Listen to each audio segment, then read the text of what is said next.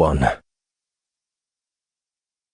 Gloritant Salvig Thraven's eyes narrowed as the Nephilim warship slowed from FTL, the familiar haze of gaseous discharge from the Dysterium fading away as the ship passed beyond it. "Raise shields," he said immediately. "Yes, Gloritant," Honorant Lou replied. A moment later, debris began striking the shields, sending up brief flares of energy around them as the larger pieces were deflected away. A mess. A disturbing mess. He could see the surface below through the bits and pieces of metal that had been caught in the planet's orbit. He could see the black and brown splotches, the smoldering remains of what had been a fleet of starships a week ago. He could even make out the frames of the dark, dead warships that had been brought down on top of the others, used as missiles to impact the site. Only the Ophanum could have done this. Only with the focus. He had considered that Cage might send her team to Kel to launch an assault on his base. He had even left behind an added line of defense in the form of the powerful warships whose designs had been provided by the Father and verified by the fire and the brimstone. While she had managed to steal the latter out from under him, and while he had thought that perhaps they would succeed in destroying some of his assets, he had expected to return to Kel to find pieces of the brimstone and a fleet still preparing for war. This was not even close to that. "How?" he said out loud. "How does this happen?" He could feel the gift within him, pulsing so strongly he could barely contain it. He had remained in the font for days, recovering from the wounds Cage and the Seraphim bitch had given him on Azure. He had taken his time, secure that his forces could stand up to a single ship when he had left 6 of them behind. 6 against 1. And that wasn't including the unaugmented defenses in orbit around the planet, of which there should have been more than enough. Obviously, General Ket's forces had fled the Bane system and traveled directly here. Ket had helped Cage with the assault and used the focus to bring down at least 2 of the craft, but if the other ships had survived, there was no way the General would have had the chance. What had happened? He clenched his teeth, feeling the low growl escaping through them. The only sound on the suddenly tense and frightened bridge. "Prepare a strike," he said. "I'm going down." The Immolant shifted beside him. "Alone," Thraven said. "There's nothing down there. Nothing." He spat the last word, slamming his hand on the side of the command chair. "It will be done, Gloritant," Honorant Lou said, turning to the comm to send the instructions to the hangar. Thraven stood. "Move us into orbit." "Yes, Your Eminence." He had known something was wrong when there had been no word from the High Honorant. Even so, he hadn't been expecting anything of this magnitude. He hadn't been expecting to arrive here and find his entire fleet gone. He had started with nearly 100 ships. Now, only the 4 in his retinue remained. Certainly, he could get more resources from the extant, but he wasn't going to do that. It would be an embarrassment to send word back that he had failed with the assets he had been given. Years of building his reputation, years of earning the faith of his followers would be sacrificed in an instant. Besides, it wasn't over yet. He had heard from Evelyn Roosh. The Republic Council was his. So was the committee. He would begin the process to start shifting assets and separating those who were loyal to him from those who weren't. He would use the might of the Republic to hunt down whatever remained of General Ket's militia. He would find Ket again, and this time the General wouldn't have his wife or Cage to protect him. The focus would be his, one way or another. Then they could begin preparing for the real war. "Lou, you have the bridge," he said, turning and storming away. He was overcoming his initial reaction to the damage, but that hadn't cooled his fury. Even if this loss would mean little in the end, it was still a loss. His 2nd in a row. He didn't like to lose. He reached the hangar, climbing into the waiting Shrike and leaving the warship behind. Now that it was his flagship, he would have to give it a name. Later. He navigated through the debris field, using the gift to help push some of the larger pieces that the Shrike's shields couldn't handle away. Within minutes, the Shrike was on the ground outside of the main control complex. He climbed out, surveying the scene. The building was hardened and had survived the impact. Not much else had. Pieces of the unfinished ships were dug into the ground around him. There was debris everywhere. He found the scarred remains of a Crescent hauler shuttle upended against the side of the building, blocking the entrance. He reached out with the gift, lifting it and moving it aside, putting it back upright onto its landing pads. It was bent and battered and torn. Polimo would be very unhappy to see one of his assets involved in something like this. He moved past it, into the building. He entered the lift tube, pushing himself up it with the gift until he reached the control center. He eyed the room. Dead technicians surrounded the electronics. Some of them had been moved aside, as though Evelyn Fursk had been looking for something or someone. He found the Evelyn's remains, his head removed. The Ophanum had been inside the building. They had come to the surface. To free the prisoners? It was likely. It was also likely they had taken some of the ships. Thraven made his way to one of the terminals and activated it. He checked the security of their data storage first. It was intact. No breakers had been to Kel. Not when Cage was on Azure. The Covenant was safe. He unlocked the terminal, locating the feeds to the real facility, the hidden complex where the Kel cartel had once kept their illegal trade. It was empty. Abandoned. In his failure, the High Honorant had fled, the other lessers fleeing with him. Cowards. They would be found. His children were everywhere. He switched to the comm. The building's link was down, but he was able to redirect it through the main compound's array. Don Polimo, he said. As one of the Crescent Hauler's best customers, he had a direct link to the company's owner. The lesser's projection appeared a moment later, cast amidst the damaged room. The Don was older, with a thick head of white hair and an easy, pleasant face. He was smiling as he glanced beyond Thraven to the damage around the room. General Thraven, he said. Contacting me from a war zone? Do you have salvage you need moved? Not yet, Thraven replied. I have another concern, which I thought you would be interested in. He leaned over the terminal, finding the camera that looked down on the outside of the building and transmitting the feed to Polimo. That's one of mine, the Don said. I know. I also know where it came from. Feru? Polimo said. Yes. I know you've put out a bounty for information on the responsible party. I don't need your money, but I do have information. I would be most grateful for anything you can provide me, General. The loss of the Devastator is a black eye on my entire empire. If individuals can't trust the haulers with their most precious cargo, the entire system will begin to erode. Of course. That's why I wanted to share what I know with you. 8 weeks ago, a group of convicts were broken out of a Republic military prison. You mean Hell? Yeah, I heard about that. Thraven held his expression. He had? How? They had cleaned up that mess as quickly as possible. No one was supposed to still be alive who knew anything about it, save Cage and the escapees themselves, and Captain Mann. He had been frustrated by the news that the former director of the OSI had apparently escaped. They've been causing a lot of problems for the Outworlds, and for you. I know for a fact they were responsible for the Devastator, just as they were responsible for the damage you see here. Mother fraggers, Polimo said. Yes, Thraven agreed. I've managed to track down one of them to the Bane system, a planet called Azure. I've already dispatched some units of my own to take care of her, but my resources are currently stretched to the limit. You're asking me for backup? Polimo said. I'm presenting you with information. What you do with that information is up to you, Don Polimo. The fact is that the former Lieutenant Abigail Cage is extremely well-trained and incredibly dangerous. I can't guarantee that the units I was able to spare are capable of containing her. I understand, General. If you can send me the coordinates, I'll take care of the problem. Of course. Just let me warn you again not to underestimate her, Don Polimo. Don't worry about that. I intend to spend as much as needed to have her head delivered to me on a fragging platinum plate. What about the rest of the cons?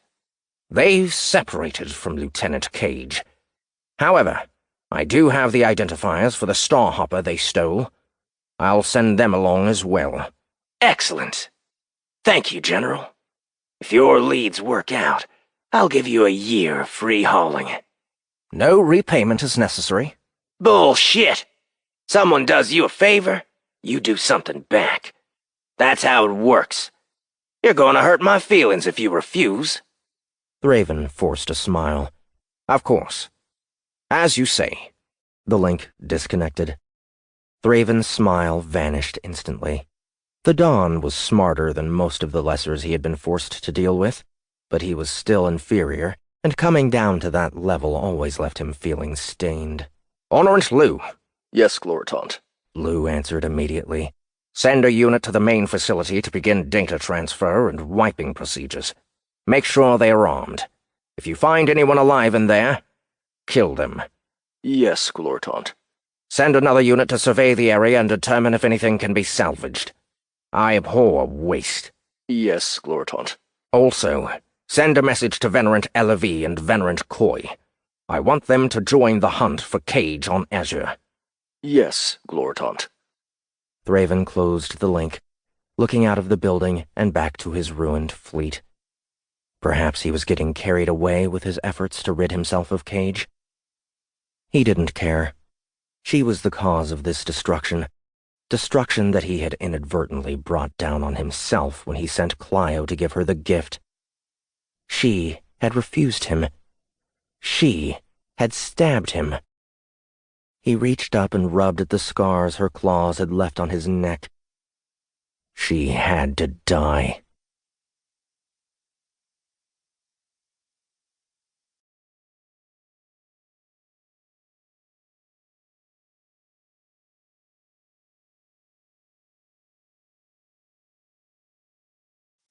Two. Olus opened his eyes. He gazed at the ceiling for a few seconds, trying to remember where he was. Then he lifted his hands, bringing them in front of his face. He stared at them as though they didn't belong to him. Then he sat straight up, shifting in the bed, pulling aside the sheets and getting to his feet. He expected to feel sore, but he didn't. He expected to feel tired, but he didn't. He padded across the floor to the bathroom and looked at himself in the mirror. He stared at his face. Did he look younger? The door opened in the room outside. Captain Mann? A female voice said. "1 moment," Olus replied. He found a robe and slid it on before emerging. The woman was tall and lean, with rich dark hair that fell across her left breast and over her shoulder. Her eyes dug into him, as though she was measuring every line and wrinkle. It's time, she said. It took him a few seconds to remember. The last week had been a blur from the moment he had fallen into Delixix's arms. The Plixian had given him pills that contained a concentrated form of what he had later learned was called the blood of the shard, a cocktail of molecule-sized machines that had been invented by the... He paused. The what? God? Alien? Something. The woman in front of him, Pahalaya, had told him she was a descendant of the Seraphim, and her kind had helped create all of the life in this universe. These machines had helped them to do it. And now they were inside of him, multiplying, feeding, and working. They had protected him from the fires of the Nephilim. They had healed his injured leg and shoulder. They had taken 10 years off his face already. It should have been a great deal, except while the Naniates were fixing him, they were also breaking him, leading him down a path to madness and death. He still wasn't clear why. They were supposed to be fully compatible. He was supposed to be just like the shard that had carried them. Something had changed over the millennia, either in the Naniates or humanity, or both. It didn't matter. The point was that while they had offered him immediate protection and salvation from the enemy, his long-term prospects didn't look as good. In the end, he was okay with that. He was old. He had lived well. It was a worthwhile trade. "I need a suit," Olus said. Pahalaya nodded. Zalix is bringing it. He'll be here soon. In the 20-plus years that Olus had been using Delixix as an informant, He had never suspected she was anything more than any other immigrant Plixian that made their way to Earth. Sure, he had known she was more educated than most, and that she was tight with her community, but he thought that was the extent of it. He had thought wrong. A servant of the Watchers. That's what she had called herself. Xalix was the same, and apparently there were a few thousand more spread across the galaxy. They were all non-humans. Atmo, Trover, Rug, Plixian, Rudin, and others. Even a few Hirschen and Eleni. Their job wasn't to get directly involved in the fight against the Nephilim, but to secretly assist from the sidelines, procuring things an Ophanim might need. Food, shelter, clothing, weapons, medicine, information. He had never guessed how many of the operations he had worked against were sourced by Thraven and his ilk. He had never realized the information Delixix was sharing with him was gathered for the Watchers. She had apologized to him multiple times for giving him the pills. They were an extremely limited supply, countless years old, passed down within her family of servants for generations. She had done it in desperation, knowing the threat Thraven's venerance and evolence posed to the Order of the Republic and how few honest soldiers there were to counter it. He only wished she had told him up front. He would have taken the pills anyway. But he didn't blame her. There hadn't been time to explain anything. Olis walked over to a table in the corner of the room. A cup of coffee was already waiting for him. He picked it up and took a sip. Location? He asked. Seattle, She replied. the Tri-Towers. That's Tridium's Terran HQ. I know. That's the intel we have from Goylacey. Olis had struggled to conceptualize a Rudin hacker. The race was typically structured and organized beyond reason, sticking to rules and regulations and laws even when it was illogical, dangerous, or otherwise stupid to do so. Apparently, Goylacey had gotten over that. He had probably gotten that trait from his aunt, the late Mama Oisi. We have a shuttle? It's been arranged. Delixix hadn't been the only surprise here on Earth. Pahalaya was another. Her parents were both also descendants of the Seraphim, a long line of them that had accumulated a relative position of power within Terran affairs over the centuries. In her case, that meant the best all-around education and the best kinds of schools, and access to resources even Olis would never have been able to get on a government budget. Goylacey was one of those resources. The room they were standing in was another. At the same time, her parents didn't care about Thraven or the war. According to Pahalaya, they didn't even believe the Nephilim existed. The traitorous Seraphim had fled the extant and destroyed one another. That was the story they had told themselves and her. That was the story they still believed. After all, if they were going to come back, why hadn't they done so sooner? The planet had billions of people on it before interstellar flight, more than enough to satiate their needs and allow them to take over. Olis knew the answer to that question. The fire and the brimstone and the technology contained within their covenant. Technology that couldn't be reproduced until now. Technology that would allow them to bring their war back to Elysium. Back to the One.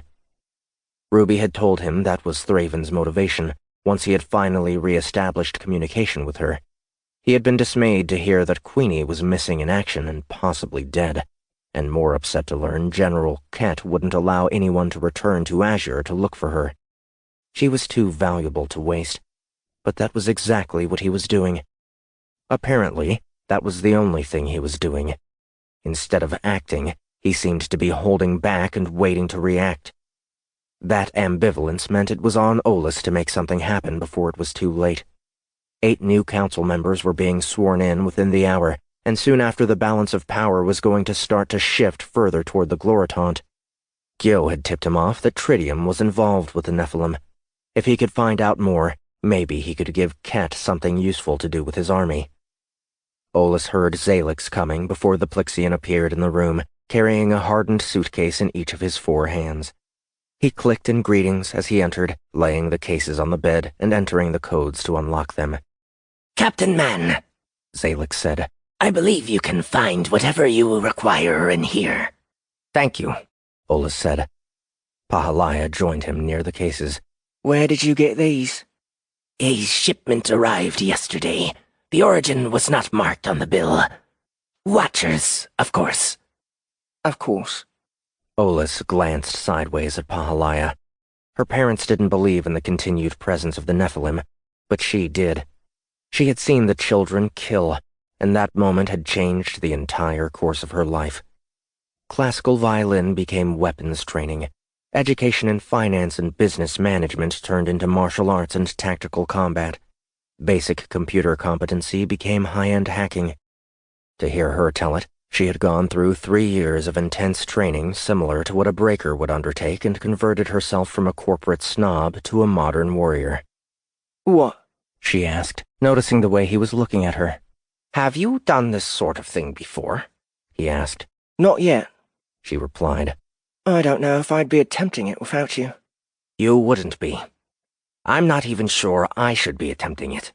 Goylisi passed me your confidential records, Pahalaya said. The ones the Republic buried after you became the director of the OSI. You killed a warlord in the center of a military compound behind 6 layers of secure access, and nobody ever knew you were there. He tried not to react to the news that the hacker had managed to dig deep enough to surface that part of his past. That was a long time ago. And before you had the blood of the Shard in your veins. It will help protect you. It won't protect you. I can take care of myself. Don't worry about me. Olis looked into the cases, lifting out a silvery suit from it. What is this? Seraphim armor. Like a light suit. She lifted the front of her shirt, showing him that she was already wearing one. Trust me. You'll want that. He looked through the rest of the gear. Another gun like the one Zalix had given him earlier. A pair of glasses with a TCU link. Finger rings that acted as a keypad entry feedback system. It was breaker gear, modified and upgraded to the next level by the Ophanum. This will do, Olis said, collecting the various bits and pieces he wanted and moving them into a single suitcase, and laying the clothing out on the bed. Thank you again, Zalix. Of course, Captain, the Plixian replied. I'm not a soldier anymore, Olis reminded him. I'm a criminal. The destruction at the museum had been pinned on him, using real video footage of his entry into the main exhibition hall through the restricted service corridors, and doctored footage of him planting a bomb and setting it off right after fleeing the scene. The feed had made the rounds on every media channel across the galaxy, and when combined with the footage from the Pentagon and the deaths of Gyo and Zoe, painted him in a very, very bad light. In fact, if he didn't know better, he would have called himself a traitor. Fragging Davis. What bothered him the most about it was that they hadn't been able to forward any reasonable motive for his attacks. They were pushing it as terrorism for the sake of being terrible and making him out to be a loose cannon who would gun down anyone and everyone out of sheer pleasure. It was stupid and nonsensical, but the masses didn't care. They didn't need deep explanations to know he was dangerous or to be looking to claim some of the money being offered for tips on his whereabouts. You're a loyal member of the Republic, Captain, Zalix replied. And you fight an enemy of us all. Good luck to you. Olis nodded. If you'll excuse me, I need to put these on. I'll meet you upstairs, Pahalaya said. The shuttle will be waiting on the rooftop. Zalix and Pahalaya retreated from the room, leaving Olis alone once more. He finished up in the bathroom before putting on the Seraph suit. Abby had always said she could feel the gift moving beneath her skin, a sensation that had only been eased by the tightness of the suit. He had never felt what she described. He wouldn't have guessed the naniates were in him at all if he hadn't healed so quickly. He knew the Nephilim iteration was considerably more powerful, like a star that burned brighter but went out faster. He hoped that Ket was wrong about Abby. He hoped she was still out there. Too few knew the truth. Too few had the courage to act. He owed it to himself, to her, and to Zoe and Gyo to be one of them. He pulled his street clothes on over the Seraph suit and then placed the glasses on his face. He checked himself in the mirror to make sure the armor was hidden. Then he returned to the bed, picking up the case with the rest of his gear and snapping it closed before heading out of the room. Once more under the breach. 3. Try it now, Gant said, turning toward the terminal that would display the reactor's power levels. He couldn't see when Erlan adjusted the thrust on the battleship, but he could tell that he had by the way the display changed, the engines drawing more power in response. "Looks good," he said. "I'm going to wrap things up down here." He slid out of the small compartment that led deeper into the reactor, pausing outside to close it up. He had been surprised to find the standard Nephilim warships weren't much different from anything they had locally. The reactor on this one was a Warhammer Industries Mark IX, a 20-year-old model that was plenty powerful enough for the ship it was juicing that had probably been picked up used. It was paired with Outworld-manufactured thrusters and a combination of Outworld and Republic-based weapon systems, plus essentials like gravity generation and life support. In fact, on this ship at least, the only custom component appeared to be the FTL engines, which, according to his readings, were using Dysterium at about half the rate of the other ships in their retinue. He could only assume the outcome was one based on necessity. The Nephilim needed the FTL range to make it from what they called the extant to here. Everything else was secondary, and he already knew from Jakun that the enemy had spent thousands of years at war before they had returned their attention back to their roots. They had probably been too busy killing one another to spend a lot of time building up their manufacturing, advancing their scientific research, or otherwise trying to get a leg up on the civilization they were aiming to subdue. Why would they bother anyway, knowing they had access to Lucifer's covenant and the grotesque technology outlined within? The good news was that the Nephilim ships were easy to control and easy to maintain.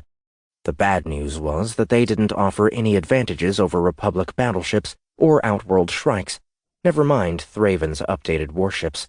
Any scrapes they got into would be won on tactics and skill, not through any technological advantage. Not that they would be getting into any scrapes any time soon. General Sylvan Kett, the decorated war hero, was a fragging Gedron. And that was the nicest way he knew how to put it. Kett hadn't wasted any time commandeering the Brimstone or the escaping Nephilim battleships, sending his superior forces to the ships and quickly subduing the crews, including the rejects. Dak had been ready to put up a fight, but Gant had talked him out of it. They couldn't win, and infighting would only weaken everyone against the true enemy. The general had proceeded to arrange the allegiance of the individuals he inherited, explaining the situation to them and convincing many to join the cause. Unlike Abby, he hadn't done it with an all-on-the-same-side, all-for-one and one-for-all mentality. Instead, he had laid down the law and approached the Outworld soldiers with promises of retribution. It was more join us or die than join us and save the people you love. Even now, the soldiers loyal to him were distributed among the ships, keeping an armed peacekeeping force patrolling them at all times. That included the Brimstone, which he had of course taken as his flagship, setting up shop in the captain's quarters where he spent most of his time bitching about how Thraven needed to be stopped while crying over his dead wife and refusing to take any action to actually stop him. Jakun had tried to talk some sense into him. She had pleaded with him to send a team back to Azure to look for Abby, which he refused. She had begged him to rally the Ophanim in light of their victory on Kel, which he also refused. She had reminded him that he was the one who said it was time to fight, and he had claimed he was fighting, and they needed to wait for their opportunity. An opportunity Gant had a bad feeling would never come. Not when the general wasn't taking aggressive action to bolster their forces. Kett should have started communicating with the other planets of the Outworlds, using the prisoners to vouch for what they had experienced. If nothing else, it might have drawn out Thraven's loyalists and given them a better idea of the complexion of the Nephilim forces beyond the Republic. He didn't want to do that either. Whether it was because he had lost Charmaine, or because he had lost Azure, or because he had simply and suddenly lost his will to fight, his inaction was leading them to disaster. For the moment, the small fleet was hiding in the fringe, sitting outside normal trade channels but staying close enough to settled planets that supply lines were easy to maintain. A seed ship had been dispatched to search for a lightly populated or otherwise suitable new planet for them to sit on and watch the galaxy crumble around them. Meanwhile, Gant and the others were growing increasingly restless. He made his way from engineering, up a few decks and toward the bow. While the ship was made of mostly Republic and Outworld parts, The internal layout had been designed for the Nephilim, who apparently weren't that big on comfort or privacy. Only a handful of the berths had doors or beds. Most were arranged as empty, open squares stacked a few rows high, more closely resembling the prison block on Hell than a military vessel. Were they intended to hold slaves? Was the gift enough to keep unwilling workers in line? He was lucky. He was more accustomed to the hard surfaces and small spaces than the other crew members of the ship they had internally christened the Hellion. He didn't have trouble sleeping in his berth in the top corner of Block C, which was right above Erland's. They were the only two rejects on this particular ship, with Ket having wisely split them up to keep them honest. The General was astute enough to guess that if he was going to be an asshole, they couldn't be trusted and had done his best to prevent any trouble. Too bad his best wasn't going to be good enough. The plans had been in motion since Bastion had informed each of them that Abby had been alive when the Faust escaped the planet. In the middle of a standoff with Thraven, sure, but still alive. And when Jakun had told him how she had left an armed teleporter in the Seraphim's original base beneath the floor of the crater, it had only galvanized their desire to go back and see for themselves. Queenie was strong and resourceful, and until they saw a body, they weren't going to believe she was gone. They had each decided to stay even after she told them there was no kill switch, no virus in their brains to kill them. They were committed to seeing this through. They weren't going to let Ket frag it up. He reached Block C. Erland hadn't made it back from the bridge yet, his shift having only just ended. "Hey, Private," Gant said, entering the space. Private Front was one of the peacekeepers on the ship, assigned to their block. He was a generally warm Terran with a fair sense of humor, easy to deal with despite the battlesuit and heavy rifle he wore at all times. Gant! Front replied. How did it go today? "Fixed the power shunt in the main condenser," he said. "Boring." Front laughed. You say everything you fix is boring. "It is." He climbed the ladder up to his berth, disappearing over the side. The sparseness made it harder to stash things up there, but he had managed. He pulled the scraps out from under his suit. A tiny circuit board, some wires, and a transmitter. He used his fingers and some adhesive he had stashed in his cheeks to begin connecting the pieces. "Hey, Private," he heard Erland say a few minutes later. Other crew members had come and gone, but he didn't give a shit about them. They weren't rejects and couldn't be trusted. Erland? Front replied. What's the word from the bridge? "The siege ship is back. They found a potential landing place for us. It's a level 4 terraform, though, so it isn't going to be too comfy." And this is? Front asked. I've got the same accommodations you do, over in Block A. "At least the battlesuit is padded," Gant said, leaning over the side. Front's head turned toward him. It helps a little, but damn, I do miss having a mattress. I'm sure the General will bring some better stuff in once we're settled. Gant leaned back into the berth so the private wouldn't see him shake his head. Ket's people still believed in him, even as he led them to another hidey hole. It was infuriating. "Queenie, you had better still be alive out there," he muttered. "We need you." 4. Abby dug her fingers in the ground, into the small space she had worn away after days of miserable digging. The ends of her fingers were raw, the nails broken, her entire body racked with pain. The gift was gone, the naniates hibernating while they awaited fresh new fuel. Food. She was so hungry.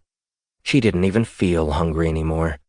There was no water either, and she cursed Jakun again for placing the receiving end of the teleporter behind an impenetrable wall.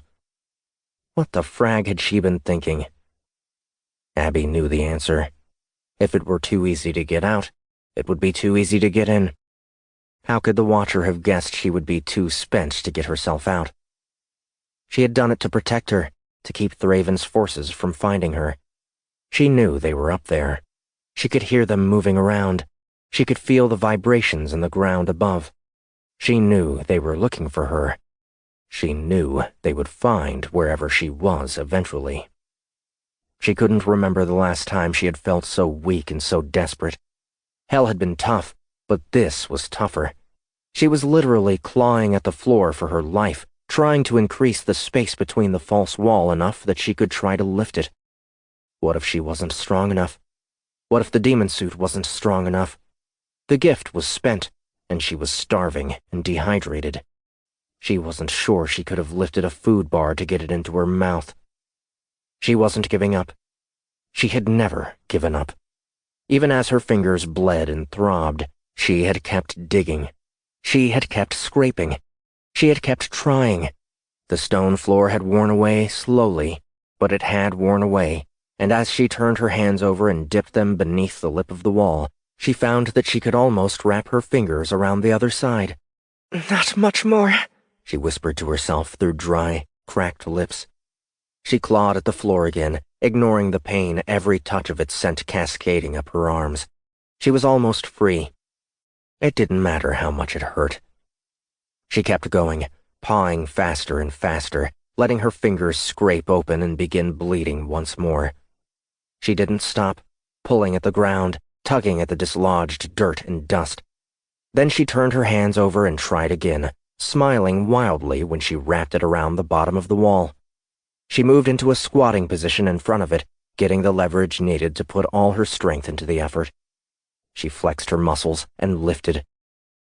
At first, the wall didn't move. It felt heavy. So fragging heavy. It was a weight no human could lift. She let it go, taking a step back. She tried again. It still didn't move. She stared at it. She wasn't going to be denied. Not now. She closed her eyes, trying to calm herself. She worked to convince herself she could do it. "If you're here, I could use a little help," she said. She wasn't sure who she was talking to. The nanny-ates sleeping in her bloodstream, the light of the shard that she had seen a few times already, and that Charmine had said was the shard trying to communicate.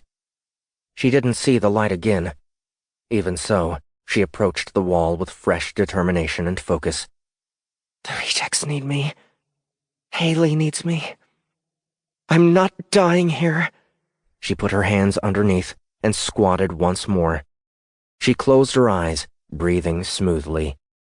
Then she lifted. White light filled her vision as her body exploded with pain. She clamped her jaw closed, fighting every urge to cry out. She felt like she was burning alive. She didn't let that stop her. It felt like an eternity. Every second did when the pain was that great. Then, as suddenly as it had started, it was over. She opened her eyes, flares of light still crossing over them as she looked out into the now open corridor. She was free.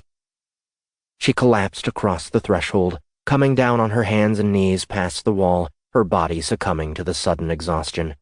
Had she opened it? Or had something else? The shard? That was impossible. Her fatigue was getting the best of her. There had to be food in this place.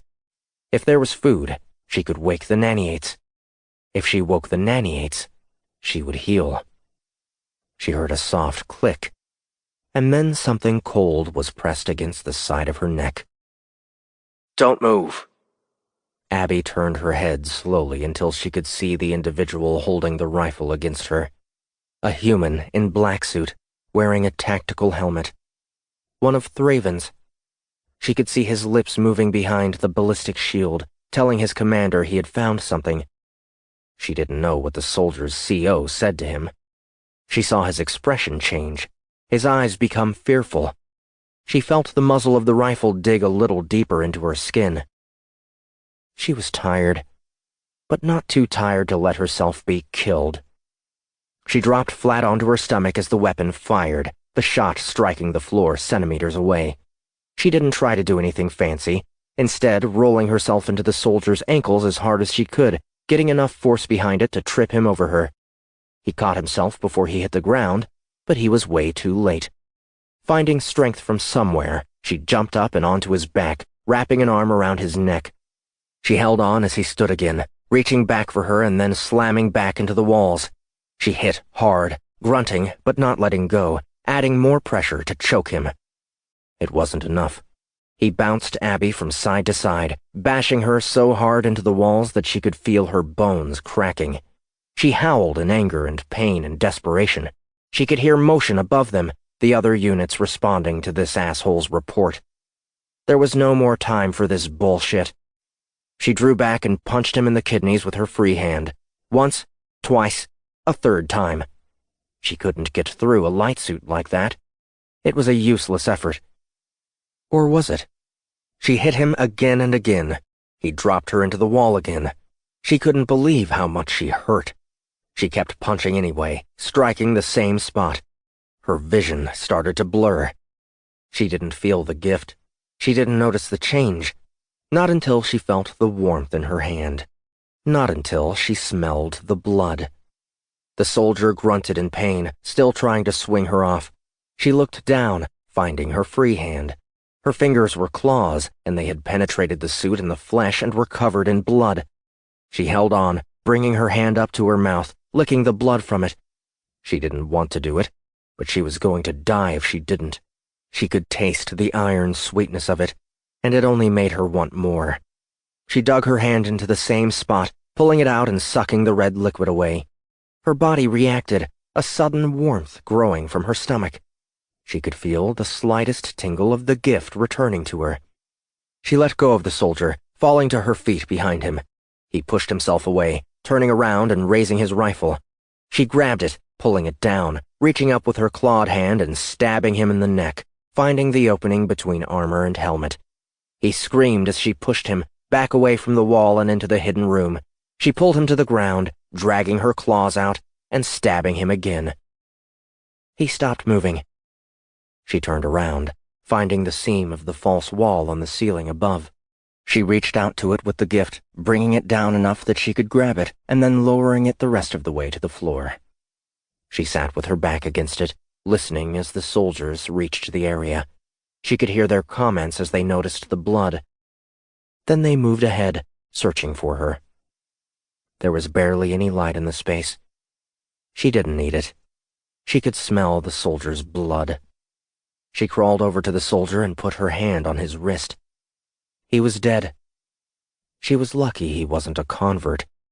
"Forgive me for what I'm about to do," she said softly, not sure who she was asking for forgiveness. Haley? Gant?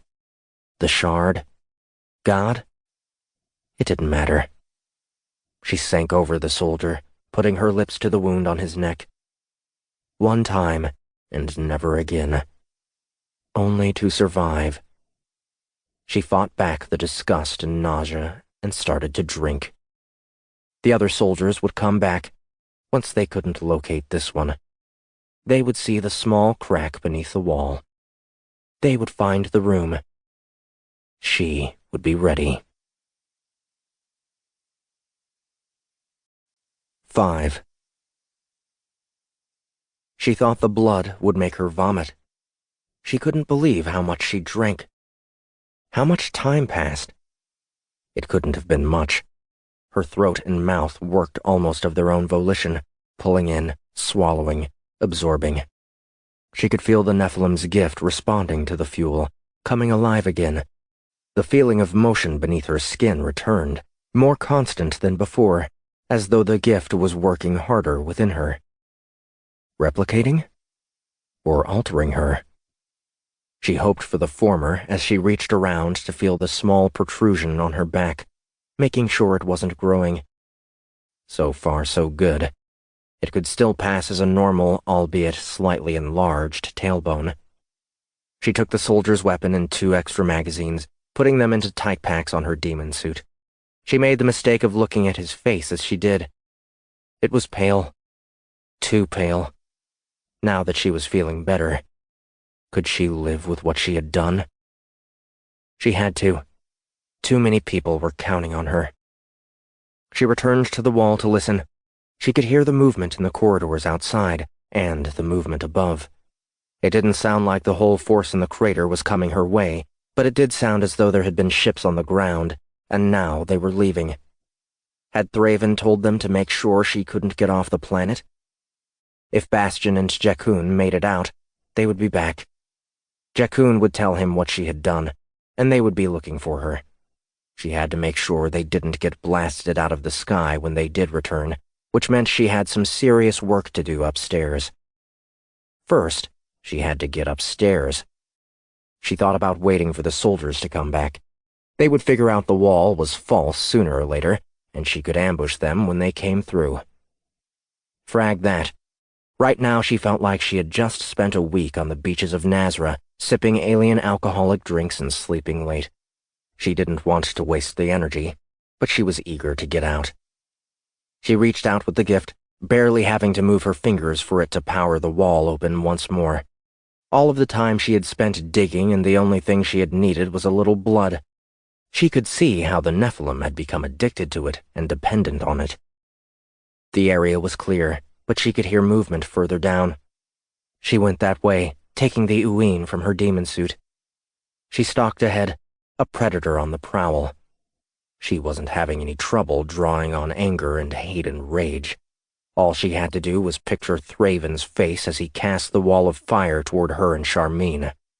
All she had to do was remember herself being pushed into the teleporter and the ancient seraph dying because of it.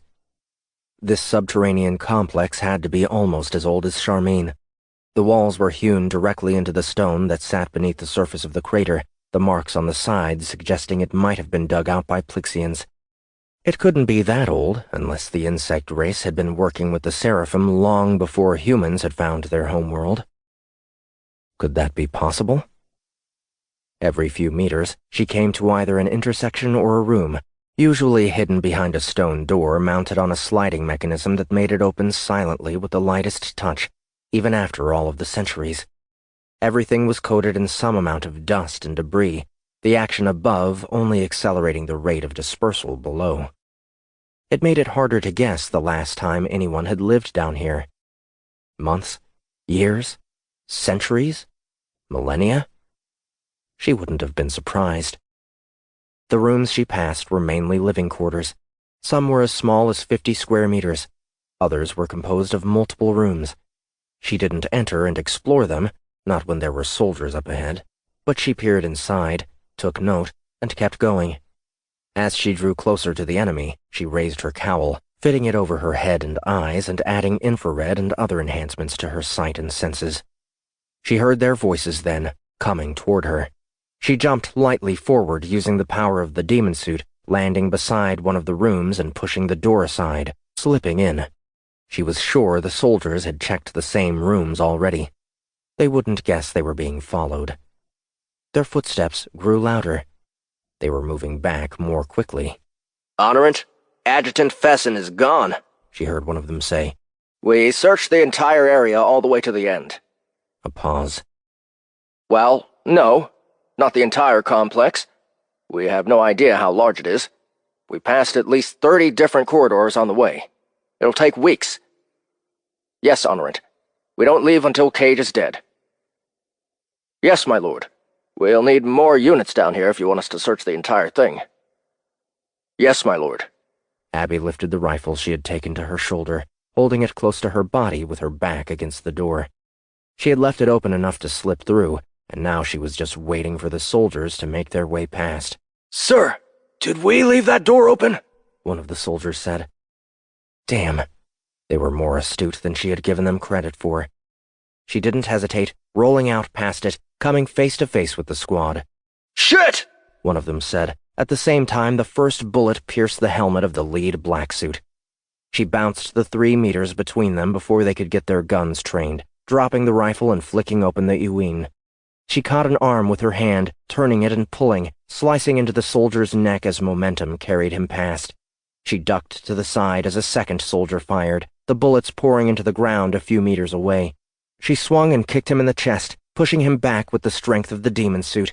She raised the Uween, using it as a shield against another punch, bringing it back and around and into the enemy's neck. The gift was pulsing beneath her skin, eager to be part of her fury. She refused to unleash it. She needed to handle her own shit as much as she could. Gant had reminded her that she was a breaker, a well-trained soldier. She didn't need the nanny-aides to take care of a squad of grunts. She caught a powered kick toward her abdomen, turning the leg and breaking it, her demon suit stronger than their black suits. Then she pulled the leg forward, bringing the soldier to her and slashing across his neck with the uween.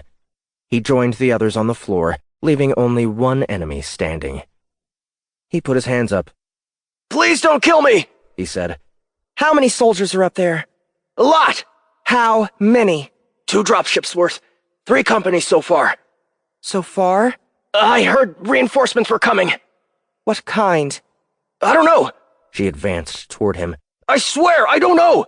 "Are you stalling me?" "What? Oh, She bounced to the side, turning her feet and pushing off the wall. He drew a knife from his suit to defend himself. She smacked it aside with one hand and drove the uween through his neck with the other. "Asshole," she said as she landed. She heard more commotion further away and retreated the way the soldiers had come, finding the nearest adjacent corridor and moving along it. She couldn't afford to linger too long, not if they were sending reinforcements. She almost laughed out loud at the thought. 3 companies plus, just to keep her under control? Good luck to them. 6.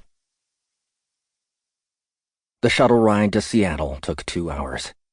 Olis and Pahalaya used it to coordinate their systems and finish setting up secured comlinks, as well as reviewing the data Goylisi had provided about tridium. The link between the corporation and the Nephilim that Gyo had discovered was a weak one compared to the stuff the Rudin had pulled out. While the Gilded Cafe had ties to one of Tridium's shell companies, it was only the very tip of the iceberg. A slippery tip. The cafe had been shuttered by the next morning, with all of its ties to Tridium vanishing overnight and the proprietor turning up dead. Not that Olis was surprised by that. It was standard operating procedure for dark ops of most kinds. What Goylisi had uncovered was much more damning for Tridium-heavy industries. Not just shell corporations linked back toward the outworlds, but evidence of bribes, murders for hire, and all kinds of nasty bullshit that no one would have ever noticed if the Watchers hadn't suspected the company of wrongdoing in the first place. The devil was in the data trails, and the Rudin had spent months untangling them, making correlations and working the whole thing out. The Republic had no idea they were funding the enemy's war machine with the money intended to build their own. The mission was simple. There was data that didn't exist on the networks, data that was kept separate from everything else.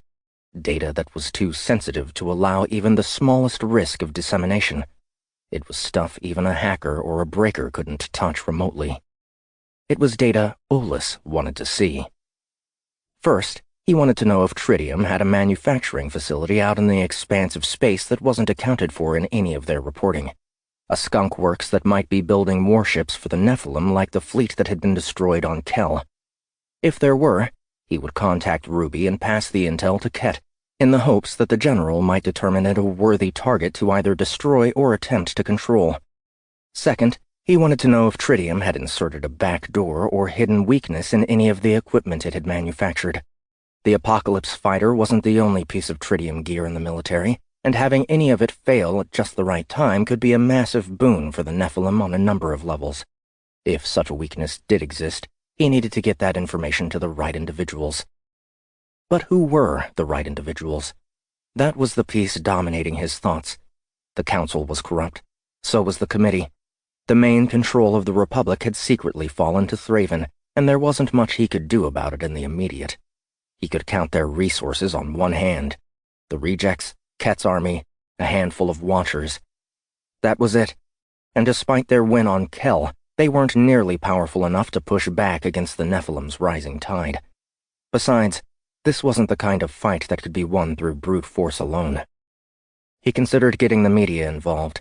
If he could get the truth out about Tridium's participation in what amounted to espionage, maybe they could force the Council to either reveal their true motives or take actions against Thraven's best interests. Then again, if the public learned Tridium was intentionally fragging up their equipment to make it easier to defeat, they would point their fingers squarely at the Outworlds, which was the wrong direction. Despite all of Thraven's maneuvers, most of the galaxy still had no idea the Gloritant or the Nephilim existed, never mind what kind of threat they posed.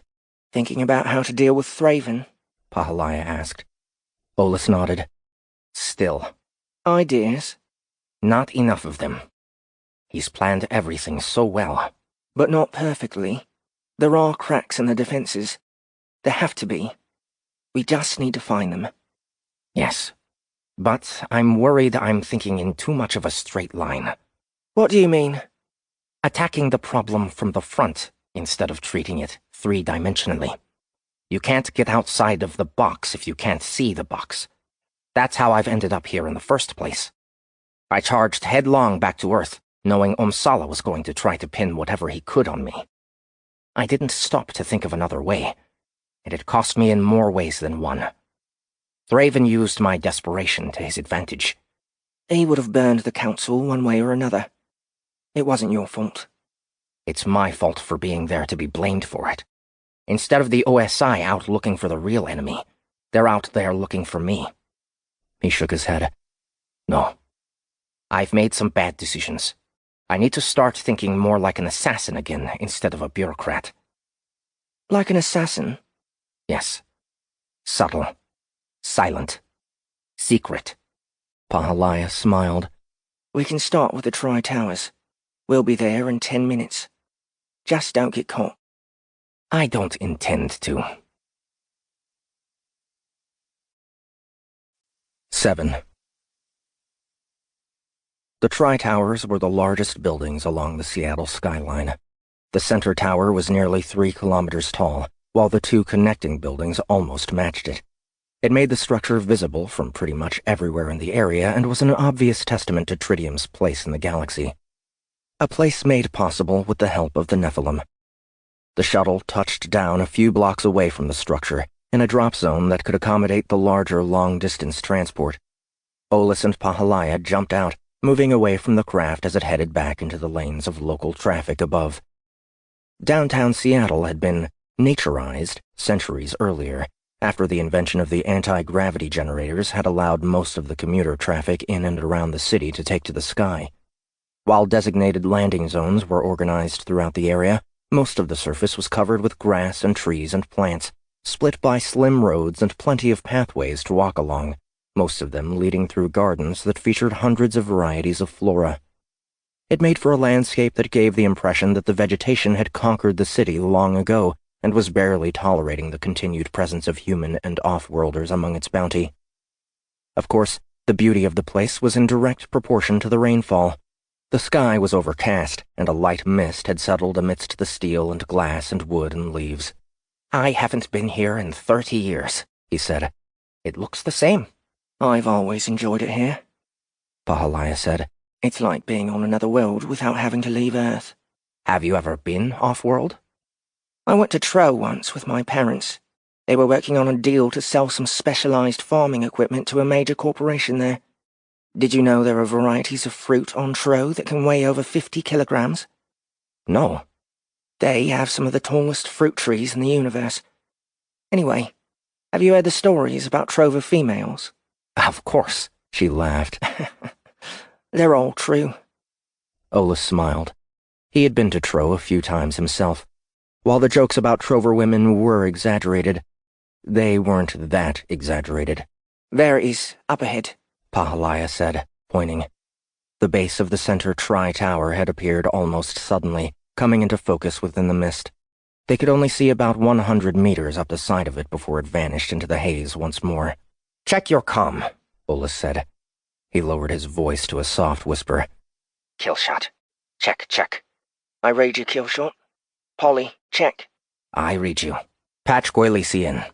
The fingers on Pahalaya's left hand moved slightly, the rings on them entering commands through the TCU embedded in her seraph suit. Polly? Goylisi said, the reports of his snapping beak audible behind the translation. Driver, Pahalaya said. We're in view. Is everything ready?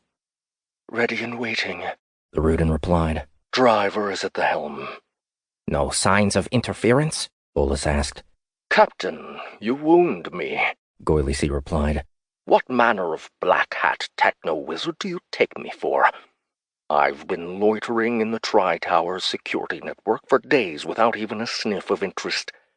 It's rather boring, actually. Boring is good. Let's keep this clean and efficient, and we'll all go home happy. Roger, Captain, Goylisi said. Kill shot. Olis said. "Call me Killshot." Roger, Killshot. Olis and Pahalaya approached the entrance to the building. Twin glass doors slid aside at their approach, revealing an intermediate atrium that was nearly as green as the world outside, though the plants were more tropical in nature and the humidity had been kicked up a bit. The doors closed behind them as soon as they were through, holding in the atmosphere. A path split around a large pool in the center of the atrium, where dozens of individuals were sitting, having lunch and talking. They had discussed trying to get into the building at night when nobody was around. The evening's security was much tighter, and the value of losing the bystanders minimal. If they did this right, they would get in and out without anybody knowing they had been in. If they did this right. This was Pahalaya's first real mission. Olis had tried to convince her to let him go it alone, but she was adamant. She was funding the operation. She had trained for this. He was only there because of circumstances. Fine. He was eager to prove himself after his last round of failures. Freeing Abby and the rejects had been his last win, and he wanted another. She was holding up so far. He could see her in infrared through the glasses. She wasn't overly nervous or excited. She had trained with the best she could find, desperate not to let happen to her what had happened to her lover. The children had caught up to them outside of a club in New York. They didn't care if she wasn't in the game. They smelled her out as a seraphim. They would have taken her if her girlfriend hadn't been carrying a gun. Leah had shot them, standing her ground while Pahalaya had run. She had told him she would be damned if she would ever run again. They made their way through the atrium. There were guards at the real entrance to the building, ready to check passes. "Activate the ID sync," Olis said. His face altered to match the identification Goylisi had downloaded from Tridium's network. So did Pahalaya's. In a moment, they changed from a pair of infiltrators to a pair of scientists with full credentials into the building, courtesy of the Rudin. "So far, so good," Olis whispered. "Keep your eyes open." "Roger," Pahalaya replied under her breath. They reached the checkpoint a moment later. "Scrubbing," Goylisi said in his ear. "Good morning, Dr. Carlson," the guard said, beginning to run the foreign object detection wand over him. Goylisi was patched into the system, forcing it to return false negatives. "Good morning, Robert," Olis replied. His voice wasn't his voice, but instead a recording of the real Carlson spit out through a speaker attached to the back of Olis's teeth. "New glasses?" Robert said. "I like them." "Thank you," Olis mouthed, triggering the recording. He moved his hand over to the biometric scanner.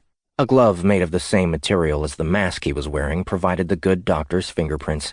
"Chrysanthemum," he said, triggering the next recording. He knew the guard would be able to see the results of the security details on contact lenses in his eyes. "Business as usual," Robert said. "Have a good day, Doctor." "You too, Robert." Olis passed the guards and entered the main lobby. Pahalaya joined him there a few seconds later. They didn't speak as they moved to the tubes together. "What floor?" Olis asked Goylisi. 270, the Rudin replied. "Top floor. The local data terminal is in a clean vault. Once you're inside, you're on your own until you come back out. "That's why there are two of us." Unless you can get the CEO of Tridium into the room, you'll have to bypass security manually. I can't help you once you make it that far." "That's why you brought me along." They waited for the tube with other employees of the company. The place was big enough that they didn't collide with anyone the real Dr. Carlson knew. The tube platform arrived, and they stepped on. It bypassed the first 200 floors, and then pausing intermittently to release passengers. They were the only ones on it when it made it to 270. "Resync," Olis said. They altered their features again, matching them up with a separate pair of employees who had more regular access to the vault. "You're sure you can get us in?" Pahalaya asked. "No," Olis replied. "But if I can't, nobody can." She smiled. "I'll take what I can get." They crossed the corridors to the center of the floor. The entrance to the vault was obvious. A cylindrical room fully encased in clear glass. There were desks around the cylinder, where data clerks were monitoring the systems, ready to respond to access requests, and otherwise goofing off. They entered the room together, approaching one of the desks. "Feeds are injected," Goylisi said. "Can I help you?" The clerk asked. She was young, probably fresh out of college. "No," Olis replied, slipping a small dart launcher down his cuff and triggering it. A tiny needle launched into her neck and delivered a sedative. She looked at him, confused, not having noticed the maneuver. Then her eyes got heavy, and she slumped back. Olis rounded the cylinder from one side, Pahalaya on the other. They put the rest of the clerks to sleep. "The easy part," she said. Olis walked over to the vault entrance, pulling a cable from a tight pack on the Seraph suit and running it to the bottom of the security panel on the wall beside a heavy door. The vault was encased in rodrinium, able to survive a nuclear blast if necessary. Not that nukes were much of a problem on Earth anymore, though he supposed Thraven could change that if things got too much further out of hand. The cable transmitted access through the thick material, giving him a command line in the Seraph suit. The tools loaded into the SOC were different than standard Republic fare. They had all been designed by Watchers, and as a result were primitive in some ways and more advanced in others. He wiggled his fingers, entering commands as he started the work to unlock the vault. Pahalaya circled the cylinder, keeping an eye out for employees heading their way. The vault was in the center of the structure and clearly visible from every side. They didn't have a lot of time. A few minutes at best. Olis entered commands quickly, running 3 simultaneous systems against the door security to bypass the keycode entry and retinal scan. Only the current CEO of Tridium, Bryce Paul, had direct access and was as likely a stooge for Thraven and the Nephilim as anyone. The tools did their work, bypassing the 2 wards. Or at least, Olis thought they did. As the vault door slid open, a signal went out from the panel and into his SOC. A moment later, he felt a burning against his thigh as the chip began to melt. He didn't make a sound, putting a hand over the area as the chip tried to melt it away. The Seraph suit contained it, but the readings to his glasses went offline. "Frag," he whispered. The good news was that the panel wasn't networked to anything. It couldn't send an alarm out to the rest of the building, or anywhere for that matter. The signal to his chip was intended to disable him, but the designers hadn't been counting on the increased protection of the suit he was wearing. The door finished sliding open. A pair of guards were waiting behind it. 8. Olis didn't hesitate. Years of training made that impossible. Instead, he bounced toward the 2 guards, charging them, targeting the one on the left. The guard was ready, already aware the external security had been cracked. He engaged Olis, catching his first blow against the arm of his light suit, grabbing his wrist and trying to break it. Olis turned with the motion, letting the guard lead him until he got better leverage, and then using it to slip the grip and snap out his foot at the guard's knee. The guard sidestepped, moving fast, reversing and throwing a punch that caught Olis on the side. The force knocked him back, and instead of fighting it, he bounced with the momentum, getting his feet against the wall and pushing back, spinning in the air and getting a foot into the guard's faceplate. He felt the helmet crack under the pressure. The guard was thrown to the side, up against the terminal Olis was trying to reach. The other guard jabbed a nerve stick into Olis's side. Olis jerked, feeling his body start to go numb. Something happened inside of him. He could feel the gift suddenly, like a rush of adrenaline, the tingling of the spreading numbness replaced with a warm tingling of healing. It spread across the afflicted area and down his limbs, giving him a sudden burst of life he wasn't expecting. When the guard tried to jab him again, it seemed as if he was moving in slow motion, his arm reaching tenderly instead of snapping forward. Olis bounced back, grabbing the arm and yanking the stick from the guard, pivoting along his back and then kicking backward into him. The force knocked him hard into the second guard, and they hit the ground in a tangle. Then Pahalaya was on them, firing multiple laser pulses into them. "You didn't have to kill them," Olis snapped at the result. "I'm not taking any chances." "That's not why. The vault isn't networked, but odds are their vitals are linked somewhere. You just told them someone's up here." Her face tightened in sudden fear. "Frag," she said. "I'm sorry." Olis ignored her, moving to the terminal. His SOC was shot. "We need to get the data off this thing. Whatever we can grab." She moved in beside him. The lights went out. "Frag," she said again. "Focus," he said. "We need the data. Better to die trying to get it than to leave empty-handed." She nodded, plugging her cable into the terminal, her hands moving as she accessed it. The security protocols on the box were rudimentary. The other layers were supposed to stop intruders. "What do you want me to pull?" she asked. Everything. We don't have time to be picky. "There are hundreds of petabytes of data here." It should support concurrent outputs. He pointed to the base of the terminal, where a machine waited to dump requests to data chips. Write as many as you can. "They'll be time-wiped." Then we ought to be quick. I'll monitor outside. Let's do our best not to kill anyone else. Not every employee of Tridium knows about the Nephilim." She nodded, beginning the data dump. A series of green lights at the base of the terminal showed it was writing 6 chips at once. Olus moved out of the vault, walking around the perimeter. He didn't have to wait long for the first guards to arrive. They came into the hallway carrying portable shields instead of wearing armor, taking position behind them and aiming their guns over the top. Olus ducked behind the nearest desk, grabbing the clerk there and pulling her down behind it. He didn't need them shooting innocents. "Come out with your hands up! You're surrounded!" Olus looked back toward the other side of the vault. They weren't surrounded. Not yet. The guards should have synchronized better. He spread his fingers, feeling the blood flowing through him, alive to the trouble he was in. This wasn't the Nephilim's gift that had been altered to thrive on and enact violence. It couldn't create fire or invisible force or otherwise do direct harm. It was the gift of a once peaceful race and their once peaceful god. He would have to handle the violence himself. He bounced from behind the desk, springing toward the wall, turning and planting his feet and launching toward the guards. They opened fire at his approach. Not heavy slugs, stunning rounds. Most of them missed, but not all. A few sharp charges coursed into him, intended to bring him down. They didn't. The blood managed the shock, dispersing it, and he came down in the middle of the group, grabbing one guard and throwing him into the wall, bouncing away from a second to punch a third in the chest, ducking and spinning and tackling the fourth. In the course of 4 heartbeats, he had the entire squad on the ground, disoriented and out of the fight. "Kill shot. Do you read me?" Koilisi said. "I read you," Olus said. "I thought you couldn't reach in here." "I amped the signal. They're going to trace it back to me. I need to evacuate. Go now. You kicked the hornet's nest." "Roger. Thank you." Koilisi was already gone. Olus heard the motion on the other side of the vault. Another set of guards was coming. There would be more after them, units that were sure to be better armed and shooting to kill. He returned to the vault, ducking down to retrieve the chips. "We need to go. How much did you get?" "Not a lot. I ran some queries to try to narrow down what I dumped." "Good thinking."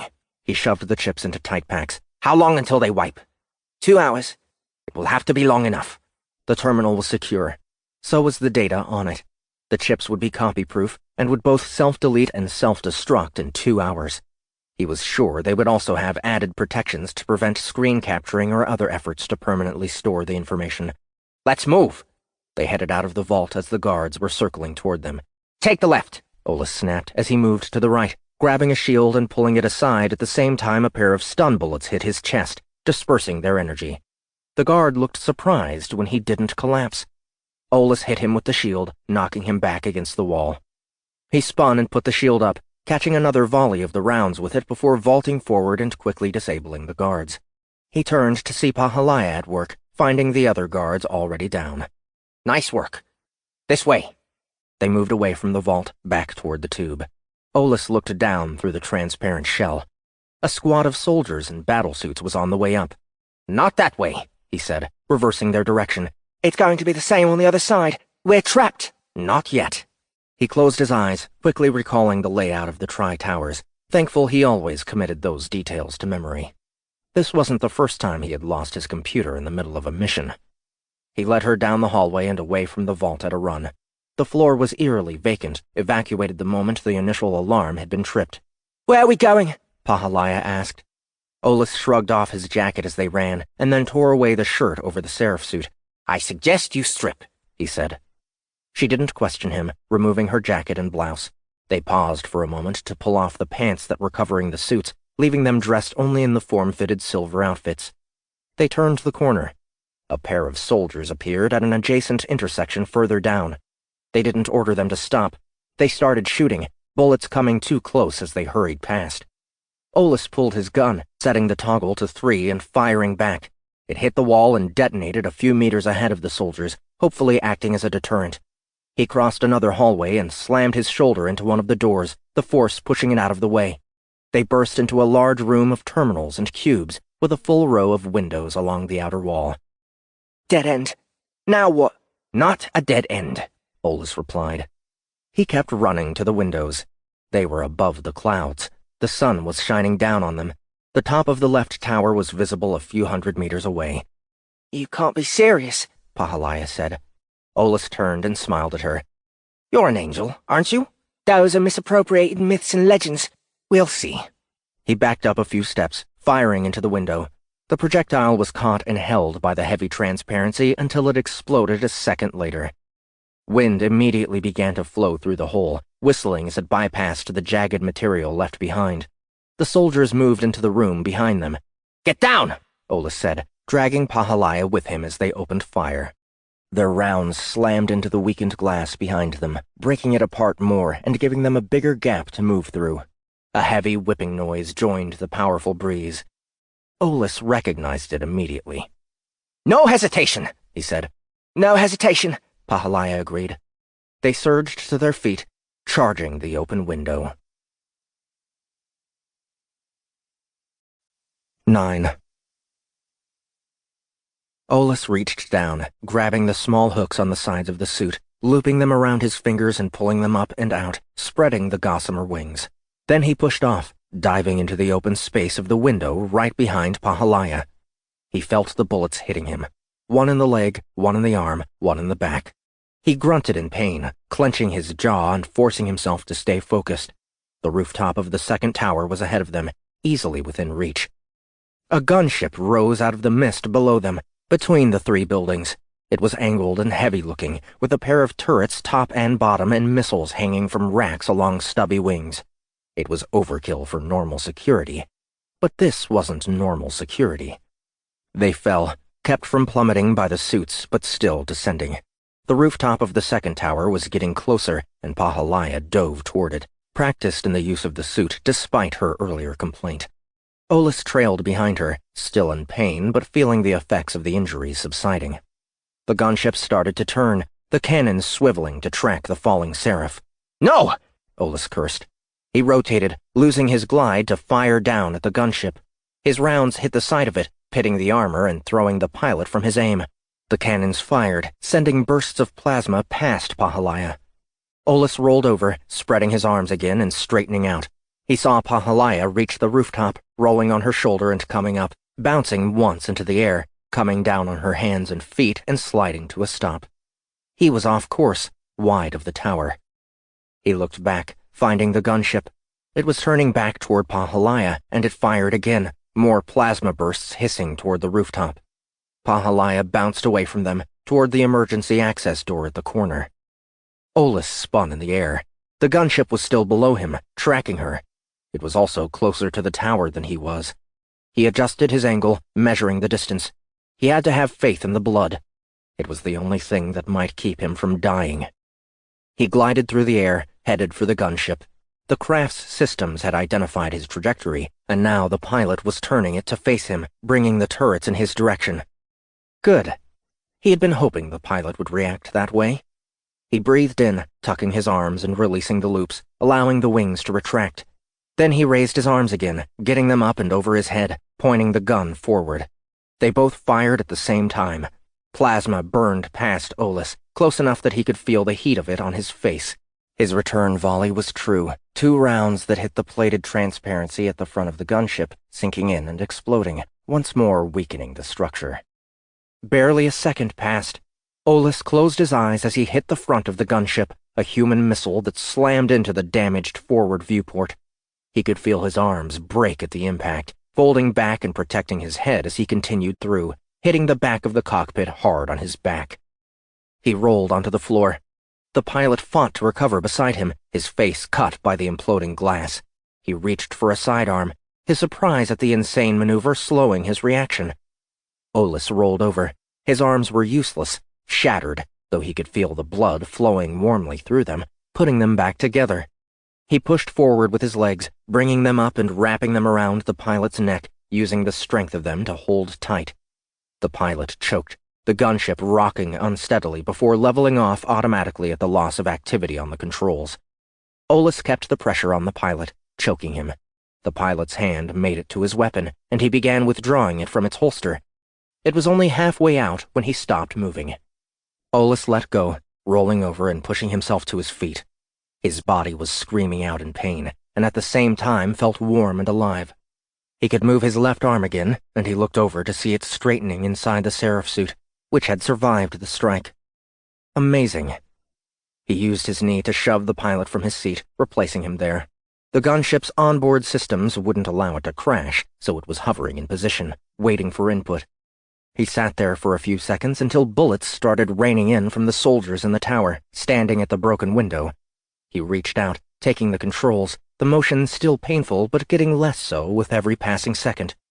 He swiveled the gunship, diving away from them and toward the rooftop of the second tower. Pahalaya was waiting there as he brought the ship to the side of the building and opened the entry hatch on the side. She vaulted the gap, landing inside. "That was the fragging stupidest thing I've ever seen anyone do," she said. "It worked," he replied. "Now what?" "Now we have our way down. Hang on." He moved the gunship away from the building, pointing the nose down and diving. They screamed through the clouds while the HUD began lighting up with what it believed were friendlies. "We'll ditch the gunship and disappear," Olus said. "Roger. Captain, I fragged things up. I'm sorry." "Always look forward.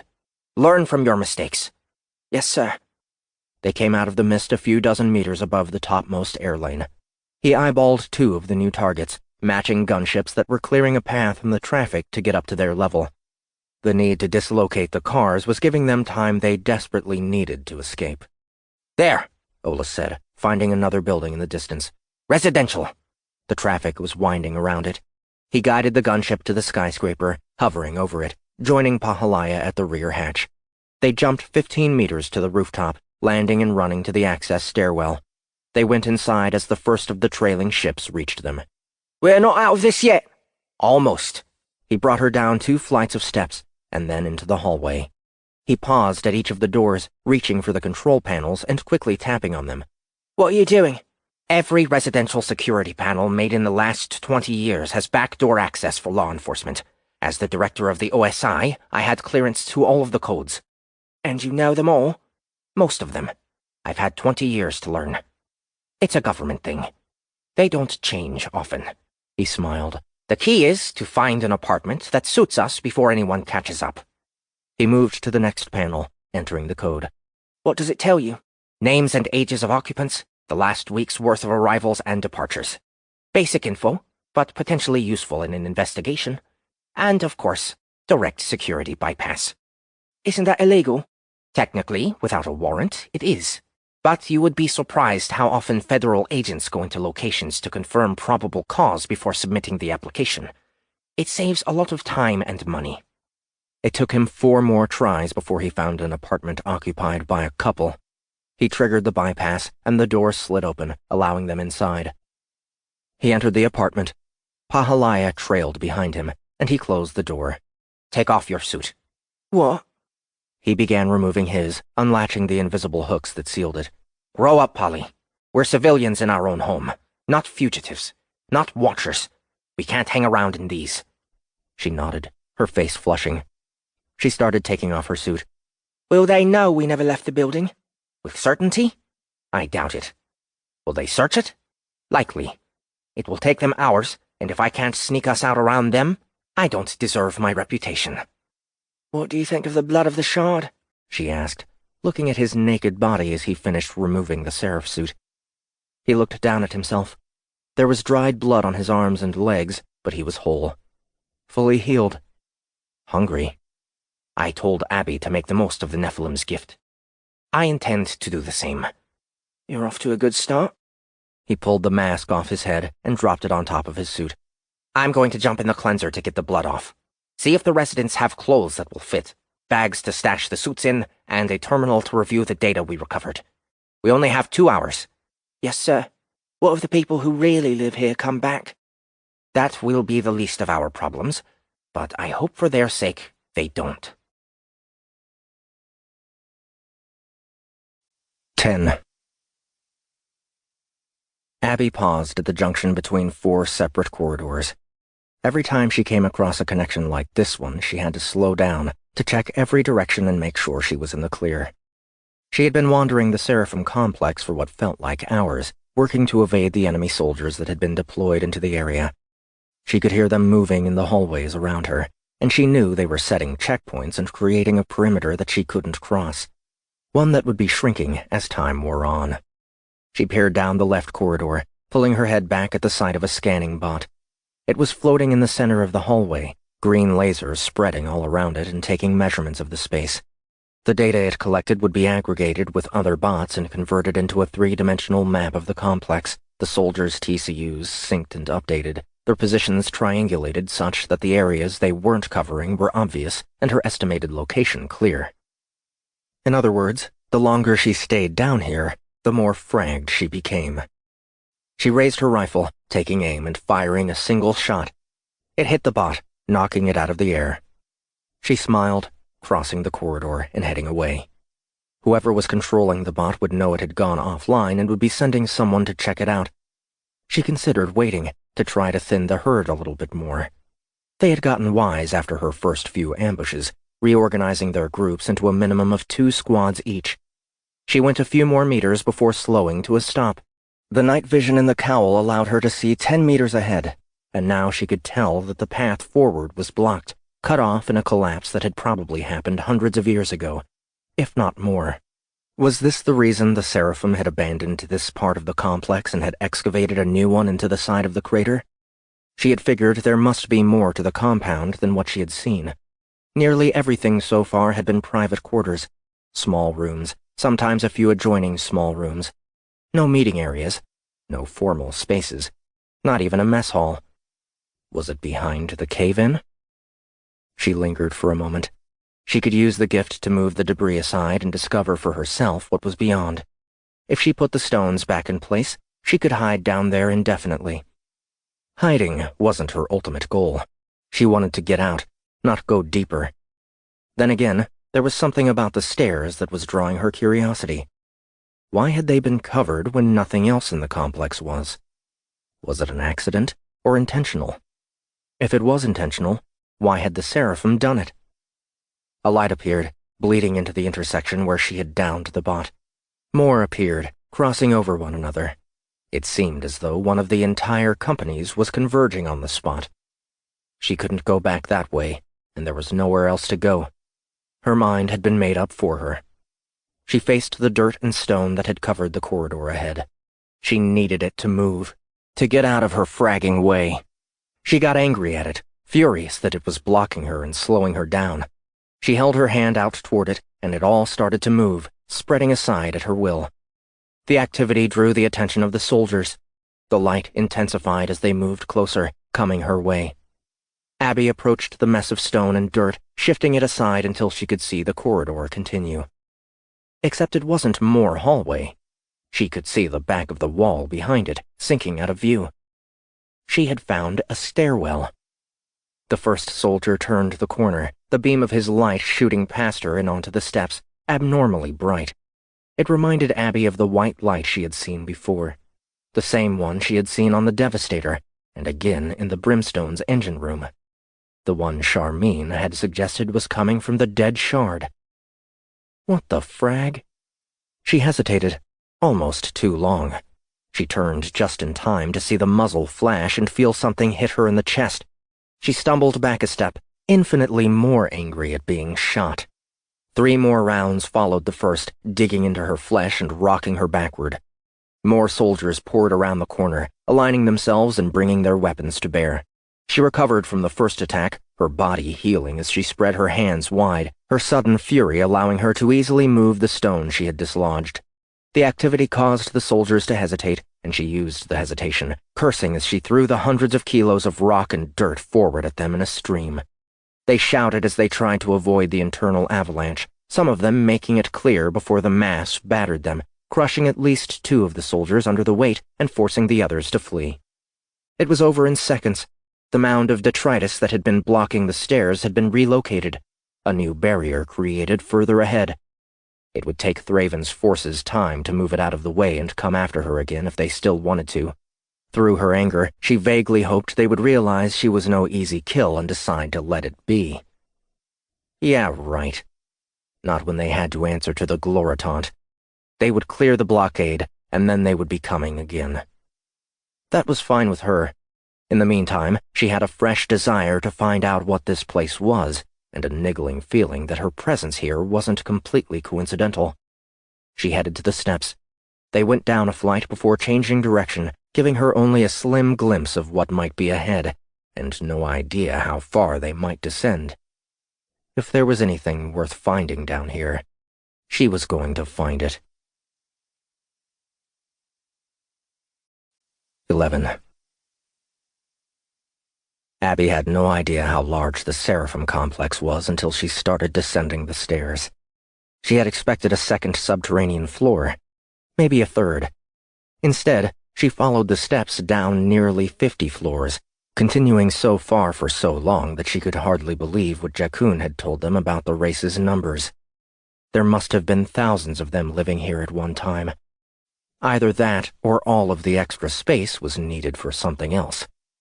It was her curiosity that drove her, the need to know, the same compulsion that had led her to Graydon and ultimately brought her here. This place was a mystery to her, and she wanted to figure it out. She stopped going down when she reached the bottom, when the stairs finally ended, spilling out into yet another long, dark corridor. The cowl enabled her to see in the dark, in grainy grayscale. She was quick to discover she wasn't alone.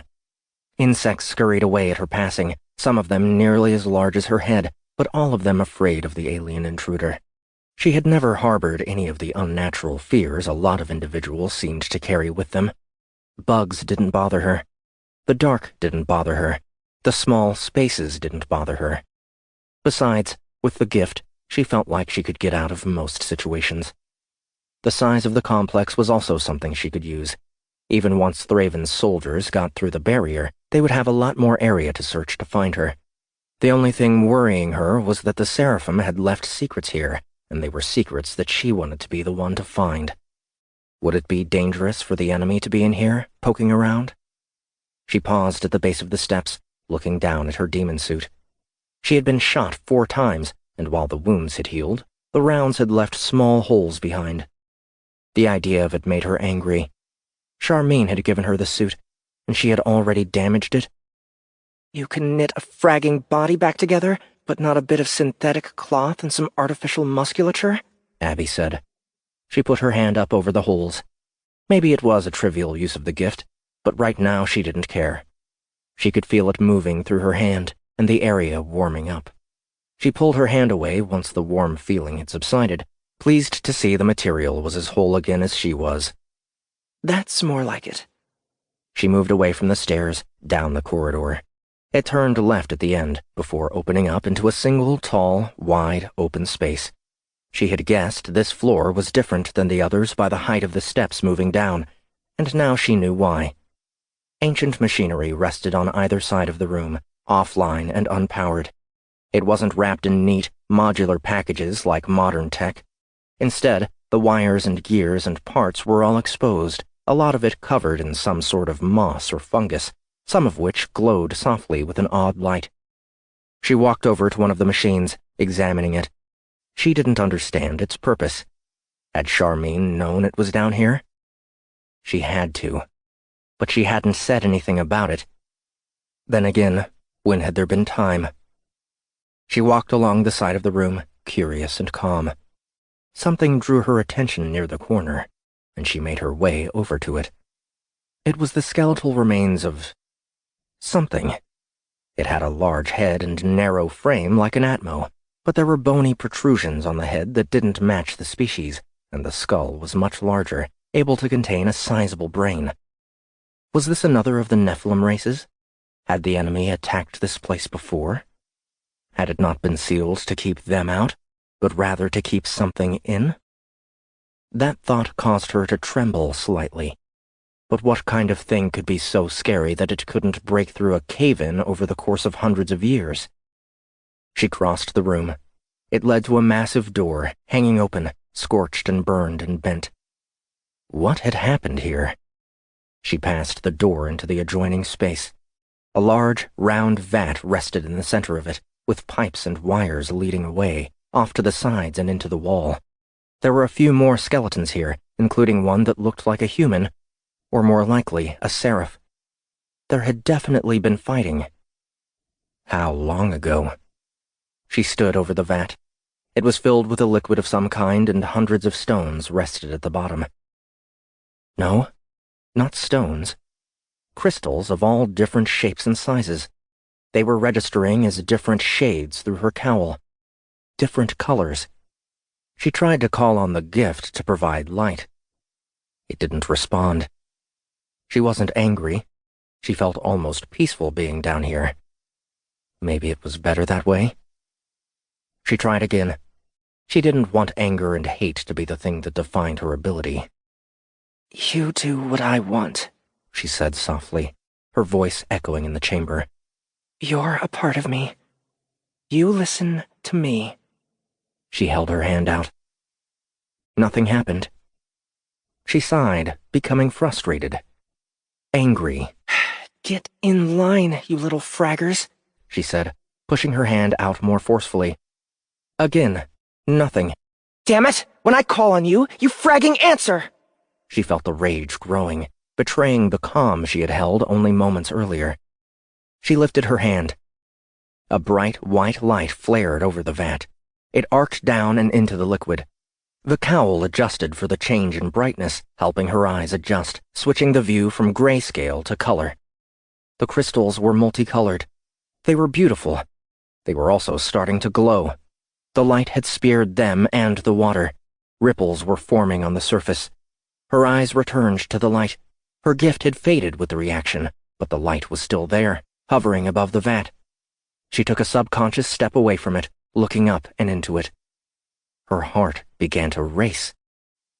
What the hell? The vibration in the water intensified. She heard a voice in her head. Who are you? She looked at the light. I said, who are you? Abigail Cage, she replied, tentatively, speaking out loud. Who are you? I am the one. Abby swallowed hard. The Seraphim's one?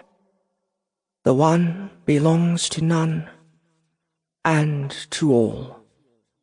I see it now, Abigail Cage. I see what has become. What do you mean?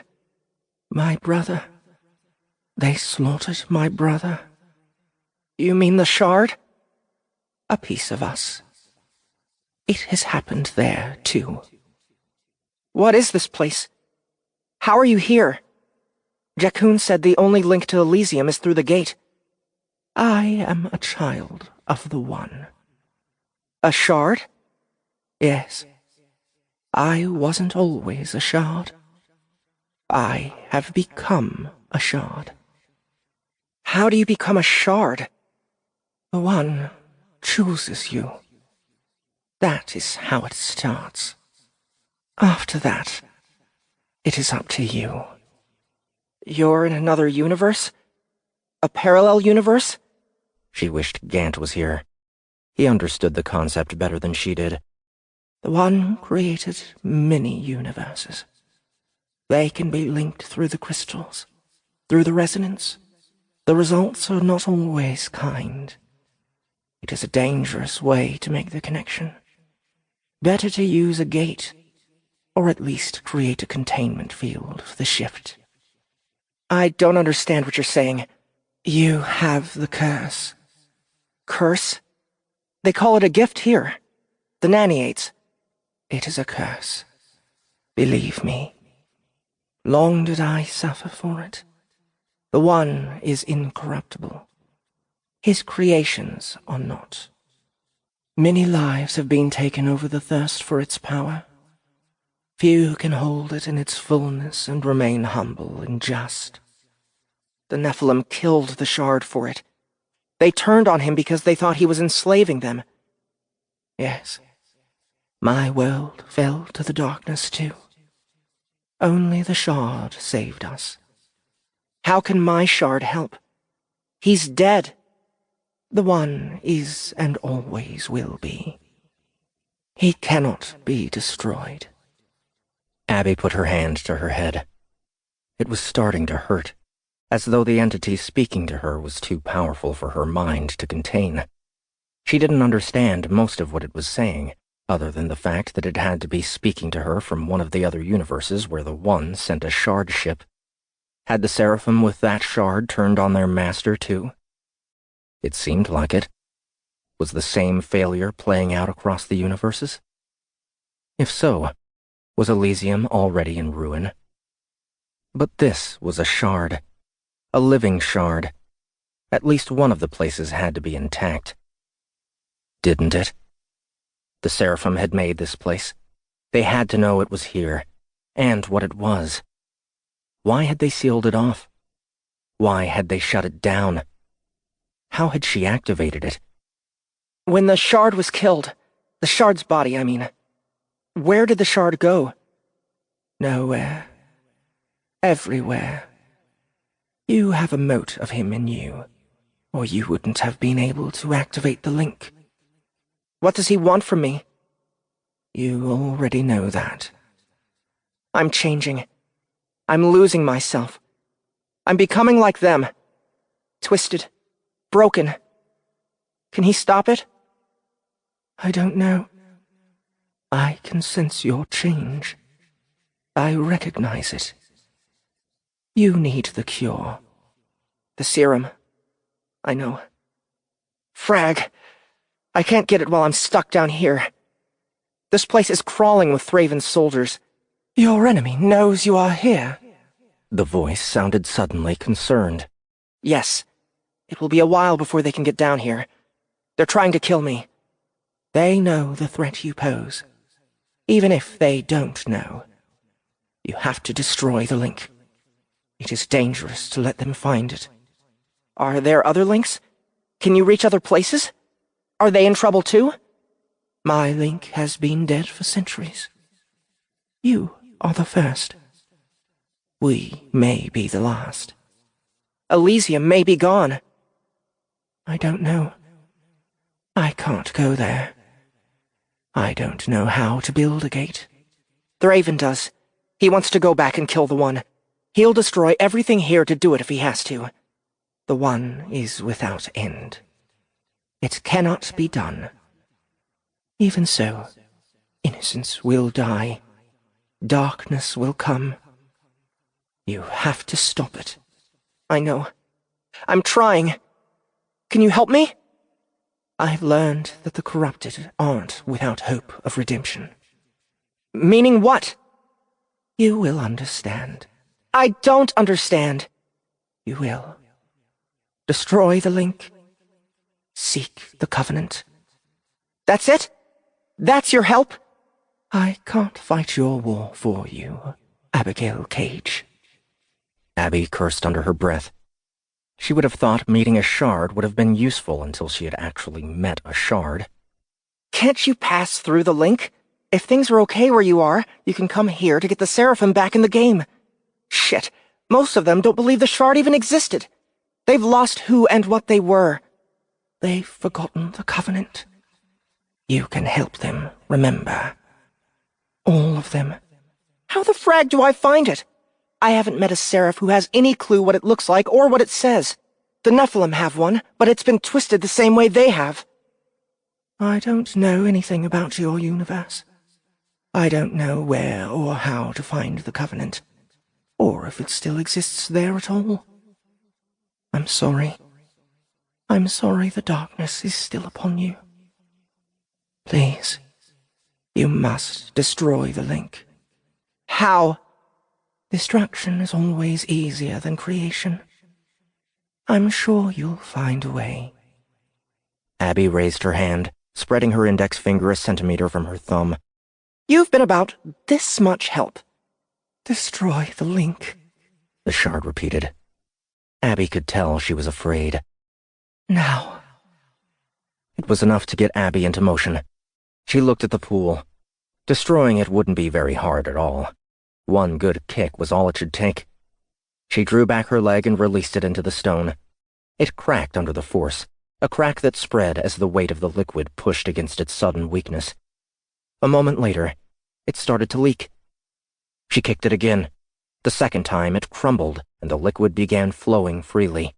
It was thicker than water, but not as thick as blood, and whitish in color. She was certain there were naniates in it. There had to be. "Thank you," the shard said as the pool drained. "You've saved us both." "I hope so," Abby replied. "Somehow." The white light was fading. The liquid dipped below the level of the crystals, which lost their glow in response. It spread across the floor, running into the adjoining room, absorbed into the floor. Within seconds, only a single pinpoint of light remained, hanging above the broken pool. Abby stared at it, watching as it circled a few times before darting straight toward her. She put up her hands to block it, but it was moving too fast. It buzzed past her ear, leaving a tingling sensation in its wake. It rounded her head before dipping under her demon suit and settling on her neck in a burst of burning cold. She reached up, pushing her fingers under the suit to the location, her fingers running across the permanently scarred skin of the Hellbrand. Where before it had been rough and uneven, now it was also freezing cold and slightly illuminated by the slowly spreading point of light. What the hell had just happened? 12. Abby didn't remain at the pool. The episode with the alternate shard had reminded her how badly she needed to get back into the fight. And besides, if Charmaine had hoped she would find something down here, she was pretty sure that was it. She retraced her steps, heading back the way she had come, retreating through the room with the machinery to the stairwell. She could feel the Hellbrand against her skin, still burning her with its coldness. She wasn't sure if she wanted it there. She was damn sure she didn't want to become a shard. She wanted to go home to Haley. She wanted her daughter to know that she was safe. She wanted the galaxy back the way it was. Fragging Thraven and the fragging Nephilim. She reached the stairwell, walking briskly, her anger and fury rising with every step. The gift danced beneath her skin, active and excited. She had spent enough time down in this dungeon. She was getting out. She started climbing, almost at a run by the time she had traveled up the 5th or 6th floor. By the time the monster tried to grab her. It appeared from nowhere, standing in front of her as she turned the corner on one of the landings. It was big and ugly, with a massive jaw and leathery skin wrapped over thick strands of powerful sinew. It was naked, a male, its member small and nearly absorbed back between its legs. It reached for her, roaring as it did, its voice a rough howl mixed with a pained cry. She barely slowed, reacting out of instinct and fueled by her anger. She ducked below the grab, coming up fast and hitting it with a powerful uppercut, claws extending from her fingers as she did, spearing the thing through the bottom of its jaw and carrying it up and into the ceiling, slamming its head there and dropping it down. She pulled her hand away. The creature didn't move. She heard more shouts from within. One, then another, then another.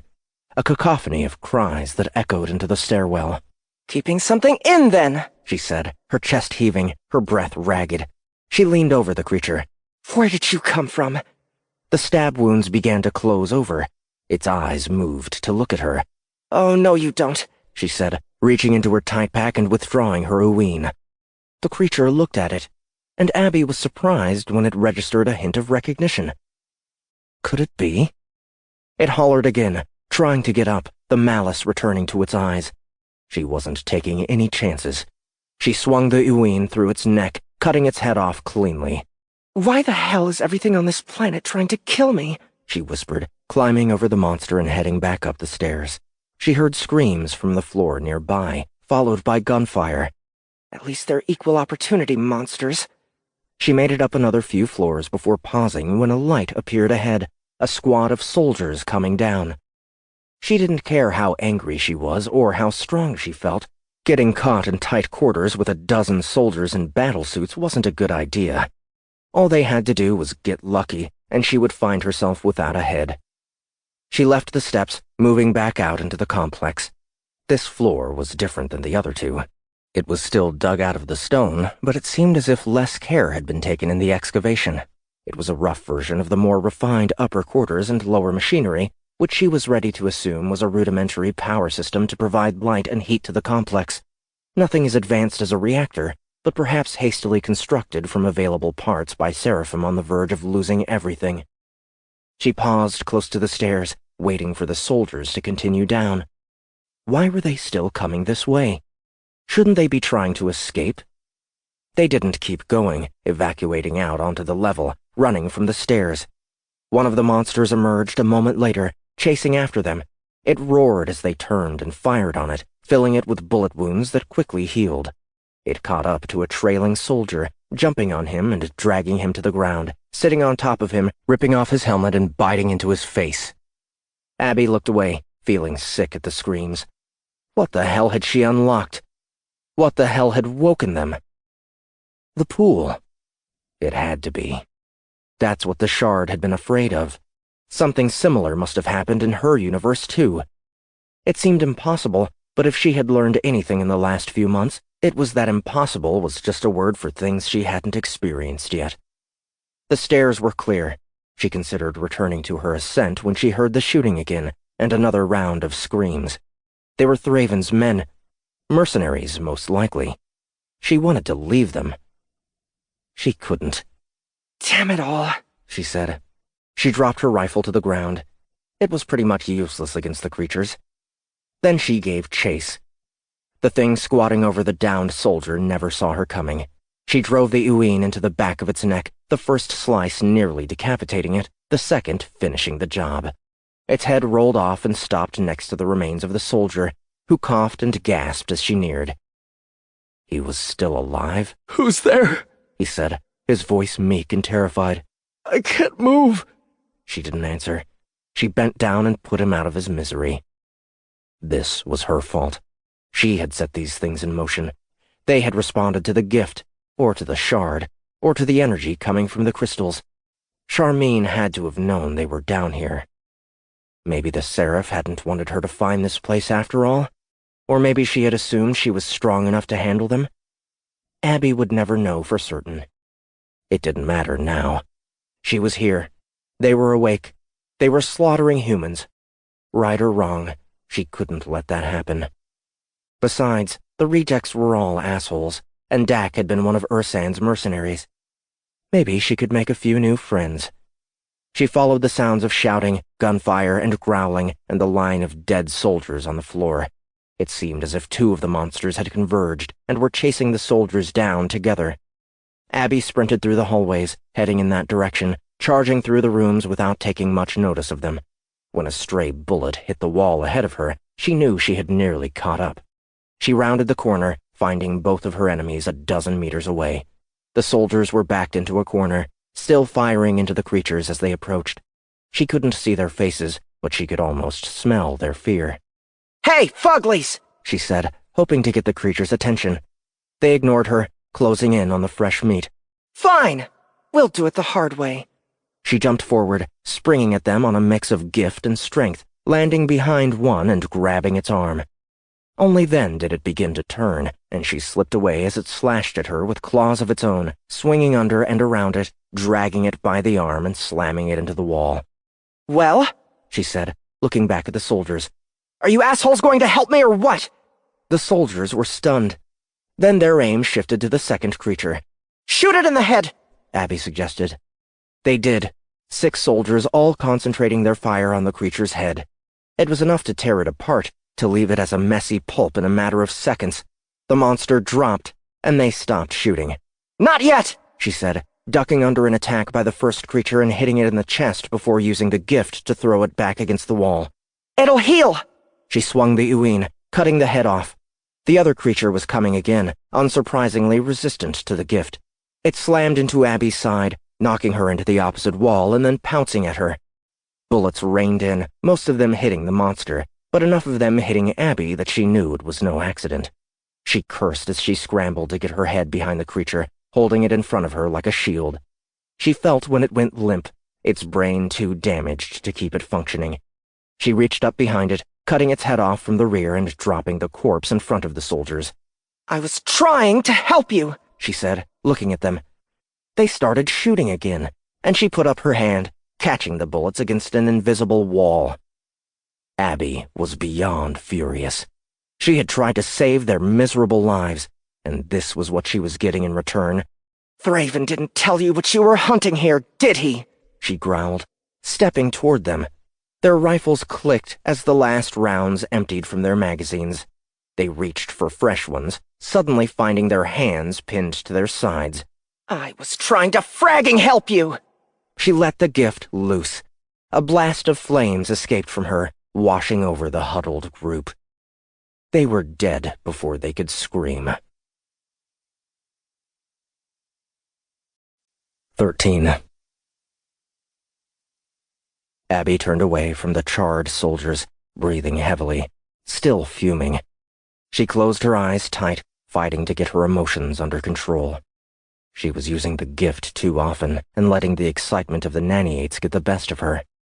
Not that these soldiers hadn't needed to die. They were attacking her while she was defending them, but she could have done it without so much force and effort. And now she was getting hungry again.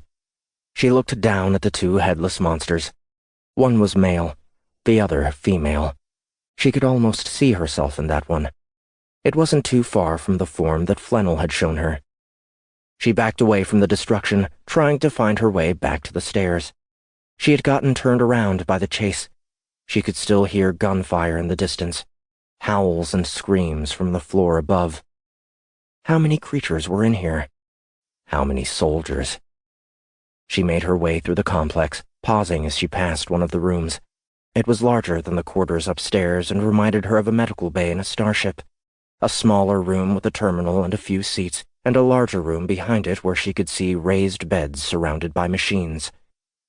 One of the beds was occupied. She changed direction, entering the room and passing to the back. There was no telling how old the corpse was, but it had to be old. There was nothing left of it but bone, and even that looked as though it would fall apart at the slightest touch. It wasn't interesting or worth examination on its own. What made it intriguing was the tube running away from it.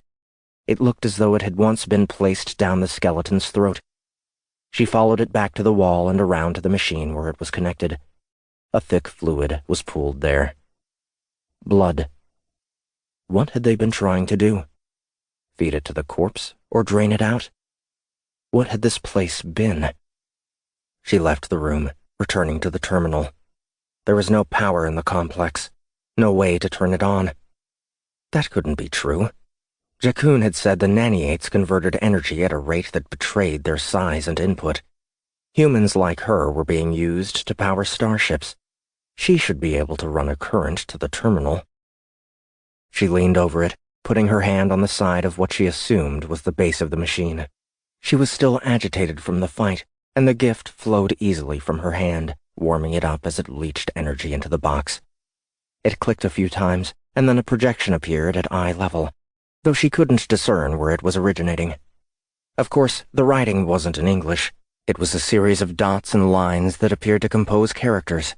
While she had studied linguistics extensively during her early breaker training, she couldn't draw any direct comparisons from it to any of the modern languages she had seen before. On the surface, it appeared deceptively simple, and her eyes tracked across it easily even though she didn't know what it meant. She was wasting time here anyway. What answers could she get from the terminal of an old Seraphim's sickbay? She could already piece some things together and create a mental picture of what had happened here. She was going to remove her hand, but something stopped her. A sudden feeling from her neck, from the Hell brand. It spread in a tight line from the mark to the base of her spine and up her spine into her head. It didn't frighten her, but it did increase her curiosity. She closed her eyes at a sudden pain behind her eyes. She blinked a few times after she opened them. She looked at the Seraphim text again. Just like that, she understood it. "How convenient," she said. She could still feel the cold line from the brand to her head, as though a thread of the shard had reached up and connected with her brain there, acting as an intermediary to provide the translation. Was it alive, then? Was it really the shard? It wanted her to see this, for whatever reason. Or maybe it wanted to see it for itself? If the Seraphim had come to this place after the shard had died, perhaps it wanted to know what had become of them. Was it helping her, or using her? For now, the relationship was symbiotic. She wanted to know the truth as much as it did. The text in the projection was a medical record for a young female seraph named Cassiel. According to the document, she was 61 revolutions of age, whatever those were, and in failing health. The text scrolled as her eyes ran along it, always keeping the area she was focused on centered. As she neared the bottom of the main report, there was a list of what she assumed were timestamps. Each one had a short note attached to a feed. She played the last one. It was taken in the back room, from the corner. A tall male seraph in a silvery suit stood over the naked Cassiel, inserting the tube into her throat while 2 others held her down. She didn't want the tube. She was struggling and crying. It didn't stop them from inserting it. She kept fighting as the blood began to be pulled from her and into the machine. 98 levels are off the charts, the seraph said. 10 trillion per unit. I've never seen it so high. Someone spoke from outside the view of the screen. Suriel, we have to go. If we stay too long, we'll be infected too. I can't leave her like this. If this works, it won't work. It's never worked. We should never have touched them. We should never have tried to change them. We didn't learn from the others. The Nephilim are going to destroy all of us if we don't even the odds. Is that what you want? It's what the One wants. We failed him. We didn't trust him. Suriel, a new voice said. A woman appeared at the edge of the screen. Abby recognized her immediately, even through the changes her body had undergone in the years since. What is it? Suriel said. They're sealing the complex. On whose authority? He shouted. Arch-Chancellor Charmaine. Suriel, we have to go, the voice off-screen said again. I'm not leaving our daughter here. I have to save her. It's too late, the second woman said. They aren't allowing any of us to leave. No one from below the 5th level. What? Suriel said. We're all at risk of infection. None of the others from further up have shown any symptoms. They're going to leave us down here to become monsters? You said you're close to a cure. Maybe you can finish it? Cassiel stopped moving beneath the hands of the other 2 seraphs. Suriel looked down at her and began to howl. Abby closed her eyes, feeling the tears welling. She couldn't help but see Haley and the Seraphim girl. She could only imagine the pain Suriel was feeling at the sudden loss. No, my precious, my beautiful star, Suriel cried over her. The other woman came onto the screen, also crying. Abby turned the feed off, looking back at the corpse on the bed. Why had they left her there like that? How quickly had they changed? Were the out-of-control naniates that had infected them still active down here? Were any of them free of the monsters they had enslaved? They tried to alter them the way Lucifer did, Abby said. They failed. Miserably. Charmaine knew. She didn't say anything about it. Did Ket know? Did Jakun? I feel like I'm seeing this for a reason. But I don't know what that reason is. She waited for the light of the shard to answer. It didn't. She removed her hand from the terminal. It immediately went dark. She was done with this place of death and loss. This hell. She stood and headed out of the room. She noticed the sound of gunfire was gone. So was the howling from the infected seraphim. Was it over? Or just a beginning?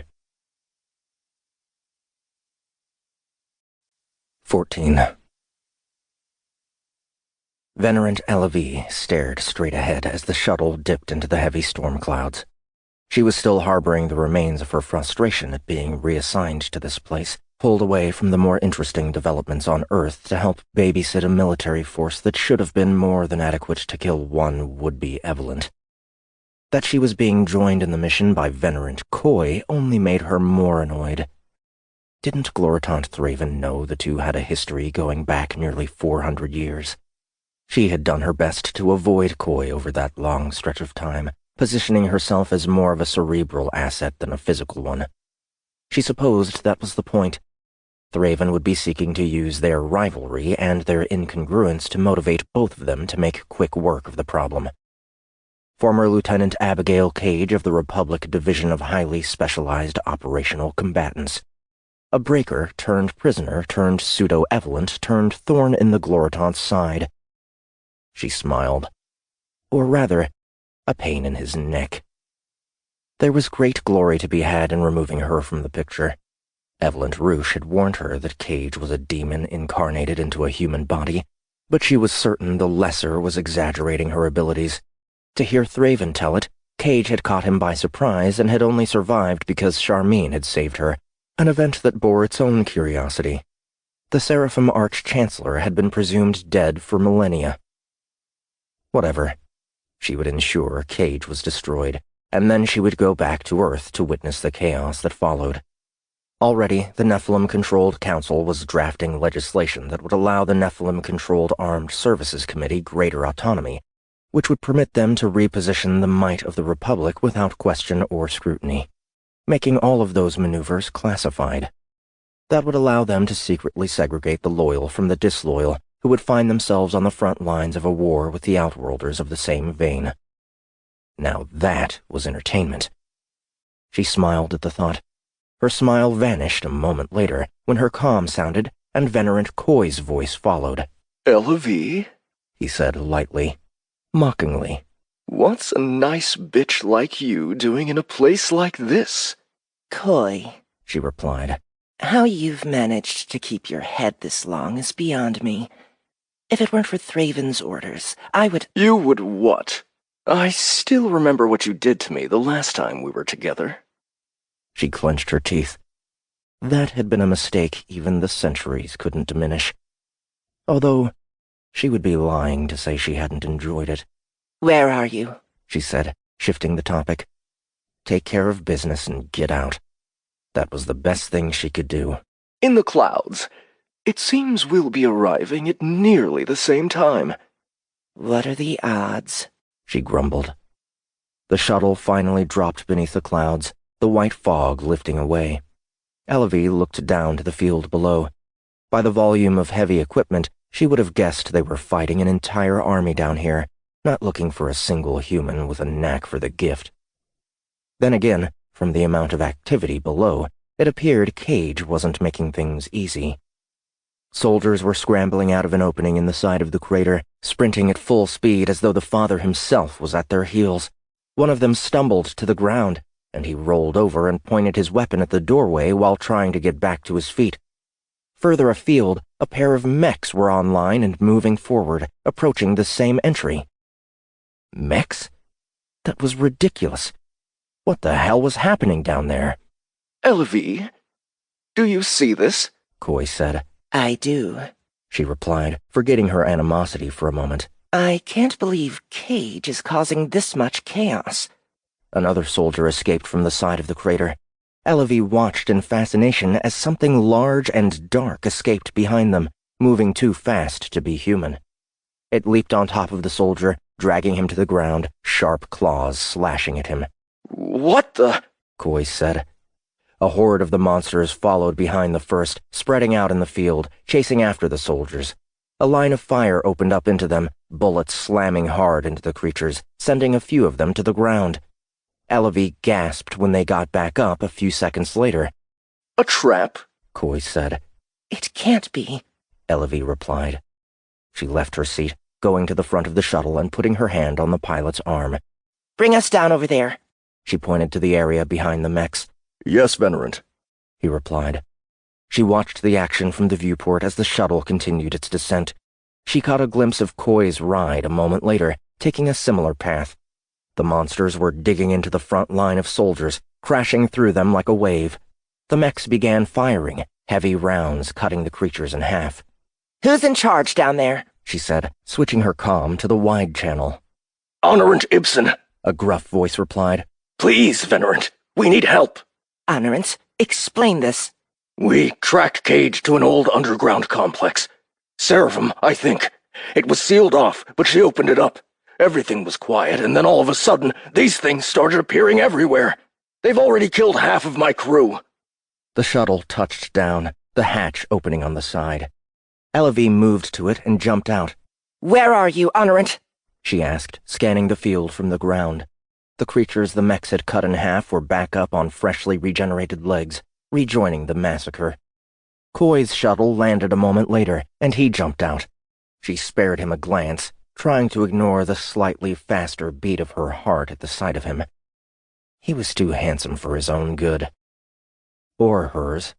Inside the CIC, he replied. Inside? Your soldiers need you with them, Honorant. I'm organizing the resistance. It doesn't look to me like you're organizing anything. Coy was coming over to her. She turned to face him, refusing to show any emotion. You look the same as you did the last time I saw you, Coy said. If there weren't a horde of monsters attacking us, I'd ask you to come back to my shuttle with me. Go frag yourself, Elavie replied. Help me clean up this mess. I'm your humble servant, Coy said. His voice had regained its mocking tone. They advanced toward the soldiers. Aim for the head, Elavie said. I repeat, all units, aim for the head. Their aim shifted at once. Elavie put out her hand, feeling the gift rise within her and extend toward one of the creatures. It was pushed back, away from a soldier. It should have been thrown. They are resistant, she said. That only makes it more fun, Coy replied. She didn't think so. She reached to her light suit and removed the knives from it, taking one in each hand. Then she bounced forward on the power of the gift, landing amidst the creatures. A few stray bullets struck her before the soldiers could react and stop firing, but she shrugged them off, focusing on the creature instead. She could see the seraph it had once been beneath it. The Nephilim had once suffered a similar fate. She almost felt sorry for it. It growled and reached for her. She slipped away from it, leaping up and slashing its neck, once, twice, 3 times.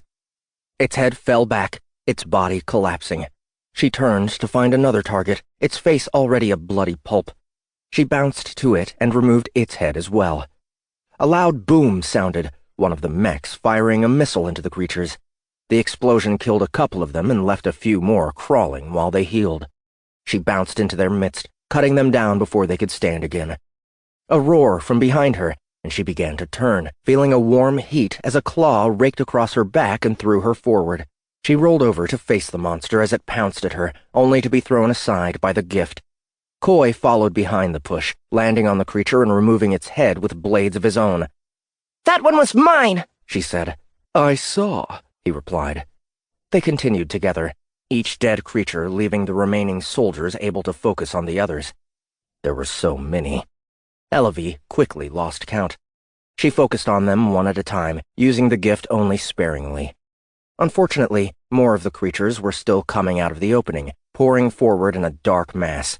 There had to be 100 or more, enough that even she suddenly started to feel overwhelmed. Retreat, Coy said. Retreat! Back toward the shuttles! Honorant, where are your dropships? Back on the battleship in orbit, he replied. Gloriton's Thraven's orders. He didn't want Cage using one to get off the planet. Elavie almost laughed. Even Thraven expected this solitary woman to overcome his army? All because she had managed to cut him? These soldiers were going to die for that decision. They neared the shuttles. Thraven wouldn't accept retreat, even in the face of a horde of infected seraphim. There would be consequences for running. They didn't have to abandon the planet. They could regroup and hit the site with shrikes, clean it out before returning. None of them had been prepared for this. She reached the hatch to her shuttle, noticing a sudden, loud whine from above. She looked up in time to see a dropship appear out of the clouds, coming down hard toward the surface. A pair of missiles fired from it, streaking across the distance to the opening in the crater and detonating against it. The ground shook as a huge cloud of dirt and debris was thrown up around the opening. The dropship slowed, its soldiers deploying from 300 meters up, dropping in rust-colored battlesuits right into the midst of the creatures. They shot them point-blank in their heads with powerful hand cannons before smoothly slicing through their necks with some kind of portable laser cutter, showing no sign of fear or hesitation. "Honorant, are these ours?" she asked. "No, Venerant! I don't know who they are!" They streaked across the field in tight groups of 5, covering one another with expert efficiency, tearing through the lines of the infected with practiced precision. They seemed to know what they were fighting, or at least how to kill them. Were they eavesdropping on what should have been a secured channel? It was over within minutes, the remainder of the infected cut down by the newcomers. As the last head was cut off, one of them broke away from the rest, heading back toward Elevy and the retreating soldiers. They lifted off their helmet, revealing a square-jawed older grunt with a thick scar crossing over his face and both of his eyes, which had been mechanically replaced. "Who in the name of all that is in the least bit intelligent is in so-called command of this cluster frag?" Elevy's eyes shifted to the CIC on the other side of the crater. She raised her hands toward it, furious. A moment later, it was engulfed in flame. "Venerant, no!" Honorant Ibsen cried. She only caught the beginning of his screams before the comm was burned beyond function. "I am," Elevy said, stepping past the soldiers. "We are," Coy said, joining her. Of course. The soldier's robotic eyes split to look at both of them at once. "My name is Quark. Those grunts back there are my riders. Don Polimo of the Crescent Hollers sent us with General Thraven's blessings. He said you have a bead on someone who crossed the dawn. We're here to teach them why nobody crosses the dawn." 15. Olis was coming out of the cleanser when Pahalaya entered the bathroom. She was still naked, but she had 2 bundles of clothes in her arms that she placed on a nearby counter. "I thought it would be better if I didn't smell like blood, sweat, and gunpowder," she said, smiling. "I haven't tried the clothes on yet, but I'm not feeling that confident of the fit. I think our proprietors may be in less than ideal shape." "Overweight?" Olis said, padding over to the clothes and picking up his shirt. It was definitely too big. "A little," Pahalaya said, laughing. "You should have picked a different apartment." She moved past him, entering the cleanser and turning it on. "Who knew being doused with antimicrobial gel could feel so nice?" "You should try water sometime," Olis said, putting on a pair of underwear. It hung away from his flesh like it had a weight on the back of it. She was right. He should have picked a different apartment. "Did you find the terminal?" "I left it on the table." Olis glanced back at the cleanser. Pahalaya was looking right at him. "Sneaking a peek," she said. "Be serious," he replied. "I was wondering how I would feel if this was my life. Instead of throwing myself through gunship canopies." She laughed. "I think you would be bored, Captain." He looked away. He had done okay with Edie. For a couple of years, anyway. He was lying to himself if he didn't admit at least part of his inspiration for visiting hell had come from a need to add some excitement back into his life. The theft of the fire and brimstone and his subsequent call to head the investigation had been just the catalyst he needed. And now he wished things would slow down again? He finished dressing, thankful Pahalaya had found a belt, and then left the bathroom and headed into the kitchen, opening the pantry and digging through it. Cookies, candies, sugar, sugar, sugar. No wonder these 2 were overweight. He didn't care for sweets, but the gift had left him hungry and tired. He didn't have time to sleep right now. He took a box of cookies and brought it with him to the sofa. The terminal was sitting on the table there, beside a suitcase where he assumed she had put their suits. The data chips they had recovered were sitting beside the terminal. He turned the computer on, entering the 32-digit passcode that bypassed all of the machine's security mechanisms. It was another government trick the rank and file didn't know about. A backdoor hack into any citizen's private life. He had never agreed with the Republic's general stance that privacy was only acceptable until they needed to invade it. That didn't mean he wasn't going to use the tools he had at his disposal. He slid the first of the chips into the terminal, navigating to its contents. He turned as Pahalaya approached from behind him. Her clothes fit a little better than his, but not much. They were oversized and baggy, giving the impression that she had just finished a full-body rejuvenation procedure at the nearest med spa. Don't laugh, she said, sitting down beside him and grabbing the cookies. I love these. Junk food.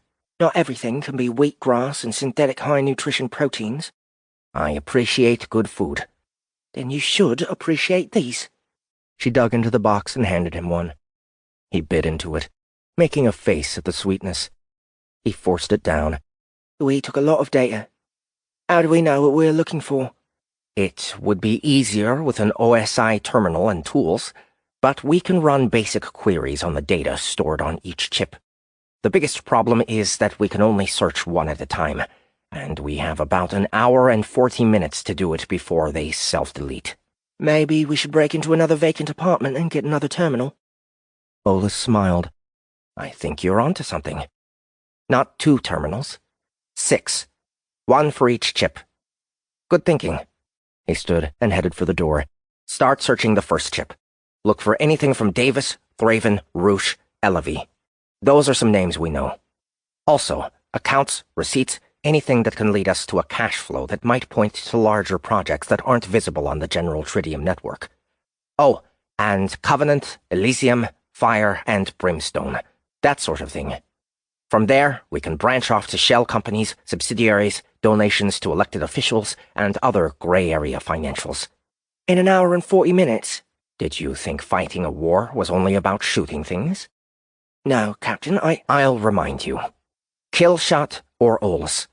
Even if I wasn't wanted, the Republic as it stands today isn't the Republic I'm fighting for. Right. I'm on it, Olus. He nodded and left the apartment. He scanned the hallway as he entered it, and then paused to listen. He could hear footsteps on the floor above, too many moving in unison to not be soldiers or law enforcement. He had to be quick. He crossed to the nearest door, manipulating the panel to check the status. Occupied. He went to the next one. Clear. He opened the door, surprising a cat resting on the sofa. It jumped up, hissed, and ran away. He entered, moving quickly through the rooms. He found a terminal in the bedroom, along with some women's clothes. They looked like a better fit for Pahalaya. He grabbed them, too, and crossed back to their apartment. Here's one, he said, placing it on the table and quickly entering the code to unlock it. I brought you a better fit, too. She glanced over, absorbed by the data she was pouring through. Thanks. Her eyes fell on the dress. It was a floral print, each flower slightly luminescent. You want me to wear that? Your choice, he said, loading the second chip. We've got company on the floor above us. Shit. Relax. It will take them a little while to make their way down, and there's nothing out of the ordinary about this place. Right. Okay. He left the apartment again, going further down the hallway to the rooms there. He found another unoccupied space and went inside, quickly tracking down not 1, but 2 terminals, and a better fit of clothing for himself, too.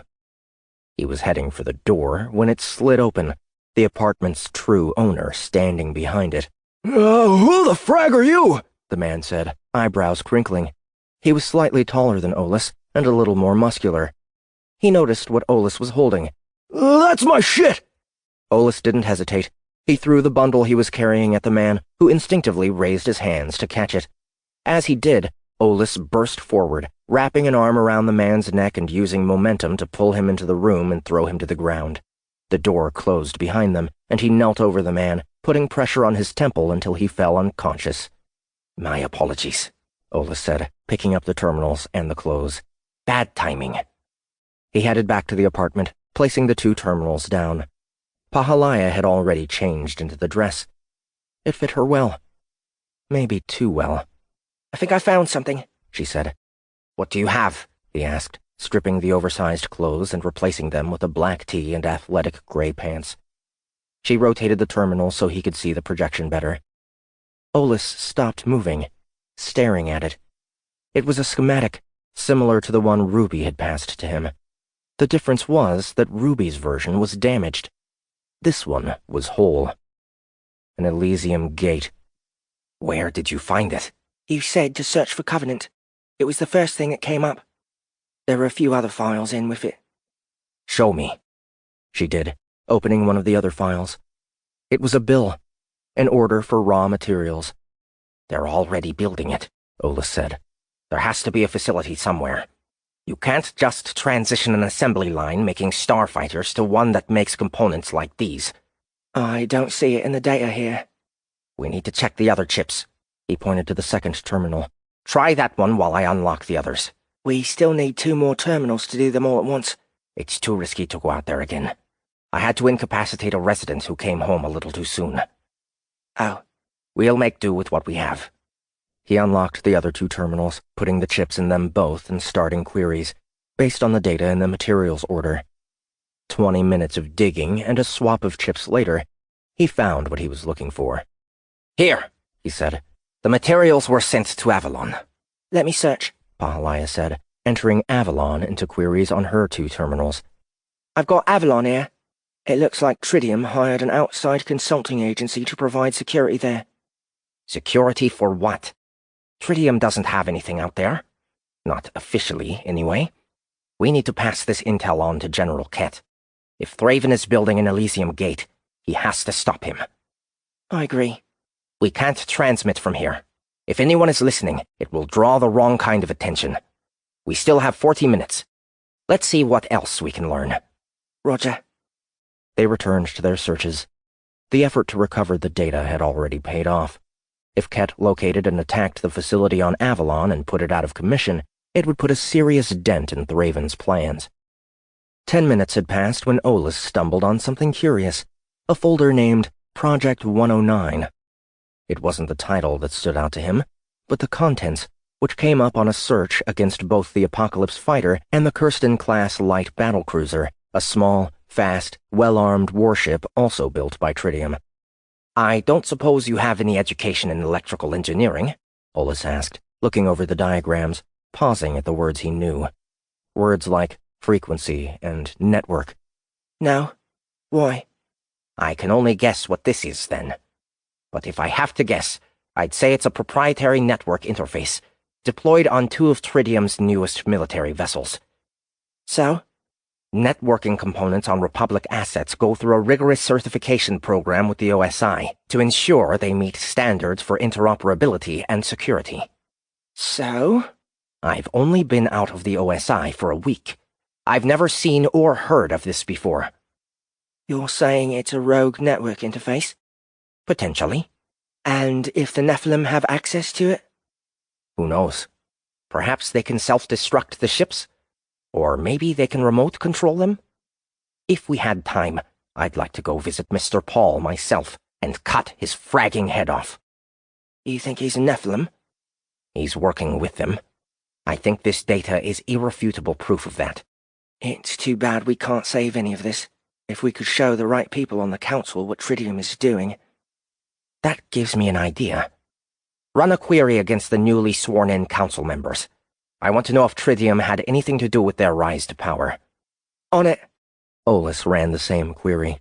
Time was running out on the chips, and there were still so many questions he was hopeful the data they had stolen could help answer. I've got a saved message from Davis to Paul, Pahalaya said a couple of minutes later. There's a... Oh. He looked over at Pahalaya. Her face was beet red. What is it? Apparently, Councilwoman Laurenti likes Xenos. A lot. He looked up at the projection. Someone had captured video of the councilwoman with a Rudin and an Atmo. Even he was embarrassed to note where the Rudin's tentacles were. It isn't technically illegal. They're all consenting adult intelligent life forms. Her career would be over if this went public. Most likely. Do you think Tridium is blackmailing Laurenti to keep her moving Thraven's agendas forward? I think this recording is highly suggestive of that. And if there's smoke, there's probably fire. How many on the council are under his thumb because of their skeletons? We don't have time to try to find out. No. Not at the moment. What now? Now we get out of here and send word to General Kett about what we know. After that, it may be worth paying Laurenti a visit. You want to go and talk to her? Thraven has a 1-vote majority. If we can convince her to do the right thing, Maybe we can slow him down. Good luck with that. The second she votes against him, this video is going to go public in a big way. I know she's a politician, but it is possible she has a conscience. Some of them do, he smiled. And if she doesn't? The smile faded. There are other ways for us to upset the balance of power. Let's hope it doesn't come to that. 16. Glortant, Honorant Lou said, entering the room. Thraven opened his eyes, looking up at the Honorant from his position inside the font. His Immolent was nearby, stiff and motionless, but ready to kill the lesser at the Glorantant's command. What is it, Honorant? Thraven said. I'm sorry to interrupt you, Your Eminence, Lou said. You instructed me to report to you in person as soon as we had word from Azure. Of course, Thraven said, only slightly less annoyed at the timing of the message. While he had been spending more time in the font since Cage had scarred him, there were still many more hours when he wasn't trying to find some measure of tranquility. The father enjoyed reminding him that peace was for the victorious, and he still had a lot to do before he could claim it. Go on, he said. Lou nodded, placing a projector on the ground in front of the font. A projection of Venerants Elevy and Coy appeared a moment later. A third person was standing behind them. Glortant, Elevy said. We've arrived on Azure as commanded. We've confirmed from the soldiers here that Cage was alive at some point over the last day. Somehow, it seems that she released a horde of infected seraphim from an old compound hidden beneath the crater. Thraven sat up in the font. What? He said out loud. He wanted to speak to them directly, but knew he couldn't. The storms that surrounded the crater made direct communications difficult, or the Venerants wouldn't have sent a recording in the first place. Your Eminence, Honorant Ibsen is dead, Coy said. Half of his forces are dead with him. The entire camp was being overrun until we arrived. We were almost overrun ourselves. As I'm certain you know, the infected are resistant to the power of the gift. He moved aside and motioned to the man standing with them. This is Colonel Quark, Elevy said. He was sent by Don Polimo on behalf of the Crescent Haulers to help us take care of Cage. He and his soldiers are the only reason we have anything left on Azure to track her with. A pleasure, Quark said. The Don sends his regards and appreciation for the tip, General. We thought you might want to see one of the infected, Glortant, Coy said. Quark leaned down and lifted one of them up. It was headless, bent and twisted. He picked up the head next, holding it with the body. It had been a long time since Thraven had seen one of the infected, and those had been Nephilim, not Seraphs. He hadn't realized their counterparts had ever experimented with the blood of the shard. Then again, it made sense that they too would want to be able to control it without being killed by it. It was too bad they had failed where Lucifer had succeeded. Things would have been much, much different. We can't be sure the infected haven't killed Cage, Elevy said. The entrance to the facility was damaged during the fighting, and we're still working on clearing a path through. We're being cautious, as we don't know how many more of the Seraphim might still be inside. We are fairly certain there is no other way out, so if Cage is still alive in there, we'll be sure to cross paths at some point. And then we'll take care of her, Quark said. Don Polimo requests that she be returned to him, in as many pieces as required to bring her down. We look forward to hearing your reply, Your Eminence, Coy said. The projection vanished. Thraven immediately rose from the font, noticing how Honorant Lou's eyes dropped to his missing genitals as he did. Eyes up, Honorant, Thraven said, or you will lose them. Lou looked up. Thraven could see him start to shake in fear of reprisal. He pointed to a robe beside the Honorant. Bring it over, he said. Lou grabbed the robe and brought it to him, making a point to close his eyes before bowing his head. There's no shame in being what you are, Thraven said, taking the robe. Only a lesser intelligence would judge someone on the outcome of a mutilation over their actions. Yes, Glortant. My apologies, Glortant. I will record a response for the Venerants, Thraven said. Of course, Your Eminence. Lou backed away, looking up again. He picked up the projector and set it to record. Colonel Quark, I appreciate your intervention on behalf of my incompetent subordinate, and I'm grateful for the Dawn's participation. Of course, when Cage is dead, her corpse is yours to use however you wish. I have no need of her flesh, only her expiration. He reached up absently, putting his fingers on his neck. As you have apparently proven yourself quite capable, please accept the services of both my venerants and the remains of my forces to track down Cage as you see fit. Elavie, Coy, you are to report to Colonel Quark and follow his orders until either you or Cage are dead. And I'm certain she's still alive. The infected are mindless killing and feeding machines, but she's a predator, and should be treated as such. Thraven nodded slightly, and Lou stopped the recording. Since you've already disturbed me, do we have any news from Earth? Yes, Gloritant. We received a short communication from Evelyn Roosh 2 hours ago. Captain Mann is still alive. He broke into the Tridium Tri-Towers and escaped with a cache of data from their secure server. Thraven could feel the anger building at this news. Link me to Evelyn Roosh, he said. Of course, Gloritant, Lou replied. He entered a few commands on the comm projector. Within 10 seconds, Evelyn Roosh was being projected into the room. The Evelyn dropped to his knee at the sight of the font, bowing his head to Thraven. Gloritant, he said. I take it you received my message. What data was taken? Thraven asked. Roosh stood.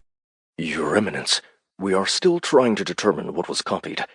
Captain Mann had less than a minute in the room before security forces arrived. How did he get there in the first place? You were supposed to have taken care of him. He lifted his hand toward the projection. Immediately, Roosh fell back to his knees. My apologies, Gloritant, Roosh said weakly. I informed you that Mann had escaped. He wasn't at the Tri-Towers alone. He had a woman with him. A woman? We believe she's an Ophanum, Your Eminence. I've seen the recordings from security at the towers. Captain Mann went through the canopy of a gunship, killed the pilot, and flew it to safety.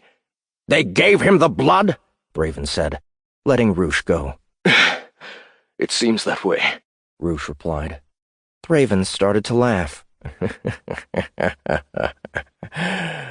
Oh, Olus, you will never fail to surprise me. He shook his head, amused. Of all the lessers, you and Cage are the one truly worthy adversaries. Gloritant, Roosh said. I don't need to tell you to find him. What I do need is to know what data they might have. Tridium has been a staunch ally of ours for many years, and that server contains a treasure of valuable, confidential information. It was supposed to be unbreakable. He paused, shaking his head again. He had never guessed a blooded kill shot would be the one to try to break it. We need to draw him out, to force his hand before he can do too much damage with what he's learned. It's likely he's already transmitted some of the data. He has had hours already. Perhaps, but he'll be looking for a way to disrupt my control over the Council. As long as we maintain our hold there, whatever else he tries to do will ultimately be too little to stop us. I'll send children to keep an eye on our newest political allies. If Mann tries to move on any of them, we'll know it. Very good. He'll be able to fight the children more capably with the gift. This is of the utmost importance, so draw on whatever resources you need. Yes, Gloritant. It will be done. How do you propose I bring him into the open on our terms? Thraven hesitated for a moment. There was one card he had been holding on to for the right time. Was this the right time? He decided it was. Hayley Cage. Lieutenant Cage's daughter? Roosh said, confused. What about her? Killshot's loyalties are tenuous at best when it comes to his survival, but he'll go out of his way to protect Cage's offspring. Why? Because she has tactical value. If Cage loses her daughter, she'll become nothing more than a mindless killing beast. In terms of Mann's counterinsurgency, she might as well be dead. Then we should just kill the little demon. Don't be stupid. She's bait to lure Mann in. She needs to be alive until he isn't. You're sure he'll go for it? There's only one way to know for certain, and we've lost nothing if he doesn't. I'll pick her up myself. Cage broke my nose. I wouldn't mind scaring the shit out of her kid. I need you close to the Council. Send a unit of loyalists from Homeworld Security. As you command, Glortant. Thraven motioned to Lou, who disconnected the link. He didn't favor using children this way, even Cage's child, but his options were limited. Is that all? He asked. There is one more report, Glortant, Honorant Lou said. From Venerant Bashir. Bashir? Thraven said. Put it on. Honorant Lou switched the projection. This time, a tall woman in an elaborate dress appeared in front of him. All honor to you, Glortant, she said. I bring good news from the Outworlds. We have finalized our integration with the governance and have successfully gained the necessary votes to enact defensive framework changes to our benefit. Already, we are presenting documents that will blame the Republic for the attack on Averill and set in motion a redistribution of Outworld military forces to the fringe in preparation for a complete declaration of war. We expect that the Republic will be prepared to respond in kind. Loyalist forces are already being reassigned toward the rear guard, a process which we expect will consume the next several weeks. This also aligns with your previously stated goals for bringing armed conflict to the galaxy, and for the preservation of the assets deemed essential once the gate is completed. I am pleased to report that we are on schedule, and anticipate no resistance to the larger goals. Thraven felt his lips parting in a smile. The Outworld governance had been much easier to manipulate than the Republic Council. The individually governed planets had a built-in tendency only to see what was best for themselves, and playing those interests off one another was a simple and effective means to control them. The right promises to the right people guaranteed a positive outcome, even if the lessers weren't smart enough to see how they were being fooled.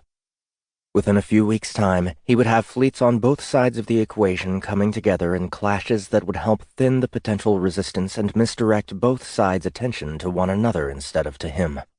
When the full brunt of the Nephilim forces came to bear, the weakened militaries of both nations would crumble beneath the onslaught. It was as he believed. Cage could be a problem. Man could be a problem.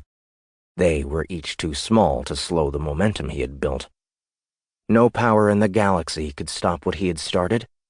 Nothing in the universe could overcome the promise of the Father and the glory of the Great Return. 17. Gant was on the brimstone when his comm beeped. He had been called over to help finish patching up the primary life support systems, repaired using parts they had salvaged from one of the other captured ships. It was his first time on the vessel since Ket had taken over, and he knew the General intended to ship him back off the moment the systems were tested and confirmed operational. That was fine with him. He had an escape to finish planning. The primary challenge in getting the rejects away from Ket's army was getting the rejects assembled in one place. Bastion and Flannel were stuck on the Raptor, Benhill and Pick on the Sparhawk, Erlan and himself on the Hailstorm, and Ruby, Jakun, and Dak here. Ket had done it intentionally to keep them apart so that they couldn't collaborate. What the General didn't realize was that every time he called Gant over to one of the ships for one repair or another, he gave him the opportunity to frag with the comm systems. He didn't need to be at the root module to insert the directives allowing for a segregated private channel only the rejects could communicate on. All he needed was access somewhere. And there was a comm node in the life support module right below the exchange catalysts. Added to the fact that he was the only individual with advanced engineering expertise in the ragtag militia, and he had inadvertently been given free rein to do pretty much whatever he damn well pleased. He loved it when that happened. Gant, Ruby said a moment later, on the regular ship-wide channel. Are you still on board? Affirmative, Ruby, Gant replied. What do you... rather, what does the General need? He had managed to get 5 minutes alone with her during the shuttle ride from the Hailstorm to the Brimstone, during which she had described how pleased Ket had been to find that they had a synth in their cadre. He had turned her into a glorified personal assistant, keeping her at his beck and call at all hours, never allowing her to be away from his quarters. He hadn't tried to use her for sex. He was way too distraught over Charmine for that. But he used her for other menial tasks. She had fetched his meals, sent his uniforms out for cleansing, recorded all of his meetings with his officers, and had even been ordered to wash his back in the cleanser, entering it with him fully clothed. If she were human, it would have been dehumanizing to be treated the way Ket was treating her. Since she wasn't, she said she didn't have an opinion on the subject, but Gant wasn't so sure. Synth or not, she wanted Queenie back too. "This is about what I need, Gant," she said, switching over to the newly created private channel. "I just spoke to Captain Mann. And? He passed along some information he wants me to deliver to Ket. Apparently, Tridium Heavy Industries is intimately connected with Thraven and the Nephilim, and they've already started construction on an Elysium gate." What? Gant said. How can they be doing something like that right under the Republic's nose? "I'll give you 3 guesses on that, but the first 2 don't count. Anyway, he's got reason to believe Tridium is putting the gate together somewhere near Avalon. He doesn't know if it's a ground base or a space station, but he said he had seen enough to be pretty certain something was happening there. Defenses? Some mercenary outfit I've never heard of before. Black Star? I don't know it. Me neither. I need to deliver the intel to Ket, but I'd like you to come with me." What for? I'm hardly the General's favorite anthropomorphic humanoid. "Because I'm a machine. He sees me more like a pleasure bot than a military asset. He's more likely to take the information seriously if you corroborate its validity. I asked Dak and Jakun to come, too." And that isn't going to put Ket on the defensive? "He's a general. He shouldn't be nervous around 4 subordinates." He's not a general. He's a traitor to the Republic, just like the rest of us. And I'm certainly not his subordinate. I do what he asks for everyone my repairs affect, not for him. "I've spent enough time around him to know his ego is as fragile as an egg since he lost his wife. In other circumstances, it might be endearingly sad. In the middle of a war for the fate of the galaxy?" Okay. Roger. I'm on my way. Where are you? "Outside the General's quarters." I'll be right there. "Thank you." Gant closed the link and then tightened the last few screws of the access panel he had been working behind. He hopped down from a makeshift stool and moved out into the adjacent room where the local terminal sat. He turned on the primary systems, listening carefully as he heard the soft hiss and thump of the changeover. The brimstone had been spitting out less oxygen than was ideal, but that would be fixed within the hour. Maybe better air would help Ket stop being such an asshole? He doubted it. He headed up to the General's quarters, which had formerly belonged to both Ursan Gall and Abby. Dak and Jakun were waiting nearby. "Gant," Dak said, smiling at the sight of him. "It's been a while." Dak? Jakun? He spread his hands. Well, where's Ruby? "The General called her in," Jakun said. Does he know you're here? "Yes. He wanted to speak with her alone." Of course he did. Has your father always been like this? Jakun shook her head. "No. I think he got too comfortable on Azure. And now losing Charmine. I loved her too, but I know she would have wanted us to push the fight, not run from it. He's afraid." Of losing you, maybe. "You wouldn't know it by the way he's been treating me. He's cast me aside as best he can." You remind him of her. He'll... "Gant!" Ruby's voice cut in through their private channel. It was panicked. "Help!" Ruby? Gant said. What's going on? "He's shutting me down for Shit, Gant said, looking at the others. We need to get in there. He's resetting her. "What?" Jakun said. "That doesn't make any sense." We'll figure it out later. Gant approached the door. Dak, can you give me a lift? Dak put out his hands. Gant climbed onto them, and the trover lifted him so he could reach the door controls more easily. He quickly unscrewed the front of the panel and pulled it out, adjusting the wiring behind. It took 20 seconds, and the door slid open. Gant jumped down, rushing into the room. All of the soft furniture had been removed, replaced with a desk and hard metal chairs, turned from a retreat into another office. Ket was sitting at his desk. Ruby was facing them, her uniform half off, and a line running from the General's terminal to her back. Her eyes were big. "General," Gant said. "wait!" Ket looked up. His eyes were red. His face was tired. "Nobody gave you permission to enter, Ensign," he said. "We need her," Gant said. "If you reset her systems, we'll lose our connection to Captain Man." "Captain Man is a traitor, wanted by the Republic for terrorism," Ket replied. "He murdered 8 council members, along with a pretty large list of VIPs. Gant almost laughed at that statement. "You can't be stupid enough to believe that." "Excuse me?" Ket said. He stood up, circling the desk. At least the statement had gotten him to abandon the terminal. "You know Thraven caused that incident. Man is trying to help us. He sent you information." "How do you know about that?" "He sent her a message, which she was passing to you. Did you even let her give it to you before you decided to wipe her? Or is the idea that she could provide actionable intel a little too scary for you?" Ket was still approaching. Gant didn't give any ground. He wasn't afraid of the General, especially in his current state. "You little monkey," Ket said. "Who the frag do you think you are, talking to me like that?" "Answer the question, General. Is it a coincidence that as soon as she comes to you with valuable intel on a location to hit Thraven, you decide she needs to be reset? You didn't have a problem with her military upgrades before, even when you were making her gel you up in the cleanser." He realized he should probably be a little more tactful, but threatening Ruby had gotten his blood flowing. Gantz only took one alpha that they were loyal to beyond all reason, but that didn't mean they didn't care about their other friends. Ket knelt down in front of him, getting to eye level. "I don't have to answer to you for anything," he growled. "She's a synth. I can use her for whatever the hell I want. She doesn't have a say. She doesn't have rights. Look it up sometime." "I'm aware of the laws regarding synths. Don't turn the subject sideways. She came to you with valuable information about Tridium's involvement with the Nephilim. They're building an Elysium gate, and we know where. That's a lead we can use. We don't have to disappear on this planet we're orbiting. We can hit Thraven where it hurts. We have no idea what kind of force we'll find near Avalon. Black Star mercenaries. You've got the brimstone and the focus, and you're afraid of a few mercs? I'm not afraid of anything.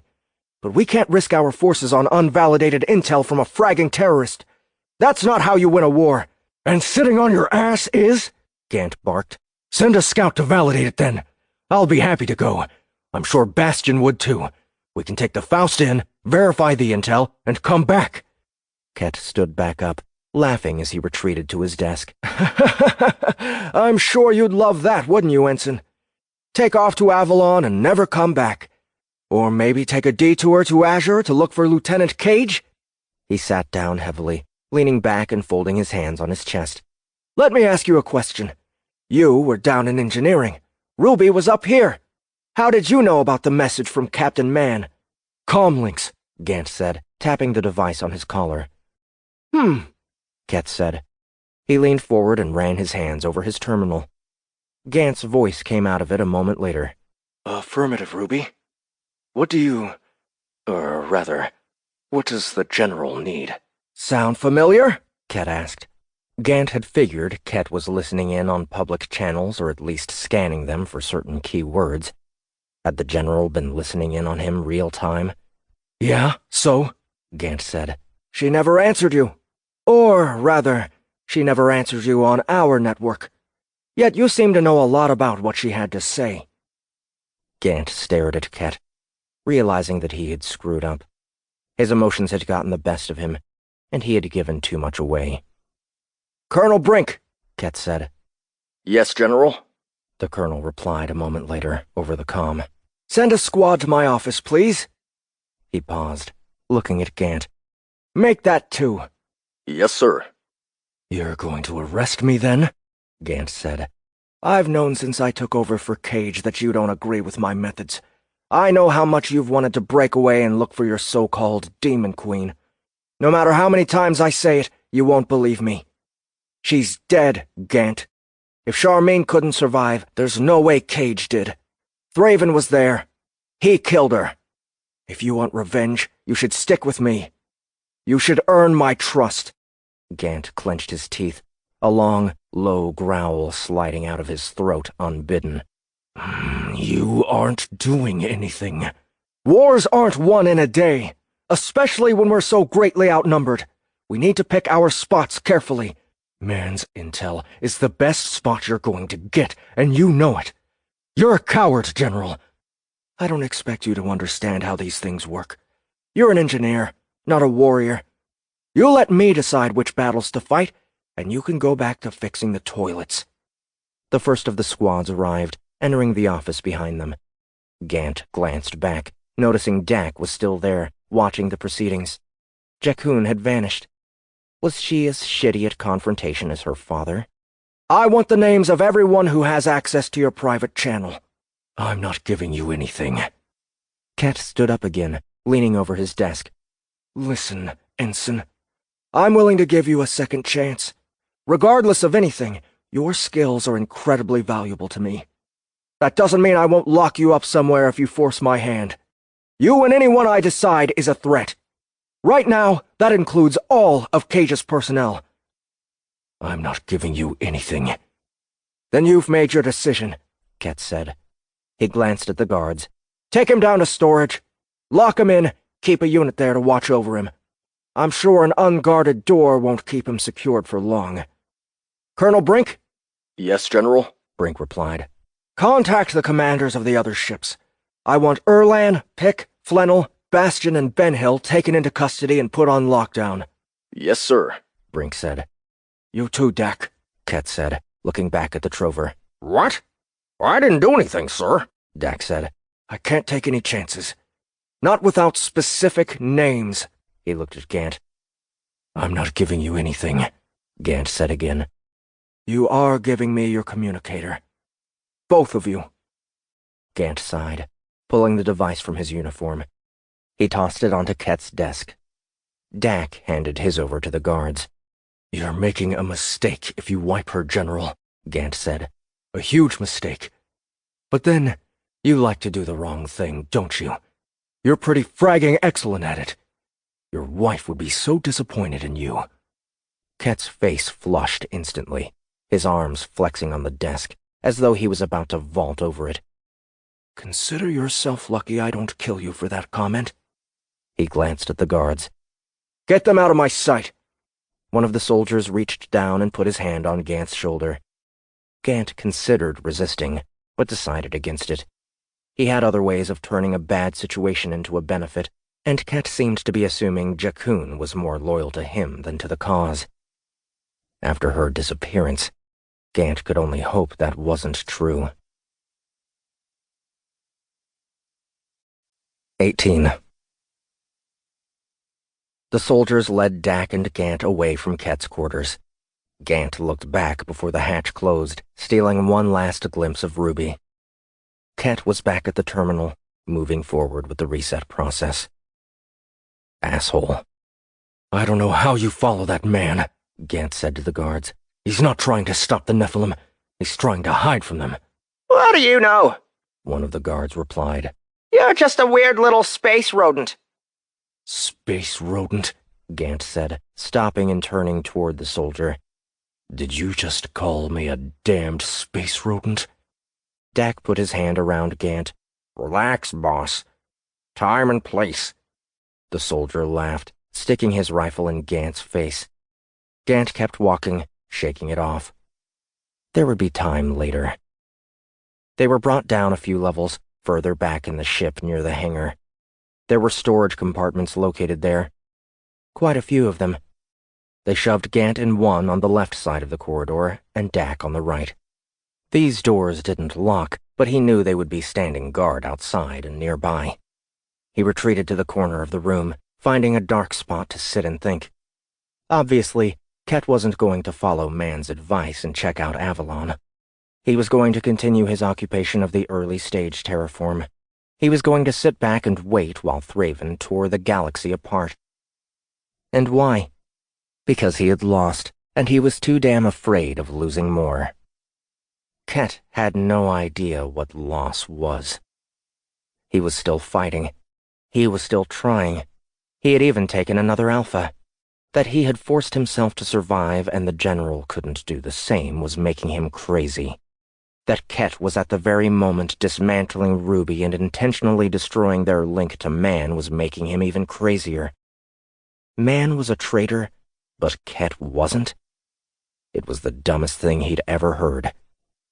He settled in, removing a few bits of scrap materials from his utilities and putting them on the ground in the corner. Ket thought a hatch and a few guards could contain him. He would be there as long as it suited him, and not 1 second longer. It was easy to underestimate him because of his size and general appearance. It was also a mistake. Man knew what he was getting when he came to hell. Murderous Republic Navy engineer was only one of the job titles on his record. He had another one that was a lot rarer than that, and also a lot more heavily classified. He was surprised Man had known about that. Then again, it wasn't that difficult to string 2 and 2 together and start drawing conclusions. As long as Olis knew about the program in the first place, Gant's involvement was fairly obvious. He sat back and thought about Eliza. Not the last time he had seen her. The time before. She had always been so kind to him. She had never judged him the way other Terrans did. She hadn't just been his physician. She had been a real friend.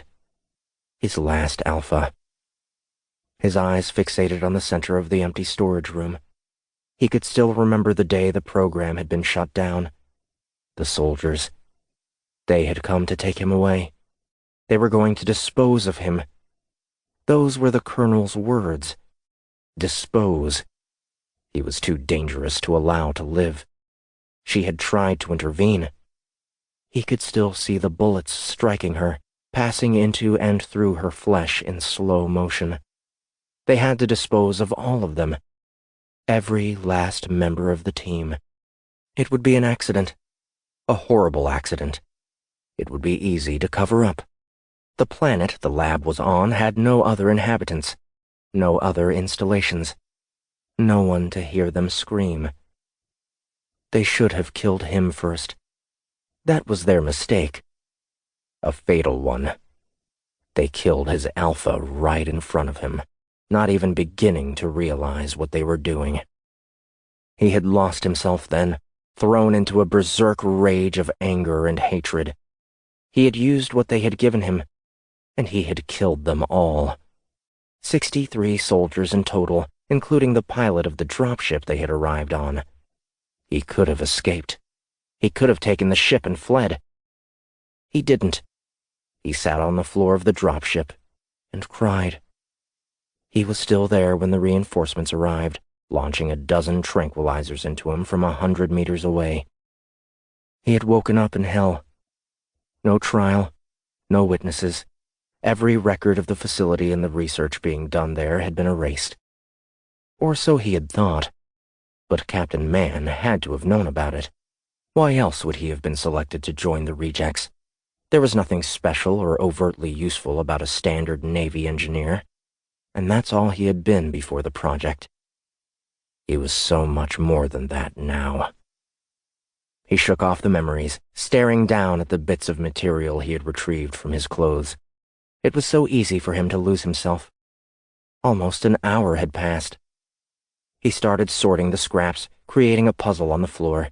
He swung around and sat in front of the scraps when the door to the compartment slid open. A moment later, Erlan was shoved into the room. He landed on his hands and knees, facing Gant. The door slid closed. "Nerd," Gant said calmly. "What are you doing here?" Erlan rocked back onto his feet, staying low and quiet. Apparently, it was a waste of resources to have the guards on the Hellion watching one prisoner, so they transported me here to sit with you. What are we doing locked up, anyway? It was my stupid fault. I pretty much told Cat we had a private network link set up, and we were using it to circumvent his spying. Really? I didn't think you were capable of doing anything stupid. Everybody is capable of being stupid. It's just that some of us, like Imp, for example, are more capable than others. I bet you have a plan to get out of this, though. Right? Why would you assume that? Because you're Gant. The fragging Gant. You captured the Brimstone almost single-handedly. Your quick thinking gave us a winning tactic on Kel, and you have the biggest, cutest eyes this side of Faerû. Are you coming on to me? What? Erland said, his face turning red. No. I'm just saying, that's all. Because if you are, I'm going to have to kill you. I said I'm not, Erland complained. I swear. Fine.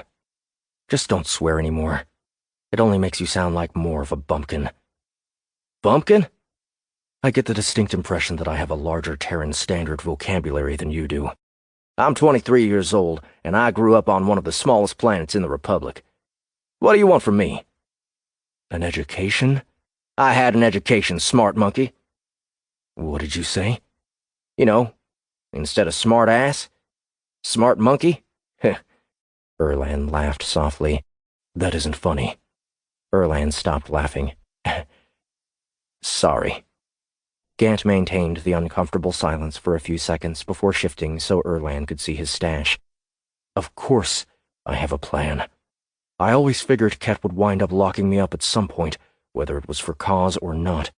It isn't often I dislike someone as much as I dislike that asshole, and the feeling is mutual. I think I'd rather deal with Thraven. So what's the plan? Ket didn't lock up Cherub. Why would he? She's his daughter. She isn't going to turn on him. I wouldn't be so sure of that. It doesn't matter anyway. He took my comm. I'm sure he took yours, too. He did. But I have another one right here. He pointed at the scraps. You're going to turn that pile of shit into a communicator? Every time you curse, it makes my ears hurt. Yes, I'm going to turn this assortment of valuable raw materials into a comm. Then, Gant was interrupted when warning klaxons began to sound, and a red light started flashing inside the compartment. What the heck? Erland said. Perfect, Gant said, reaching down and picking up 2 of the items on the ground. This will make things a little easier. What will? We're being attacked. 19. Captain Kevin Davlin sat stiffly in the command chair on the bridge of the battleship High Noon. He had been positioning himself that way ever since the attack on Faerû, when the 2 experimental starships, the Fire and the Brimstone, had destroyed an entire fleet within minutes and fled to the outworlds. He had been put even more on edge when the Brimstone turned up in the fringe and had assaulted a Republic patrol like his. Captain Isiasi had been a good leader, a good Rudin. They had been in the same class during officers' training. Sir, we've picked up a faint Dysterium trail, Ensign Card said from his station at the front of the bridge. Age? Dispersion suggests less than 2, sir. Run a trace. See if you can estimate likely direction and destination. Sync up with the positioning database and see if any of ours are in the area. Aye, sir. Captain Davlin felt his muscles tense. He had been in a state of near-constant fear since the first wave of attacks. The High Noon and her escort were the 2nd largest patrol fleet in the fringe, and as far as he was concerned, that made them the 2nd juiciest target. He didn't consider himself a coward, and he wasn't afraid of going into most battles. But against one of those ships? He could sense the same tension across his bridge crew. They all carried the same trepidation, even if none of them would say it. He had heard whispers the ships had been involved in an attack on an outworld planet, that they had gone through the defenses, including the Shrikes, as though they were nothing. It was only a rumor right now, and it contradicted the loss of another patrol in that region of space. The data recovered from the patrol was limited, but it suggested the Fire had been responsible for that attack. It was more likely the ships had gone to Anvil to refuel than to assault. Sir, we're being held by Commander Tarn, Ensign Sill said. Put her on, Davlin replied. The Atmos projection appeared a moment later. Sir, we've completed trajectory calculations. A second projection appeared between them, showing a map of nearby space. We believe the ships that created this Dysterium field are headed here. One of the planets grew a blue circle around it. TF-901. A stage 4 terraform? Are they bringing supplies to the outpost? Readings suggest a fleet of over a dozen starships, Captain. Not ours? No, sir. Davlin considered. Outworlders, then. TF-901 is being terraformed for the Republic, sir. They would be trespassing if that were the case. I know. Thank you, Commander. I'll contact Command and request a recommendation on how to proceed.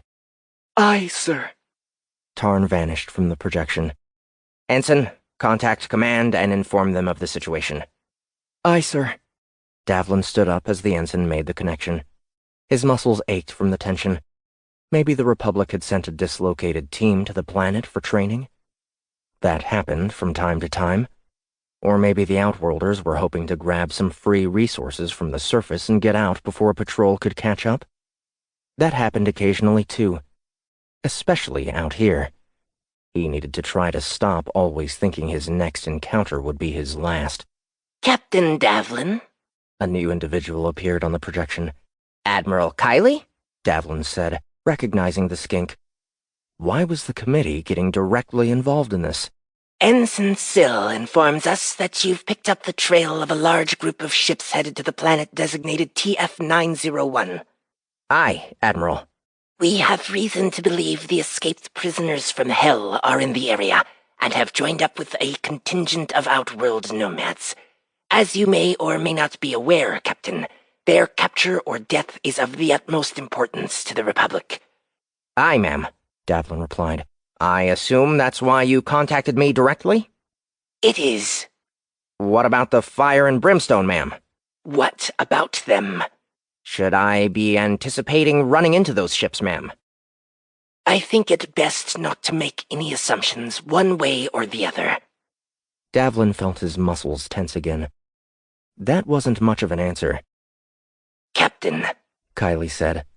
Your orders are to jump to TF-901 and confront this fleet, however it is composed.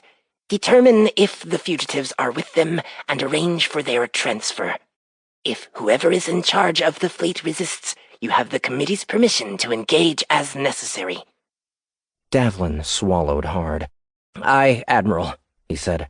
Can I expect reinforcements if needed? We are in the process of reallocating resources across the fringe. The nearest battle group is 9 hours from your position. We can't afford to wait that long. Engage the target. Ma'am, Davlin said, with all due respect, I don't think this is a good idea. This is your job, Captain. If you aren't capable of doing it, I'm sure I can find someone in your patrol group who is. Davlin lowered his head.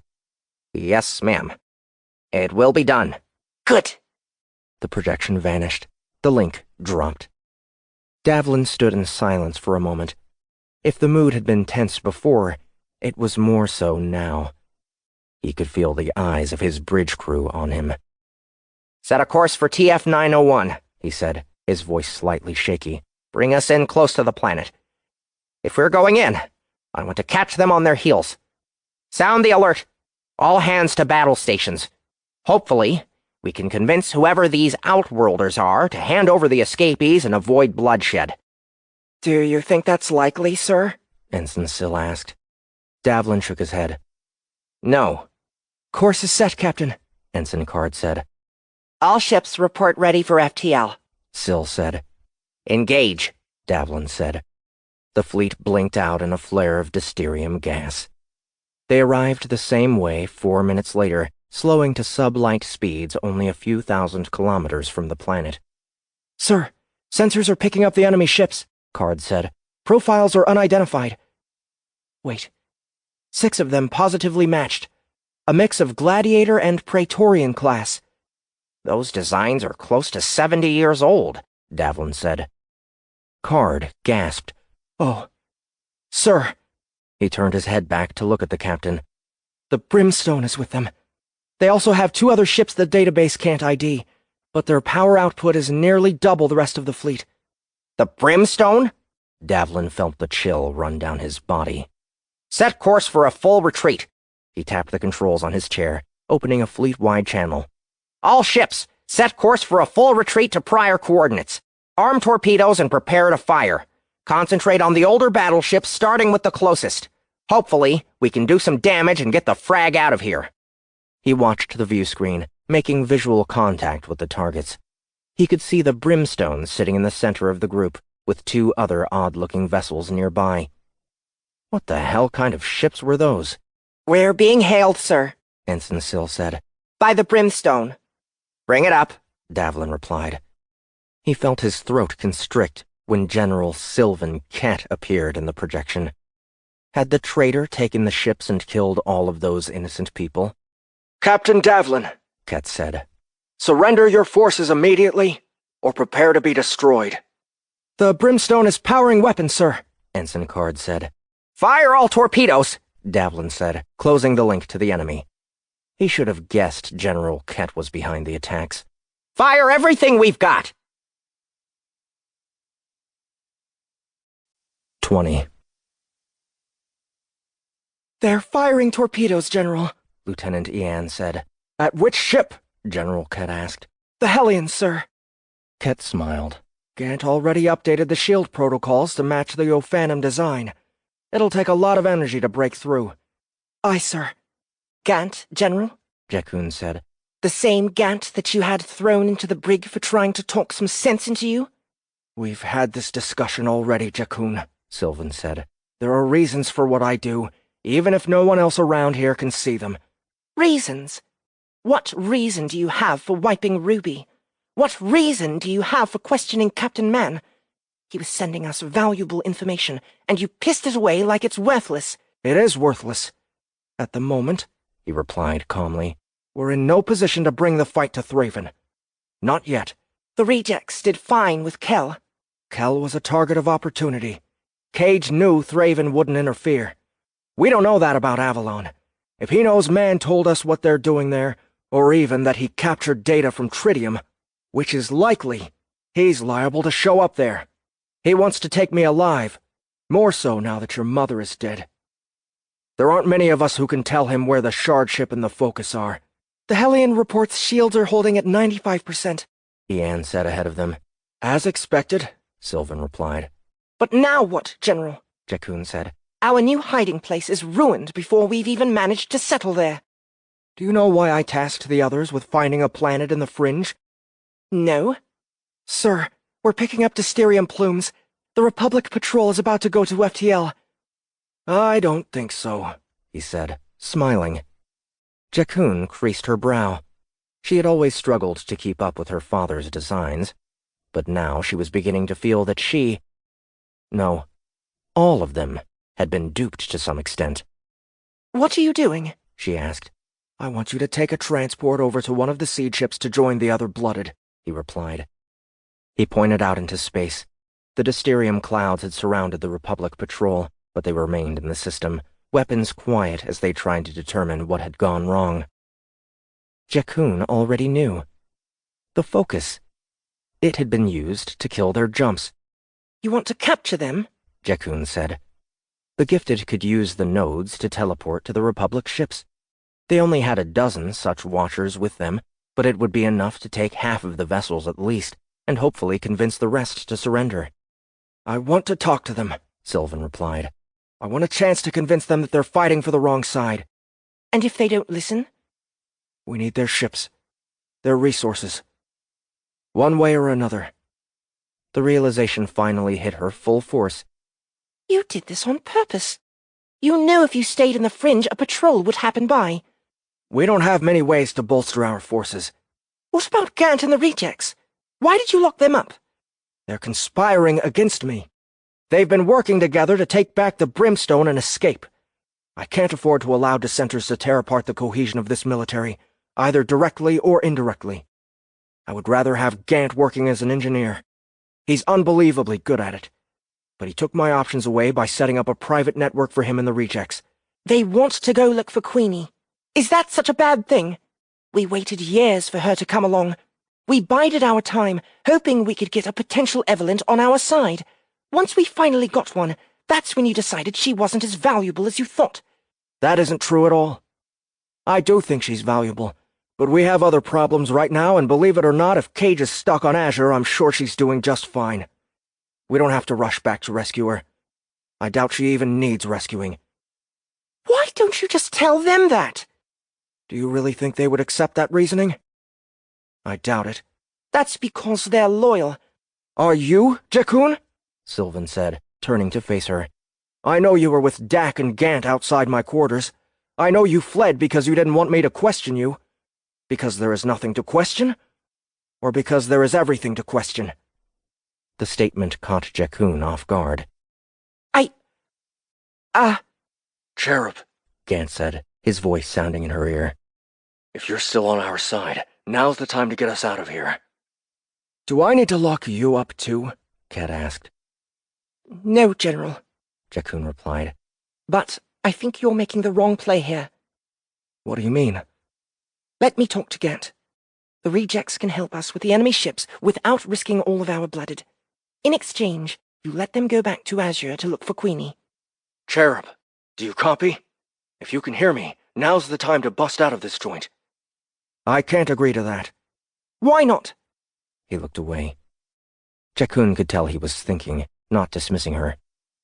If I let them go, I need you to keep them under control. I need you to make sure they come back. I'll do it. I also need them to go to Avalon first, determine what's happening there, and report back. Then they can go to Azure. I think they'll agree to that. They had better, or they'll be spending the rest of their lives in the storage holds. Yes, General. Jakun started heading off the bridge. She shifted her head back over her shoulder when she reached the corridor. By the way, Gant had another communicator on him. He's asking me to help them escape. Would you have? If we hadn't come to an agreement? Jakun stared back at him. She honestly wasn't sure. He had even convinced her his intention was to run and hide. What are you going to do with Ruby? She asked, not answering his question. Not what you were thinking, he replied, not answering hers either. Now go. 21. Cherub, can you hear me? Gant said. He was beginning to wonder if he had fragged up the circuitry in the makeshift comlink. No, that couldn't be it. Any idiot could make a communicator. I don't think she's coming, Erland said. Can you blame her? We're trying to mutiny against her father. It isn't mutiny. I don't want to seize control. I'll let Queenie handle that. I just want out of here and away from this bullshit outfit. It's close enough, Dak said. If you're asking her to choose between family and... We're family too. Dak laughed. Maybe you are. Some of us are just the hired help. Jakun, she's her father's soldier. She's not going to... The door to the compartment slid open. Jakun was framed by it, a cart of gear in front of her. Never mind, Dak said. She entered the room, the door closing behind her. Here's the deal, she said, looking at Gant. We're being attacked by a Republic patrol. Don't worry, their weapons will take a little time to penetrate our shields. The thing is, General Kett wants those ships. Gant groaned. What? Jakun asked. Why didn't I think of that? Think of what? Erland said. I'm getting stupid in my dotage. It's not a bad move. But why didn't he say so sooner? He didn't think he would listen. Besides, we took on hundreds of Outworld crew members. Trust only goes so far right now. He didn't even tell me until 2 minutes ago. So what's the offer? We help capture the flagship. We go to Avalon to see what there is to see, and then we have full authority to go find Queenie. Like we need Kett's permission? I know you don't, Gant. But Queenie is going to want this army. She's going to want these ships. It'll go a lot smoother to play along than to try to take them by force. She's right about that, boss, Dak said. Did Kett come up with that idea on his own? Gant asked. Not exactly, Jakun replied. That's the offer. It's the only one we're going to get. And if we refuse? If I disable you and steal all that gear you brought in? She smiled. I'd like to see you try. I'm resistant to the gift, remember? And you don't have the skills to drop me straight up. Jakun's smile faded. I know. Gant, please. I'm trying to walk the line here. and I could use a little support. Fine. Nerd, Dak, either of you have a problem with this? You're the boss, Dak said. Whatever you say, Erland said. Gant walked over to the cart. He picked a nerve stick out of it. Nothing in this pile is lethal. We don't want to kill Republic soldiers, Jaunt said. We want to convince them to join the fight on the right side. I suppose. What about Ruby? What about her? Gant held the nerve stick, spinning it nimbly in his hand like a baton. Ket wiped her. I don't appreciate that. He said he had a reason. But he didn't tell you what it was. No. I take it she isn't coming with us, then. The reset will take hours. Where's Imp? Jaunt reached into a tight pack on her suit, withdrawing their communicators. Already on the way with the Faust. I said the shields would last a few minutes, not forever. You knew I would accept? I figured either you would accept or free yourself. We both know this fight needs Queenie. Even my father knows that. Gant took the offered communicator. It was better than the makeshift one he had made. Imp, what's your ETA? He asked. Hey, freak monkey! Bastion replied. It's been a while. Why do you have to call me that? It's a term of endearment. It's annoying. Yeah, well, sorry. I was just trying to keep things playful and loose, you know? I'll be docking in 10 seconds, assuming these Republic pukes don't hit me. We're on our way. Nerd, Dak, gear up. The two rejects grabbed some of the gear. In addition to the nerve sticks, there were stunners and light suits for each of them. Can I go across the hall? Erland asked. Gant paused in the middle of removing his pants. Why? He looked at Erland. The pilot's face was deep red. Gant groaned again. Cherub, would you mind turning your back? Jaunt smiled as she turned around. You guys too? Erland asked. Gant groaned again, but did as he asked, facing away from Erland as he finished stripping and pulled on the light suit. I'm surprised they had one that was big enough for you, Dak, Gant said. This is my original. I haven't worn it in, I don't know, 3 years. I'm glad it still sort of fits. Gant finished putting his on and turned back to Dak. The light suit looked like it was crushing him. I gained a little weight, Dak said. What's a little weight for you? 100 kilos? Give or take. Where the frag are you guys? Bastion said. It's getting boring out here. You should have grabbed Pick and Ben Hill first, Gant said. He did, Pick said. We're just waiting on you four lollygaggers. Seriously, can you get your asses in gear or what? We're on our way. Cherub, tell Ket we accept. We'll get him the battleship, and then we'll be on our way. Gant moved past her and into the hallway. The guards were both on the ground, knocked out by the nerve sticks. Okay, wait a minute, he said. I took some liberties. My father isn't the only one with loyal soldiers in this army. He'll assume by our actions that we took the deal, and if you want to follow through, all the better. If you don't, as far as I'm concerned, the rejects don't answer to anyone but the rejects. Gant stared at her for a moment. I love you, he said, in a non-sexual, non-romantic way. She laughed. I'm a reject first, a Jaunt a second, a Watcher third. I want to be on the winning team. I'm just sorry I couldn't get Ruby out. We'll take care of that later. We have other business to attend to first. It's time to do some evil. So nobody else has to. 22. There's my team, Pick said as they boarded the Faust. I've missed you. Hugs, anyone? Pick spread his arms wide. We missed you too, Erland said. You did? Not really, Gant said. Imp, we're on board, and the airlock is sealed. Get us in gear. I'm on my way up. Roger, Bastion replied. Nobody wants a hug? Pick asked. What's the matter with you, bro? Dak said. I'm working on a new skill, besides killing things. The Faust shuddered for a moment as the docking clamps released. The acceleration was controlled, putting pressure on them through the inertial dampening but allowing them to stay upright and in motion. They made it to the ladder and climbed. Gant left the others in the CIC, heading forward to the cockpit. He could see the fighting out of his view screen. The Republic forces had launched fighters. They were making an effort to harass Ket's ships, though Gant didn't know why they were bothering. If torpedoes couldn't get through the upgraded shields, smaller rounds didn't have a chance. The main battleship was easy to pick out. It was the largest vessel in the group and was unleashing the most ordnance. "Why don't they retreat?" Bastian said as Gant slid into the co-pilot seat. They can't, Gant replied. Ket is holding them here with the focus. "That's not very neighborly." Gant chittered a laugh. No, it isn't. 3 o'clock. Bastian yanked on the control yoke as a Republic starfighter angled in at them, lasers scoring their shields. "Where'd that fragger come from?" Bastian asked. He was there the whole time. Are you getting rusty from taking a few days off? "Are you kidding? I had a few years off and didn't get rusty." He bounced the Faust up and rolled, evading a line of fire from another starfighter. Gant noticed that none of the defenses Ket had launched were firing at their opponent. The Republic wasn't the enemy. They just didn't know any better. A light began to blink behind Bastian's head. "We're being hailed," Jakun said, leaning into the cockpit. "Could you get that for me?" Bastian asked. "I'm a little busy at the moment." He yanked on the yoke, sending the Faust darting in a new direction.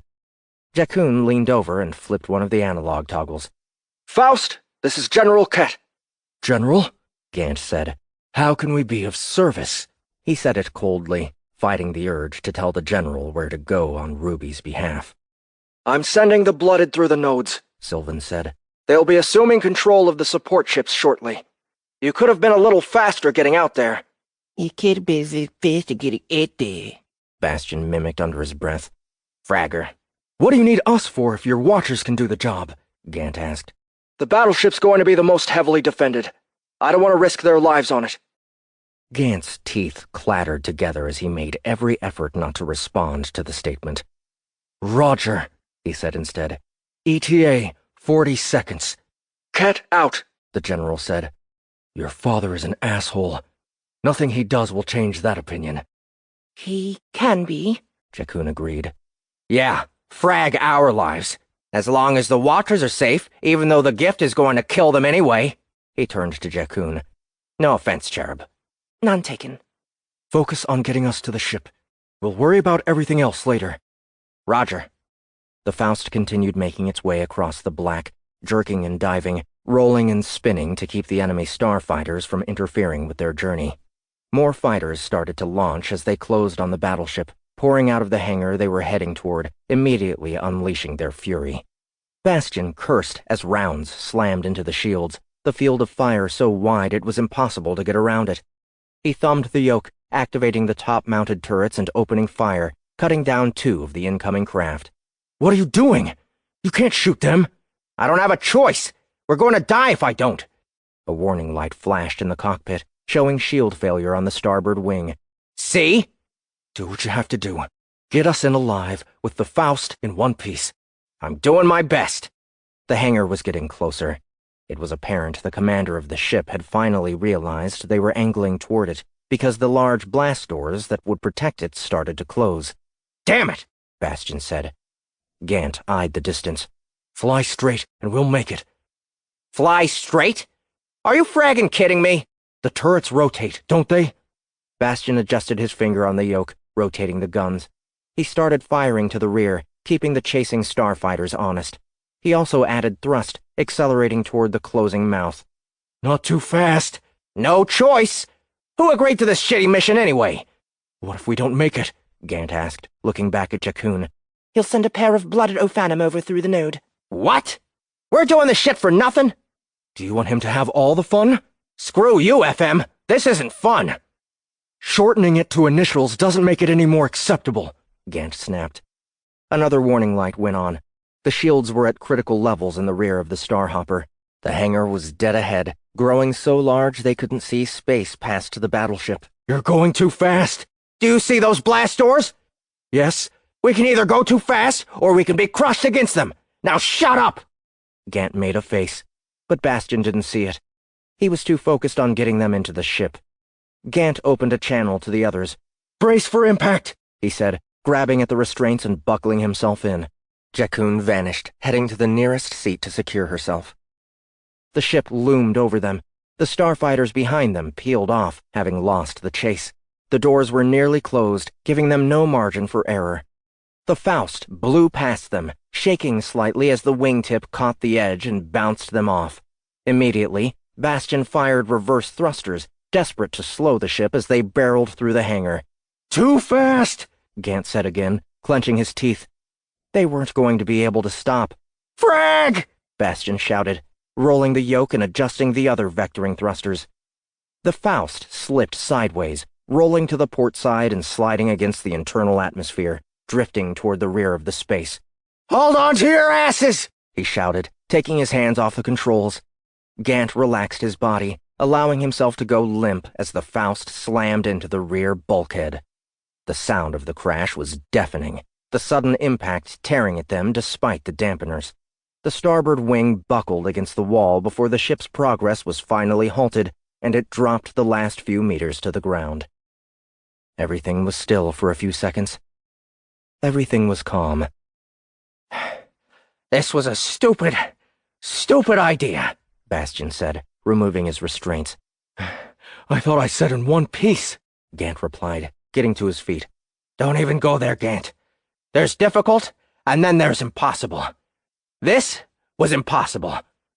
Fragging Ket probably expected us to die. Problem solved. And kill his own daughter? I don't think so. Maybe he just overestimated your capabilities? Frag you." Gant decided to let it slide. It had been a much more difficult maneuver than he had expected. "At least you got us here alive. Now we just have to stay that way." He headed out of the cockpit and into the CIC. Jakun was there, waiting for them. "Do you know what I think?" "What's that?"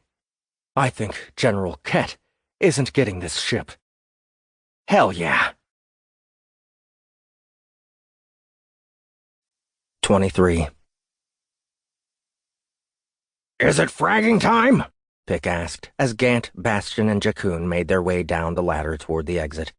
He was wearing a battlesuit, though he still looked small standing beside Dak.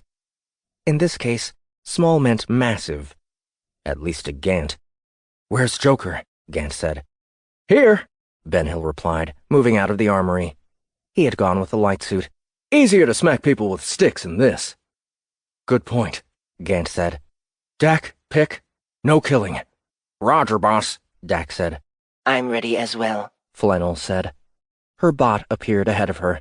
She followed behind a moment later, having assumed Abby's normal human form.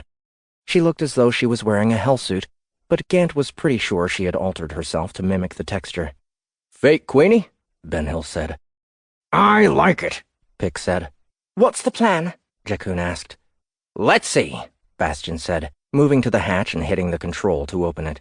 He leaned out to scan the hangar, greeted by a round of fire that nearly took his head off. He hastily closed the hatch. "I think we should wait here." "Cherub, do you have any of those teleporters?" Gant asked. Jakun picked one out of a tight pack. Gant took it and headed away from them. "Where are you going?" Bastion asked. "I'm going to dump this out of the waste disposal bay. Cherub, prepare the link. Don't wait for me." Roger, Jakun said. Gant carried the teleporter to the recycling and disposal unit. The waste inside was contained in a frozen state until it was full, and then jettisoned into space. Thankfully, it was still frozen. Gant opened the unit, made a face at the shit inside, and then put the teleporter on top of it. He closed the unit and hit the manual release. He could hear the machinery working, the hatch at the bottom of the ship opening and dropping the load. A few seconds later, he heard shouts and gunfire from the Republic position. The hissing sound of nerve rounds followed. Gant ran back to where the rejects had been standing. They were all gone, the teleporter still active. He stepped through, emerging onto the floor of the hangar amidst a shattered mess of waste. The others had already overwhelmed the Republic defenses. He caught sight of Flannel smacking one of the soldiers with a nerve stick, dropping him to the floor. He found Pick holding a pair of soldiers up by their uniforms, while Dak delivered the stunning blows. "Round them up!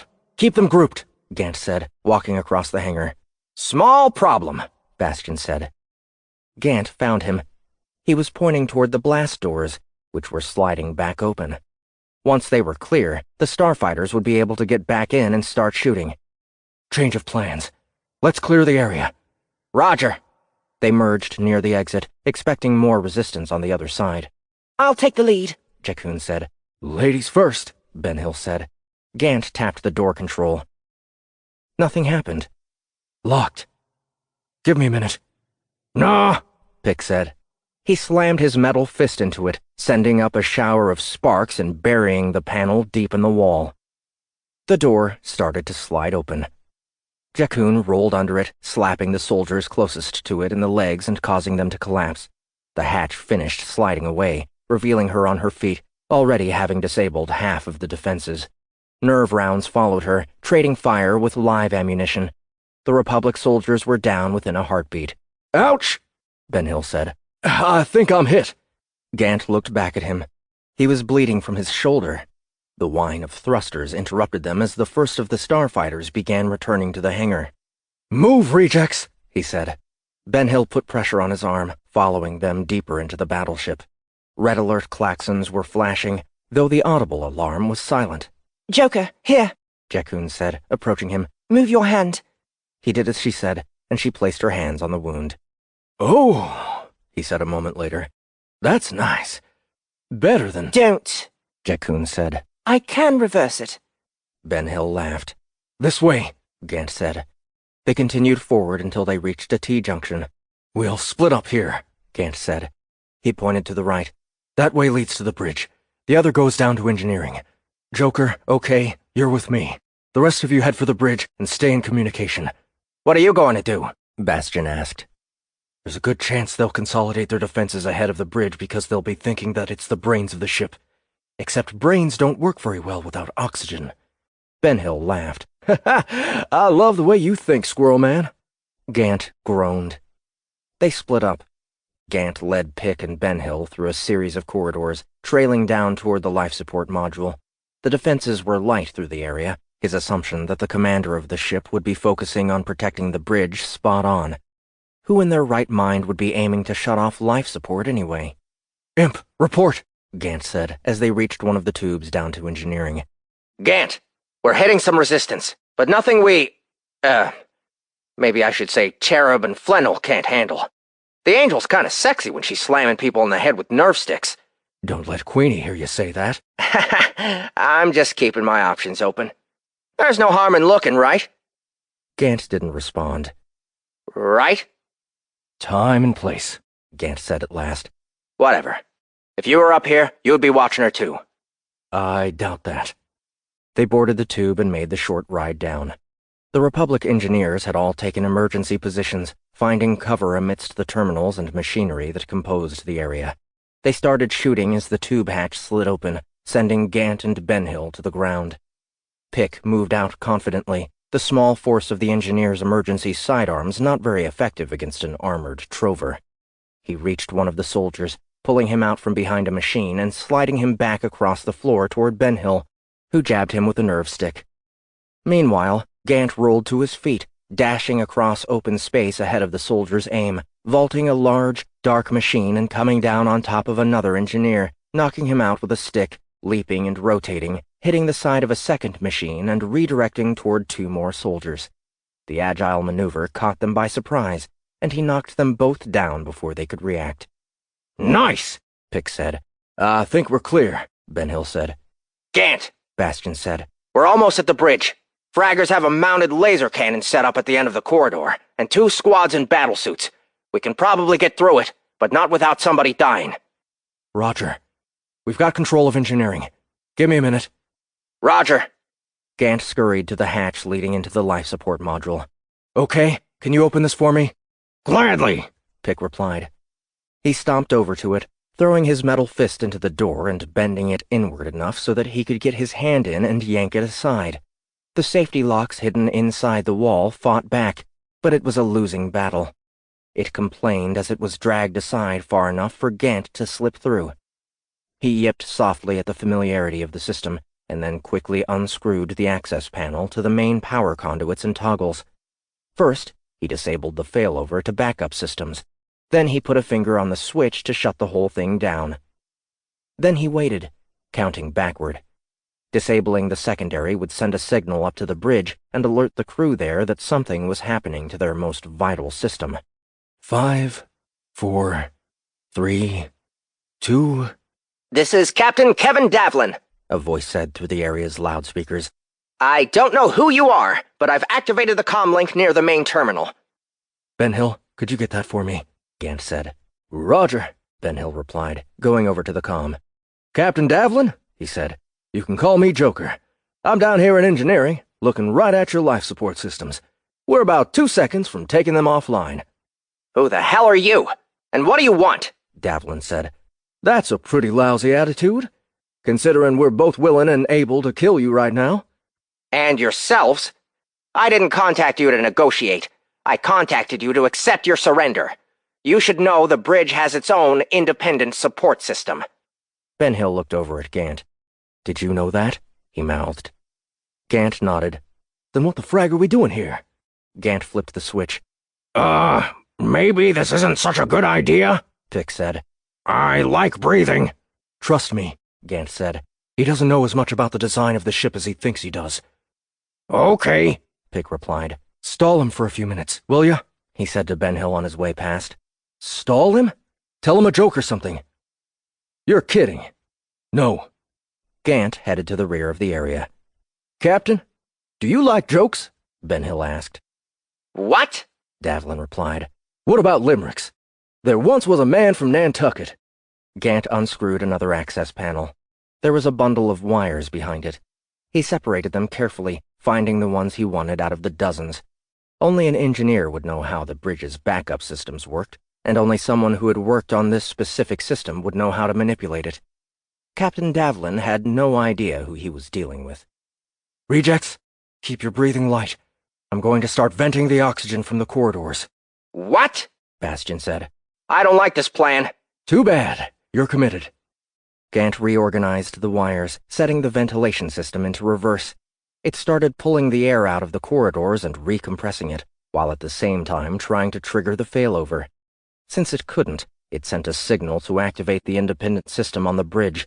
What exactly are you doing? Jakun asked. Crossing the wires, Gant replied, splicing a second wire to the bridge signal. You need to outlast the assholes in the battlesuits. I assume they aren't wearing oxygen? Not that I can see. Good. That would have totally fragged up my plan. The plan which involves suffocating us? And them. Not on the bridge. No, not on the bridge. Stand by. He went over to the terminal. It was locked, but that didn't prevent access to the readings. He could see the oxygen levels dropping across the ship. The ventilators were efficient and would clean them out in a couple of minutes. Everywhere except the bridge. On the bridge, the oxygen levels were rising. He had screwed with the system, using the extra wire to add interference to the line. The result was a bad signal from one system to the other, which in turn had informed the tertiary backup to pump out oxygen instead of regulating it. While the rest of the ship was suffocating, the bridge crew would be hyperventilating. The risky part was not knowing if anyone on the bridge would realize what was happening and think to open the door before they all died. And by all, he meant all. He couldn't afford to reactivate the system until Bastian and the others had control of the bridge. He couldn't chance a bluff on Davlin's part. He moved beside Ben Hill, who was just finishing a third or fourth limerick, each of them successively raunchier than the last. Are you sure you weren't in the Navy? Gant asked. Ben Hill laughed. These are classics. Captain Davlin, how are you feeling? What did you do? Davlin replied. It's technical. The short version is that one way or another, you're either going to surrender this ship to us, or you're going to die. We're desperate and willing to take that risk. Are you? Davlin didn't answer right away. No doubt the systems engineer on the bridge would be frantically trying to override what Gant had done via software. It would take him a minute to realize it couldn't be corrected that way. It's getting harder to breathe, Pick said. Gant had already noticed the thinning atmosphere. He was breathing as light as he could, conserving air. Have I told you how much I hate you lately? Bastian said. Shut up and save your oxygen, Gant replied, before redirecting his attention to the ship's comm. Captain, the galaxy is about to turn into a chaotic shitstorm. Believe it or not, we're trying to stop it. So is General Kett. We need every ship, every hand we can get. Please, surrender. No harm will come to you or your crew, and you can help us save the lives of billions. The Republic can take care of itself, Davlin replied. Not this time, Gant said. He was starting to feel a little lightheaded. The enemy has control of the RASC, the Planetary Council, and the Outworld Governance. They're going to lead the faithless into a war against one another. A war of attrition that will leave the entire galaxy in ruin while they and their believers look on and laugh. I'm not inclined to believe a word you say. Why do you think we haven't attacked your fleet? Why do you think we haven't let you leave the area? Why do you think we've only stunned your people instead of killing them? You destroyed 2 of my fighters. Gant cursed under his breath. Damn it, Bastion. Only as an act of self-preservation. We have the brimstone out there, Captain. If you've heard of it, then you know what it's capable of. We captured it from the enemy, and we're using it to fight back. We want you to join the fight.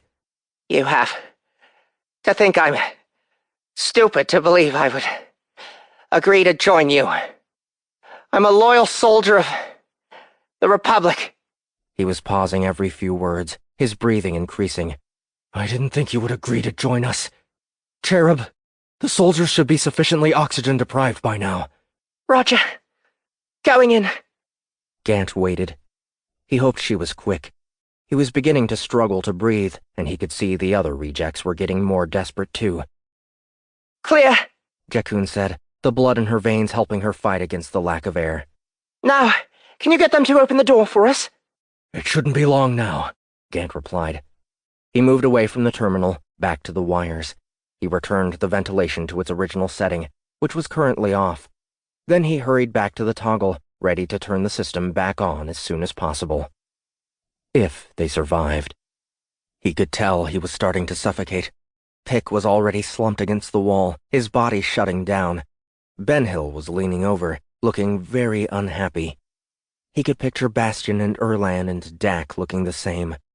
He wasn't sure about Flennel. He had a feeling the Herschen was able to survive without oxygen for a while. Cherub?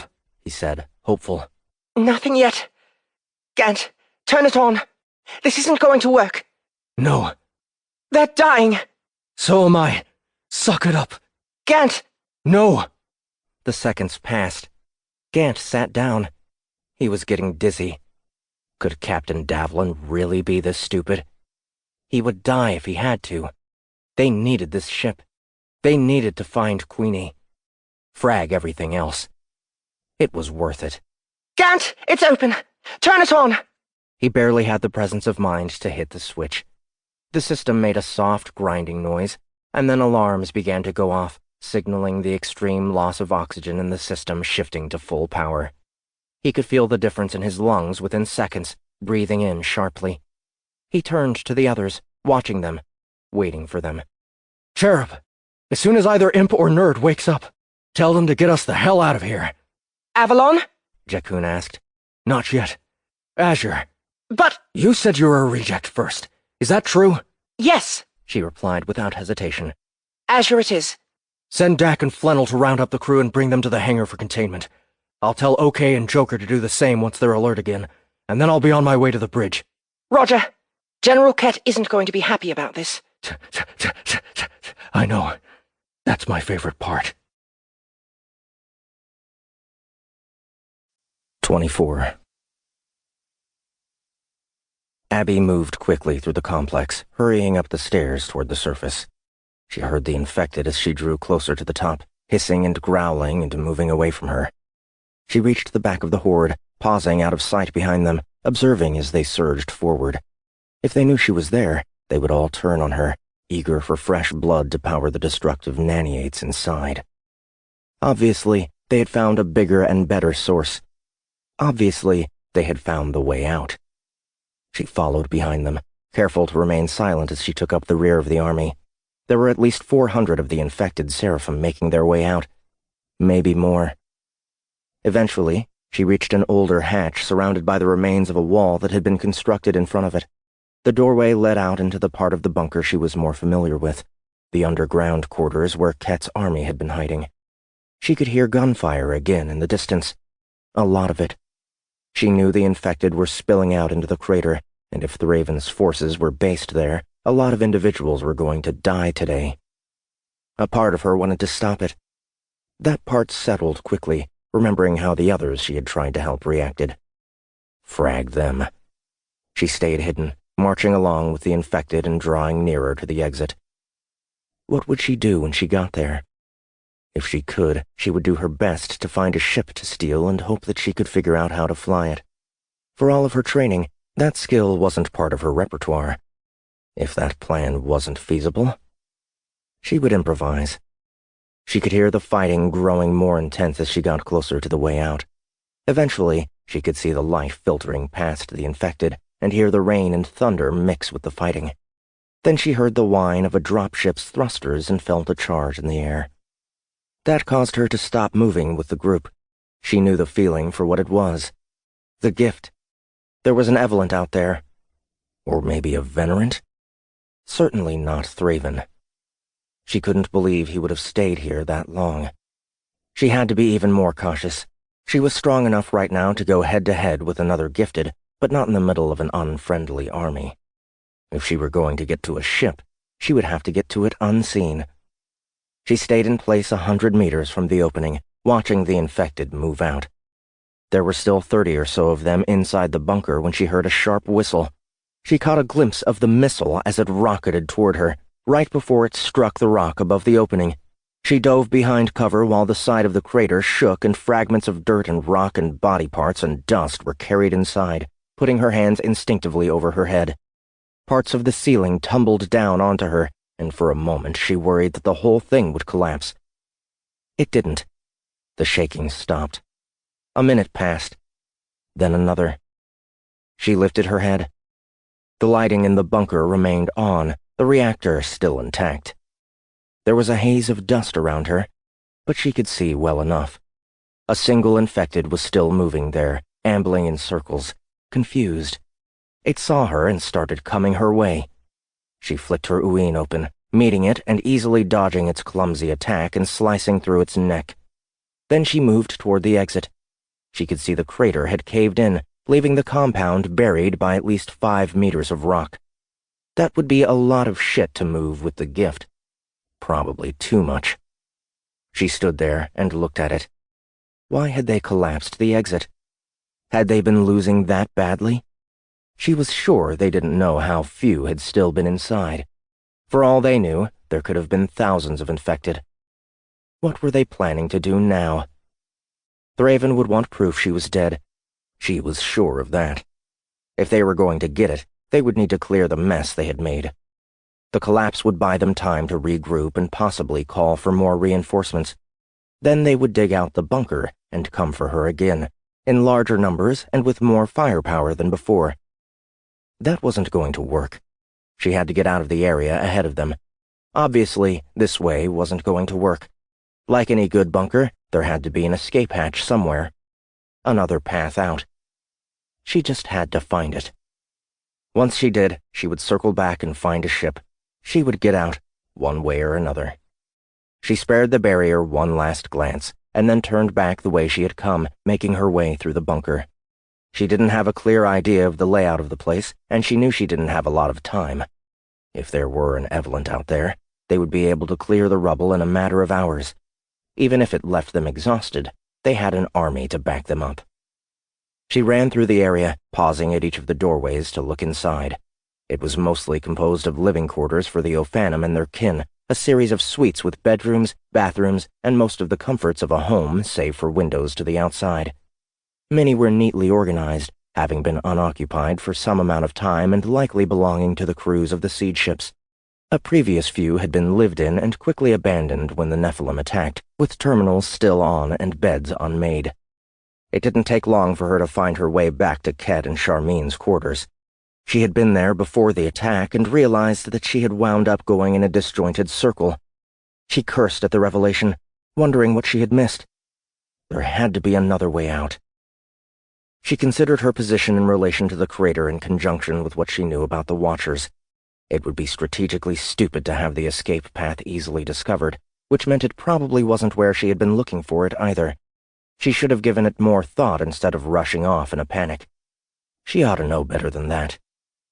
The Ophanum had devices that could transport them across distances and through solid objects. What if the entrance wasn't visible from within the bunker at all? What if it required one of the teleporters to reach? Or what if there was a matching pair somewhere unexpected, hiding almost in plain sight, not near the outer edges of the subterranean structure, but closer to the center? It meant that the escape route could be anywhere. It also meant that if she could find it, Thraven's forces clearly hadn't and wouldn't. It would give her the breathing room she needed to plan her way off the planet. She headed back out, searching the inner corridors of the bunker. She came across a pair of meeting rooms, an exercise facility, and the armory, which had been picked clean, either by the escaping Watchers or Thraven's soldiers. She passed a medical ward, a nursery, and an archive of some kind. She lingered at the archive, finding that unlike in the lower part of the compound, the data in it had all been erased. From there, she made her way into a large mess. The tables and chairs had been thrown around, dented and scored by gunfire. There were food wrappers littering the area in a mess made by the soldiers who had searched it. She made her way back to the pantry. It was a long, narrow room lined with shelves. She walked along it, searching the dark corners to see if any of the food that had once filled them remained. She found a single food bar tucked into the back corner of one of the shelves. It was better than nothing. She took it and slid it into a tight pack. She turned to leave. As she did, the hell brand began to tingle slightly. She put her hand to it, slipping it under the demon suit to touch it. It was warm. Why? She walked back down the aisle. The tingling faded. She moved back to the end, near the wall. The tingle returned. "Are you trying to tell me something?" Abby said. She looked at the wall. It seemed solid enough. "If you are, I'm not getting it. There's nothing here." She scanned the shelves. Maybe there was a false wall behind one? She grabbed one, yanking it and pulling it away. She felt around the wall for a seam, not finding anything. She pushed that shelf back and turned to face the next. She started dragging it out of the way. Everything around her started shaking, and a loud rumble echoed from the direction of the entrance. She froze. Was that the result of moving the rubble with the gift, with standard explosives, or both? Either way, she was out of time, and she still hadn't found her way out. She had no choice but to fight her way out. Damn it. 25. Colonel Quark turned his head to look at Elevy's back, squinting slightly to change the optics in his left replacement eye so that it would be able to peek right through the long jacket she was wearing and the light suit underneath. "Not bad," he mumbled to himself. "Did you say something, Colonel?" Captain Griff said softly. The Atmo was fingering the trigger of his rifle, a nervous habit Quark wished he would break. "Just looking around," Quark said, keeping his eyes locked on her rear. She was a shapely woman. Maybe once the job was done, he could talk her into his pants. They were in the bunker beneath the large crater where some individuals Elevy called the Ophanum had been living until the general and his forces had come to remove them. From what he understood, these Ophanum were scoundrels and pirates like the fugitives that destroyed the Destructor, and they had been sent by the governance to clean them out. He knew the story was bullshit. He knew this planet was registered as worthless in databases both public and private. He also didn't care. The Dawn had hired his crew to catch up to the cons, and that was that. As the Crescent Hauler's top contractor, he knew better than to ask irrelevant questions or waste time wondering what the whole truth was. He didn't care whatever the frag those things he had decapitated were. The Dawn had recommended he bring laser cutters for that specific purpose, and so he had. Whatever. A short regroup, a powwow with the leaders of the expedition, and some well-placed explosives had gotten them past the introductory phase and quickly to the mission at hand.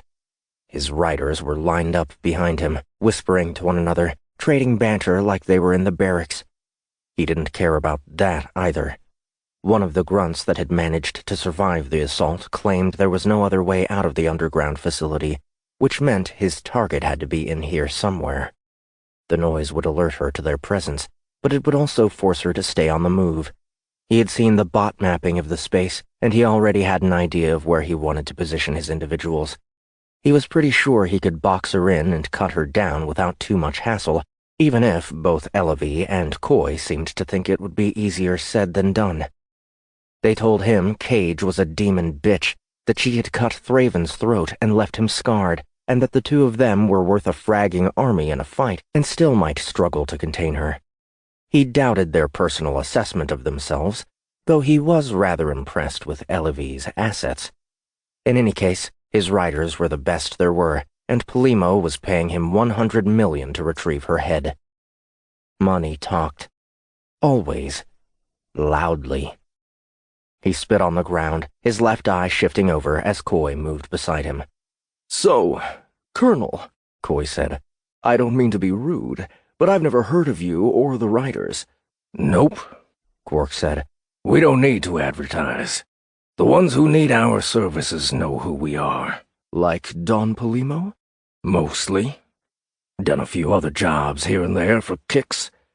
Haulers pay the best." "You didn't seem surprised when Elavie toasted the former commander of our forces." Quark laughed. "I've seen more unbelievable shit than that. Don't care how you did it. Just don't try it on me and mine. I'll kill you first." Coy raised an eyebrow. "What kind of unbelievable shit?" "If I said it, you wouldn't believe me. That's why it's called unbelievable." "Try me." Got hired for a job near the back of the Outworlds. Hauler made a drop. The ship never came back. Sent a second dropship in to find them. All they found was the dropship and a lot of blood. Crew was gone. Cargo was all there. Probably didn't need me for it, but the pay was too good to say no. Me and Griff here, we did the job ourselves. You remember that, Griff?" "Yes, Colonel," Griff replied. "We tracked the blood back to an abandoned mine. There were—" Griff paused and tried to make a disgusted face. "Creatures inside.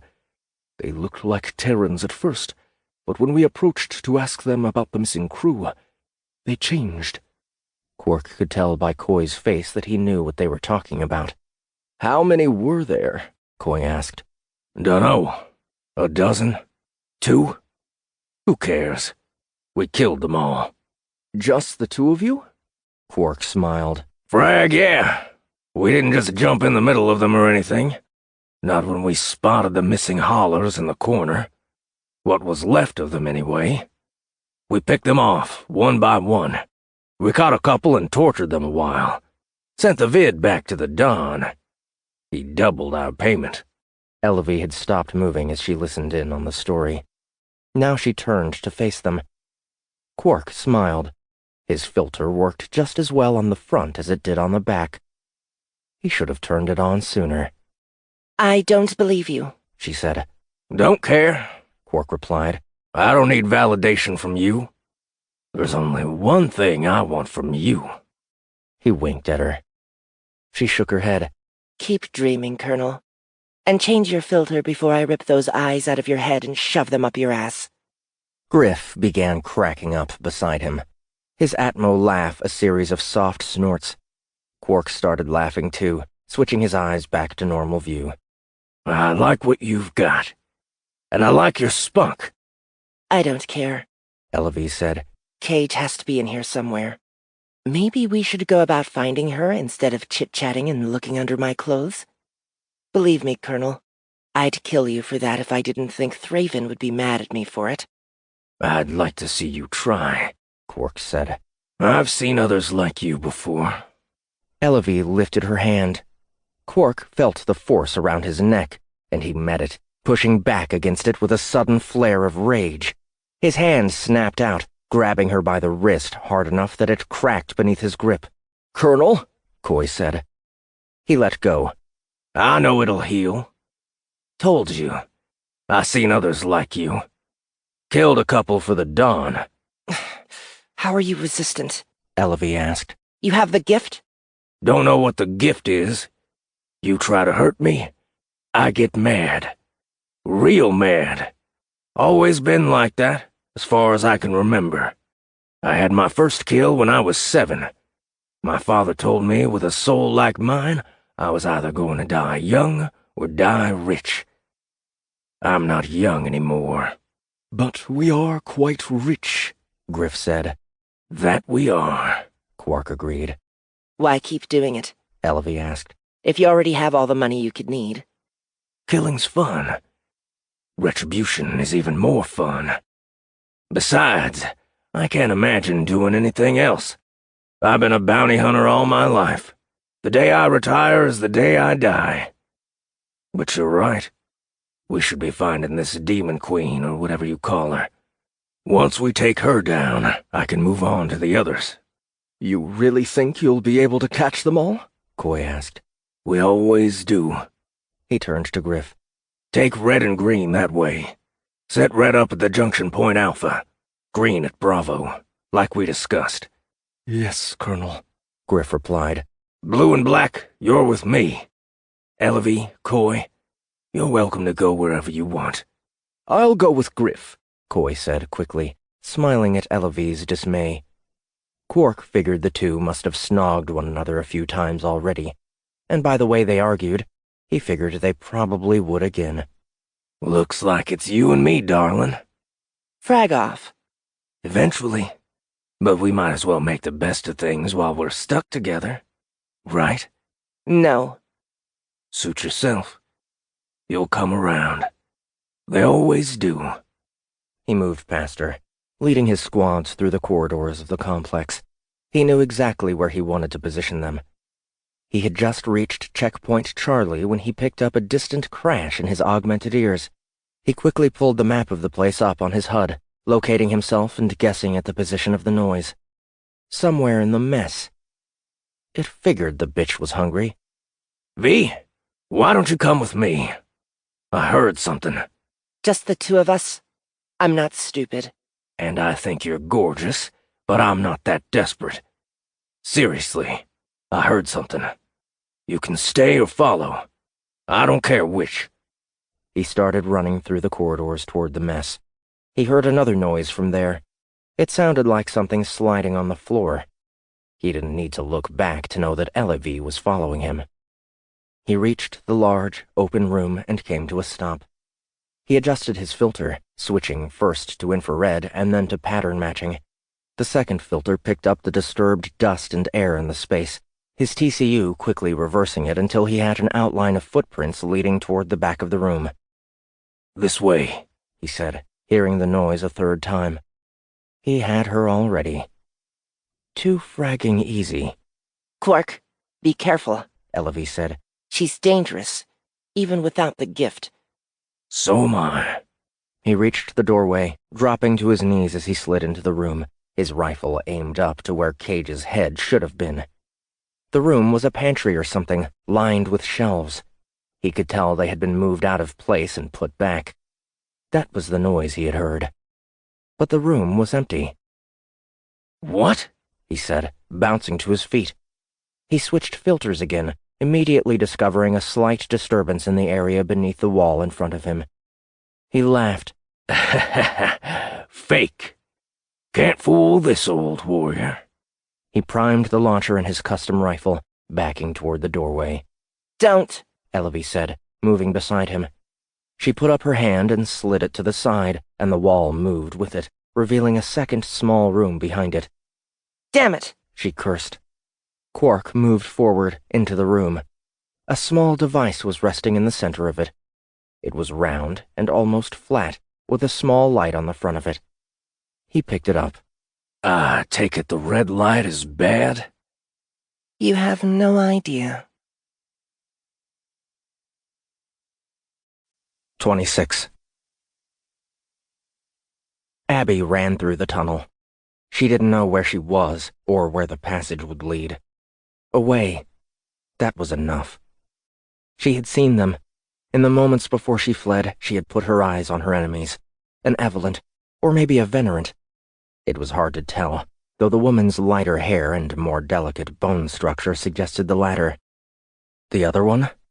She wasn't sure. His armor was marked and well used, He was carrying a rifle that had to be custom designed, and she was certain he had known she was close. How? She wished she could have seen his face, but the glare on his helmet made that impossible.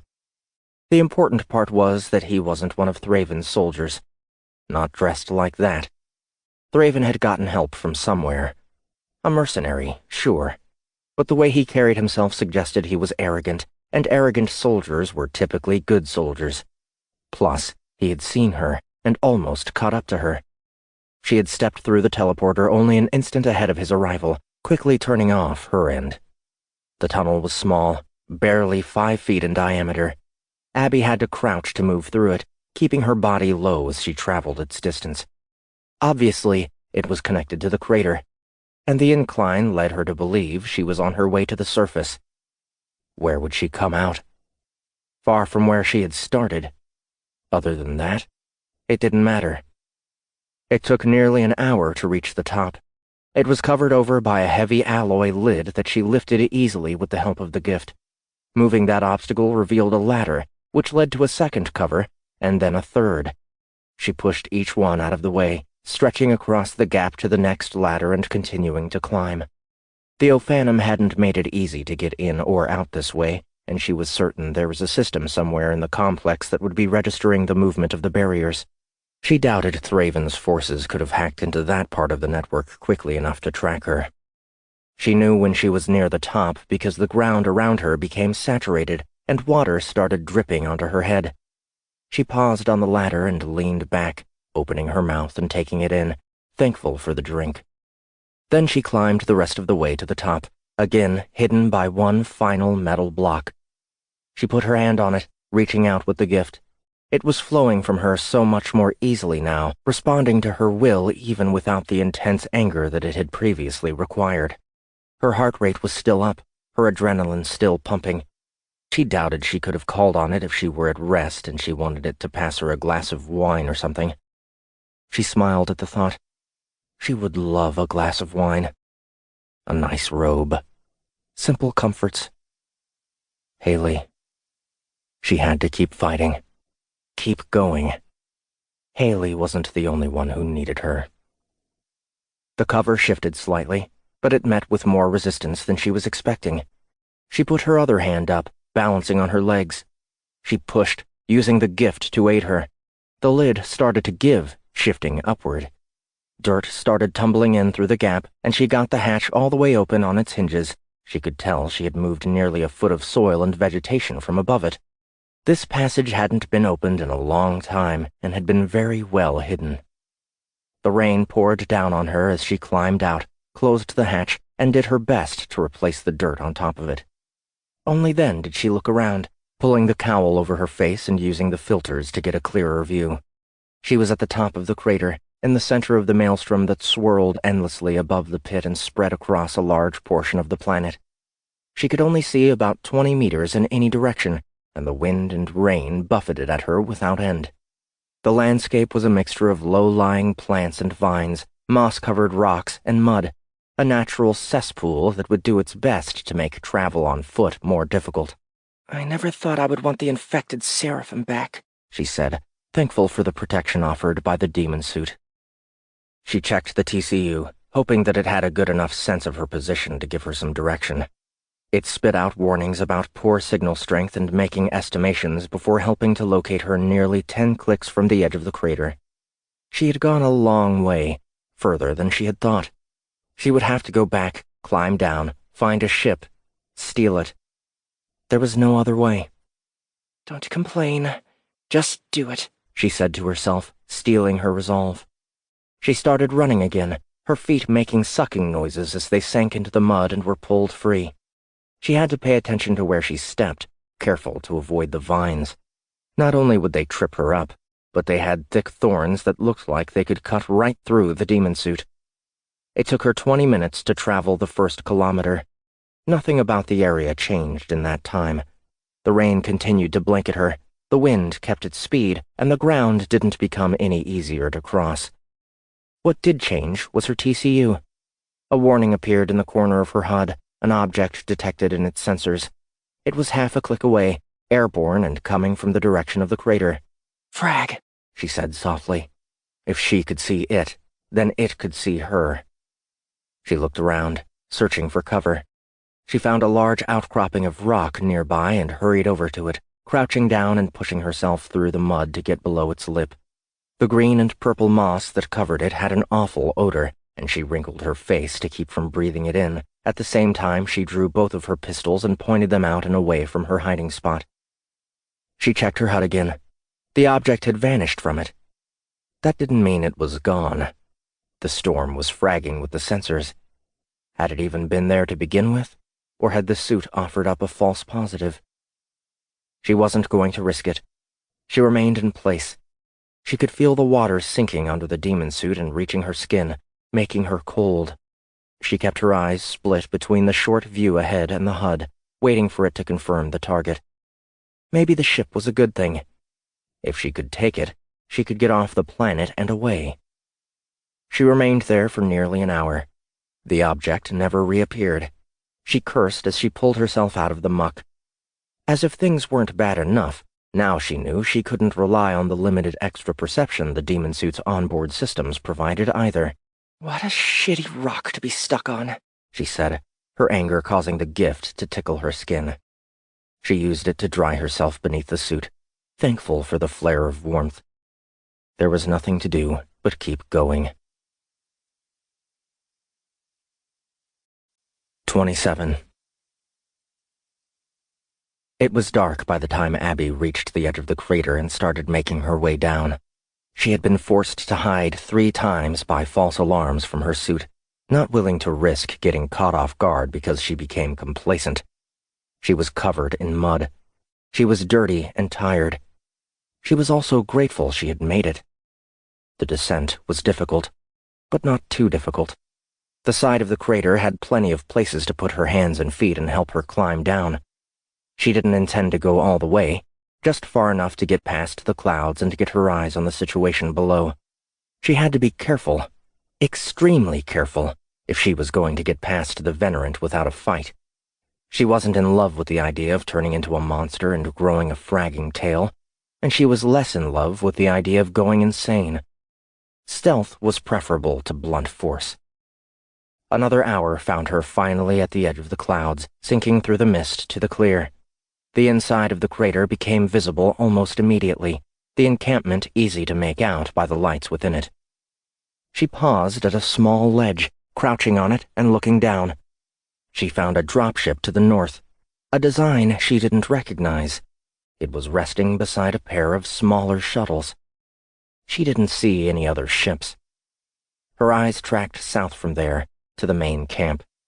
It was in a state of semi-disarray, with a portion of the area having been demolished in the infected Seraphim's attack.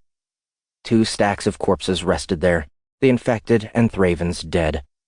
She wasn't all that surprised they were being treated so callously, but it didn't make her any less angry. The rest of the site was littered with temporary barracks, though there was a clear separation between Thraven's army and the mercenaries. One set of shelters was quiet and calm, the other was raucous. Individuals from around the galaxy were sitting outside of their barracks, laughing and drinking and carrying on like they were on a camping trip. She spotted an Atmo, 2 Trovers, a Physig, and a handful of Terrans. Thraven had hired these idiots to catch her? That didn't seem right. She scanned the other section of the camp, her eyes pausing when she noticed the soldier from the bunker. He was emerging from one of the other structures in plain civilian clothes. It was hard to make out details from the distance, but she knew it was him by his size and demeanor. He walked with an unmistakable swagger, heading back toward his group. She kept her eyes moving from him back to the shelter, watching. A few more seconds had passed before someone else emerged from it. A woman. The Venerant. She was wearing the same long coat as before, but the way she was holding the front of it told Abby she had nothing on beneath it. Thraven had sent the woman to catch her, and she was having sex with the mercenaries instead? She smiled and shook her head in disbelief. What would Thraven do if he knew how his minions were acting in his absence? The Glorotant's loss was her gain. If the Venerant were distracted, it would be much, much easier for her to get to one of the shuttles. No, Not the shuttles. The dropship. There was sure to be at least one warship in orbit, and it had the best chance of protecting her through the encounter. That was her target. She put her eyes back on the mercenary. He had reached his team, and they all pointed and laughed and made comments as he crossed through them and entered his shelter. She redirected her attention to the soldiers around the perimeter. She would need to observe them for a while, track their movements, and determine the best time to make her move. Her HUD flashed a warning. A new object detected above her. It registered suddenly, and only a few meters above her head. She looked up, not sure if there was going to be something to look at or not. There wasn't. Damn thing, she whispered. I'm getting kind of tired of this.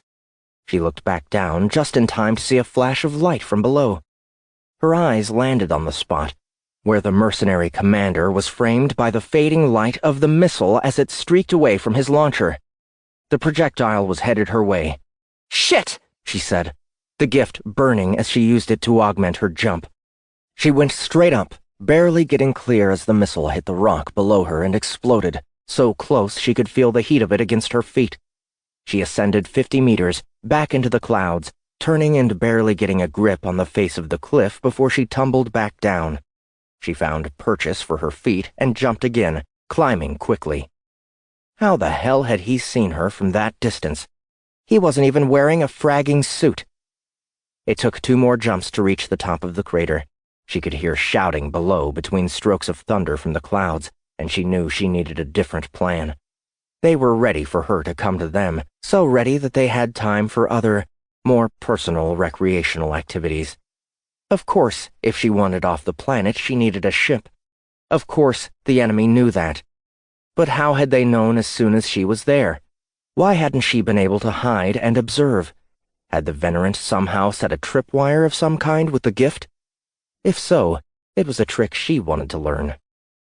At least she had been able to interrupt the Venerant and the mercenary in the middle of their fun. It was a small victory, but it was better than nothing. She turned to run. A half-dozen drones dropped out of the clouds around her, weapons trained and ready. Maybe the HUD hadn't been sending false positives. Maybe they had been watching and waiting. Maybe they had known where she was almost the entire time. Stupid. She was stupid. She should have considered that. She should have realized. What the hell good was her training if she was going to ignore it and rush headlong into the unknown? She was too desperate to escape, too eager. And now it was going to cost her everything. She put up her hands, the gift alive inside of her. The drones began firing, their bullets hitting the defensive shield and falling harmlessly to the ground. So what? They were stalling her, giving the Venerant and her forces time to reach her location. She couldn't fight their entire army. She had to get away. She swept her hands to the side. The leftmost drone was caught by the gift and dragged sideways into the one beside it, the force enough to bring both of them down. She threw herself at the drone in the middle, taking a pair of hits on her thigh before grabbing it and throwing it into the next one, the impact destroying them as well. There were 2 left, and they rotated to get a bead on her. She ignored them, breaking forward into the clouds before tripping on one of the vines. She tumbled over, landing on her stomach with her face only centimeters from a second vine. Frag, that was close. She leaped up on the strength of the gift, vectoring forward in the air, coming down beside a large rock. She remained there for a moment, turning and looking back. Between the darkness and the clouds, she could barely see anything, and when the lightning flashed, it blinded her with its brightness. She stood and started running again. A whine joined the menagerie of sound, one of the shuttles climbing to the top of the crater. It hummed overhead while soldiers in suits made the bounce to the surface. She didn't dare slow to try to find them. She kept moving forward, taking a soldier by surprise a moment later as they appeared to one another through the clouds. She was faster, shooting him 3 times in the visor before he could react, the first bullets breaking through the armor and the third delivering the killing blow. She bounced over him, careful to avoid the vines, landing on a stone and letting herself glide along the slick moss until she reached the other side. She dropped back to the ground and bounced, taking a low arc across the landscape. She heard gunfire, and bullets began piercing the air around her. She was hit in the back of the arm, and she turned around, finding a pair of black suits at her back, delivered by the shuttle. She shot back, her aim almost perfect as she placed 6 more rounds through their helmets before resuming her escape. Her feet tapped lightly on the mud, moving so quickly they didn't have time to sink. She watched the ground ahead of them, dancing over the vines and doing her best to put some distance between herself and the enemy. Where were the mercenaries? Where was the Venerant? Up here somewhere. The noise around her grew louder. She knew the sound of a dropship when she heard it. It was positioned to her left, a few hundred meters away at least. With all of the other warm bodies up here, they had lost her exact position. Good. She kept running, back to the north. She needed to find somewhere to hide, and fast. But where?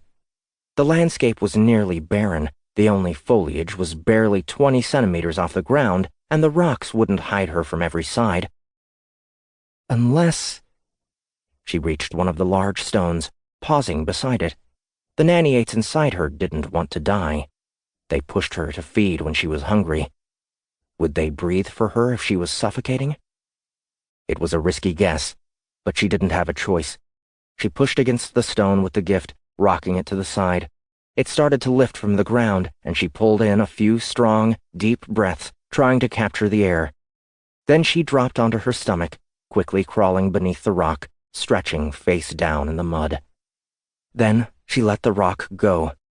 It tumbled back on top of her, the soft earth giving way below and allowing her to be pressed beneath it, rather than crushed. Her mouth filled with the mud. She couldn't breathe like this, and for the first minute her mind rushed into a panic, convinced that she was going to die. She had to resist every urge to move the rock aside and flee the situation. She had to force herself to stay calm and remain buried alive. The brand on her shoulder began to burn with icy heat. She stopped trying to breathe. It went against every natural inclination, but somehow she did it. She remained there, still and steady, counting the passing seconds in her head. Her heartbeat started to slow. She reached 3 minutes, then 4, then 5. She could feel the vibrations of the feet nearby. She could hear muffled shouts and orders. Another minute passed. Another. She was still alive, the gift warm within her, keeping her that way. The initial panic passed over into complete calm. The enemy would never find her down here. The rain and mud washed away evidence the moment after it was created. All she had to do was wait them out, and then she could be on her way again. On her way where? Now that she was calm, the answer was obvious. The crater wasn't the only place to find a ship that could take her off this rock. The fire was out there somewhere, brought down to the planet's surface through the power of the focus. She just had to get there before the enemy did. 28. That's her, Ola said, pointing through the heavily tinted glass of the car. Councilwoman Laurenti. She was getting out of her own car, trailing half a dozen guards as she made her way toward Nezpa, one of the most popular eateries in New York City. A lean, older woman with silver hair that she wore short and tight against her face, she moved with measured purpose, going to meet her husband for a bite before the big day tomorrow. A day that could change the fate of the Republic forever. An emergency session had been called, and the Council was preparing to vote on what they were calling the Crisis Consolidation Bill, new legislation that would give the Council greater control over the Republic Armed Services without interference by the Republic Prime Minister. It was a major coup that had the potential to quickly turn into a disaster, an overreach of power made possible by Thraven's manipulations. Somehow, they needed to stop it. Getting out of Seattle had been easy. A quick ride down the tube in the apartment building, a few minutes spent moving through a law enforcement checkpoint with identimasks active, and then they were free and clear. They had returned to the airport immediately, taking the shuttle back to New York to reach Laurenti before it was too late. The plan to deal with the councilwoman was straightforward. Tell her what they knew about her personal life and give her a chance to either buckle under the no longer existent blackmail or come to her senses about Thraven. If Olis could convince her of what siding with the Gloritant meant for the whole of the galaxy beyond her reputation, maybe they could get somewhere. And she would care about the entire galaxy, wouldn't she? Olaf wasn't so sure. He knew more about Laurenti than he had told Pahalaya on the way back, including the source of some of the funds she had used on her path up the political food chain. Not that it was strange for a politician to take bribes. In a sense, it was expected, but taking money from known crime bosses was a bad idea. It only proved she had no conscience when it came to advancing her power and career. Whatever. Olaf would try to talk some sense into her. He would try to cajole her. He would try to blackmail her. If none of that worked, he was going to have to kill her. He didn't have a moral problem with that approach. In some ways, he almost preferred it. The issue was that he didn't know which way her backup leaned. If Junior Councilman Bard was one of Thraven's too, then Olaf would be taking her down for nothing. Then again, if Bard was loyal, they could stop this thing before it got any further out of control. Not stop it. Delay it. Olaf was sure Thraven had another plan in place if the vote failed, but every day he could gain for Abby and the others was vital. The Nephilim were already moving forward much more aggressively than he had expected. Because of the Demon Queen's success? He couldn't rule it out. How are we going to get in there? Pahalaya asked. The place is drowning with guards. Laurenti wasn't the only VIP at the restaurant. They had seen a few other high-profile individuals make their way in during the hour they had spent watching and waiting. It was no shock the hottest place to be seen in the city was drawing the people who most wanted to be seen. I have a plan, Olaf replied. It requires that you wait here and keep an eye on things. If Laurenti leaves, I need to know immediately. You sound like you're leaving. I'll be back. Where are you going? I told you. I have a plan. It's better if you don't know what it is in case things go to shit. You mean in case I get captured? Yes. Don't worry. It isn't likely. Go ahead. Pahalaya made a nervous face and then got out of the car. Their work in Seattle had given her a little more confidence in what she was doing, but she wasn't completely comfortable with his plans for Laurenti. Maybe once he might have understood, but those days were long past. He turned on the car, bringing it up into the bottom row of traffic headed south. Polly, do you copy? He said, testing his new comm. Roger, she replied. I'm heading to the cafe across the street to keep an eye on things. Roger. Man out. He followed the line of cars as they wound above the streets and around the buildings, reaching his destination within a few minutes. He landed the car and got out, abandoning it to be ticketed and towed, making his way into the underground and beyond, back into Little Plixar. It didn't take him long to reach Delixix, though she was definitely surprised to see him. Captain?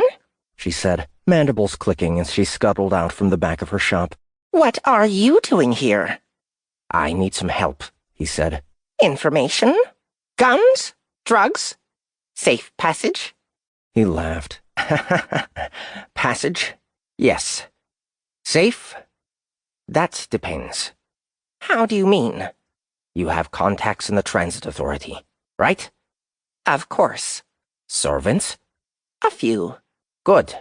I need to get below Nespa. Have you heard of it?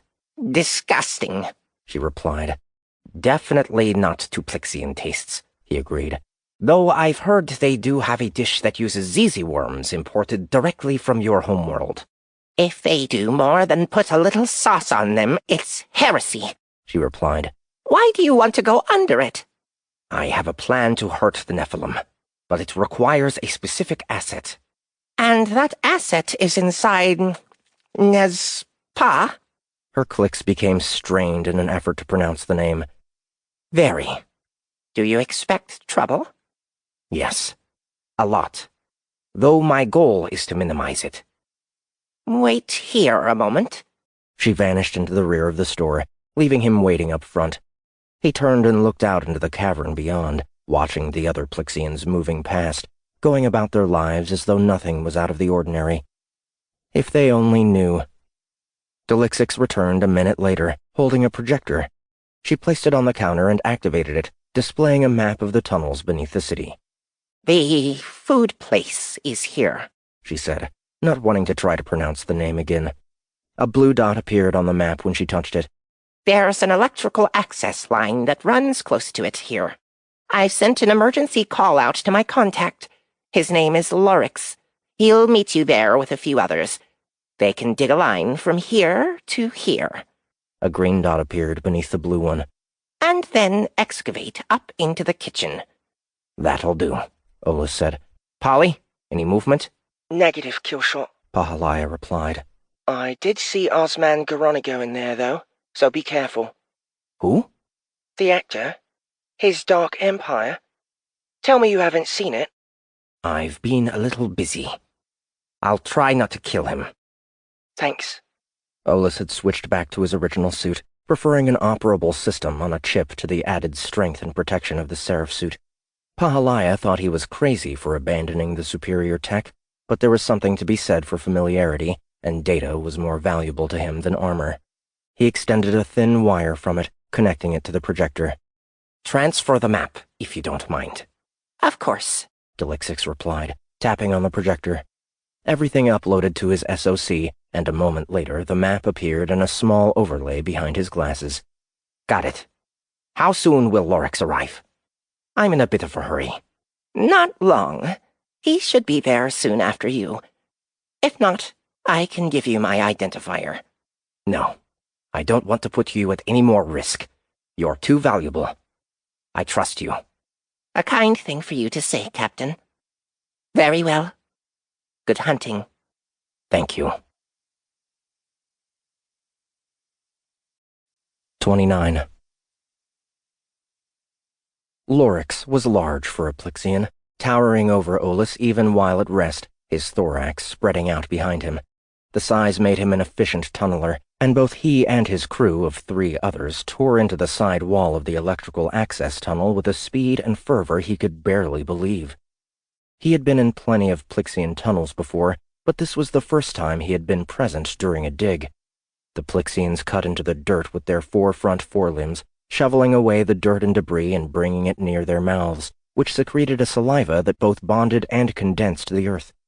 The resulting compound was then used to shore up the surrounding sides of the excavation as it took shape, covering it in a hard material that he recognized immediately. It was work that was second nature to the insectoid aliens, an inborn ability and trait that all of them possessed, though many didn't need to practice it in modern society. It had helped form the underlying structure of the New York Underground and many other places in the galaxy, and had provided a means for the race to expand their population well beyond what their homeworld could manage on its own.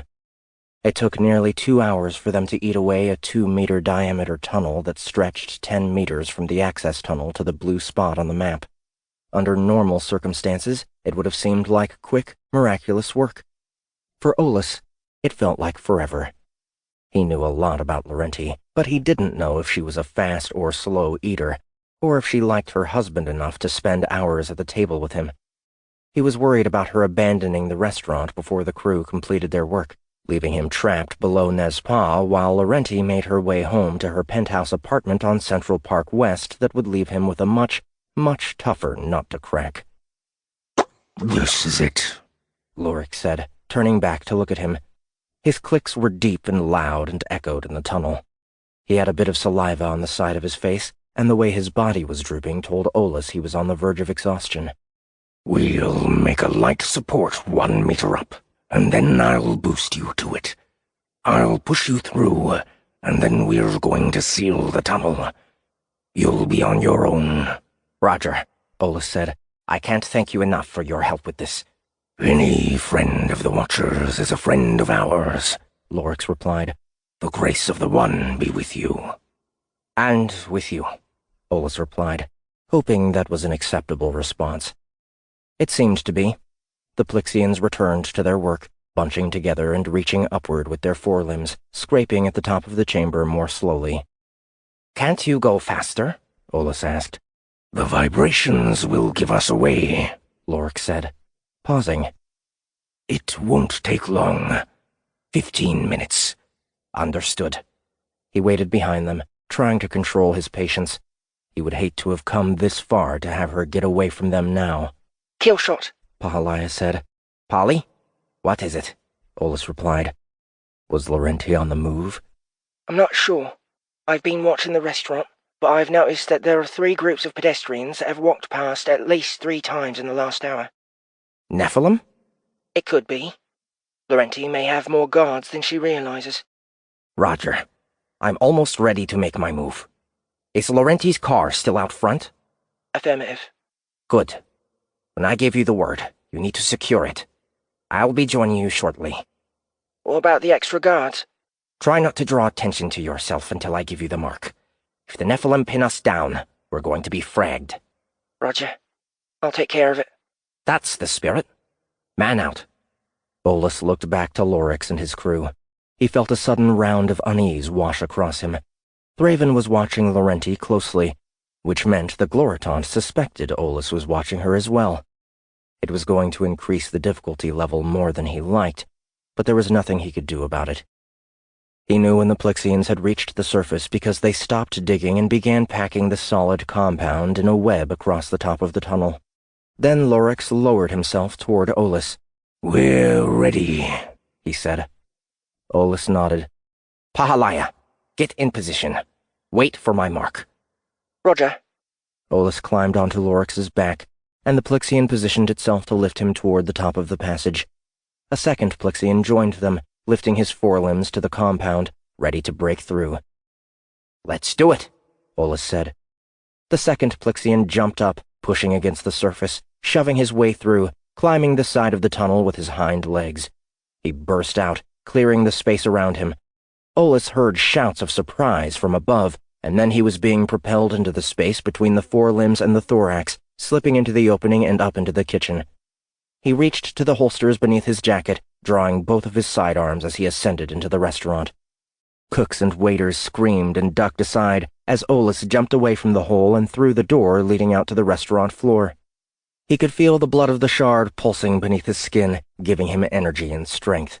A number of patrons screamed and stood as he appeared, while a second group reacted to him by drawing weapons of their own.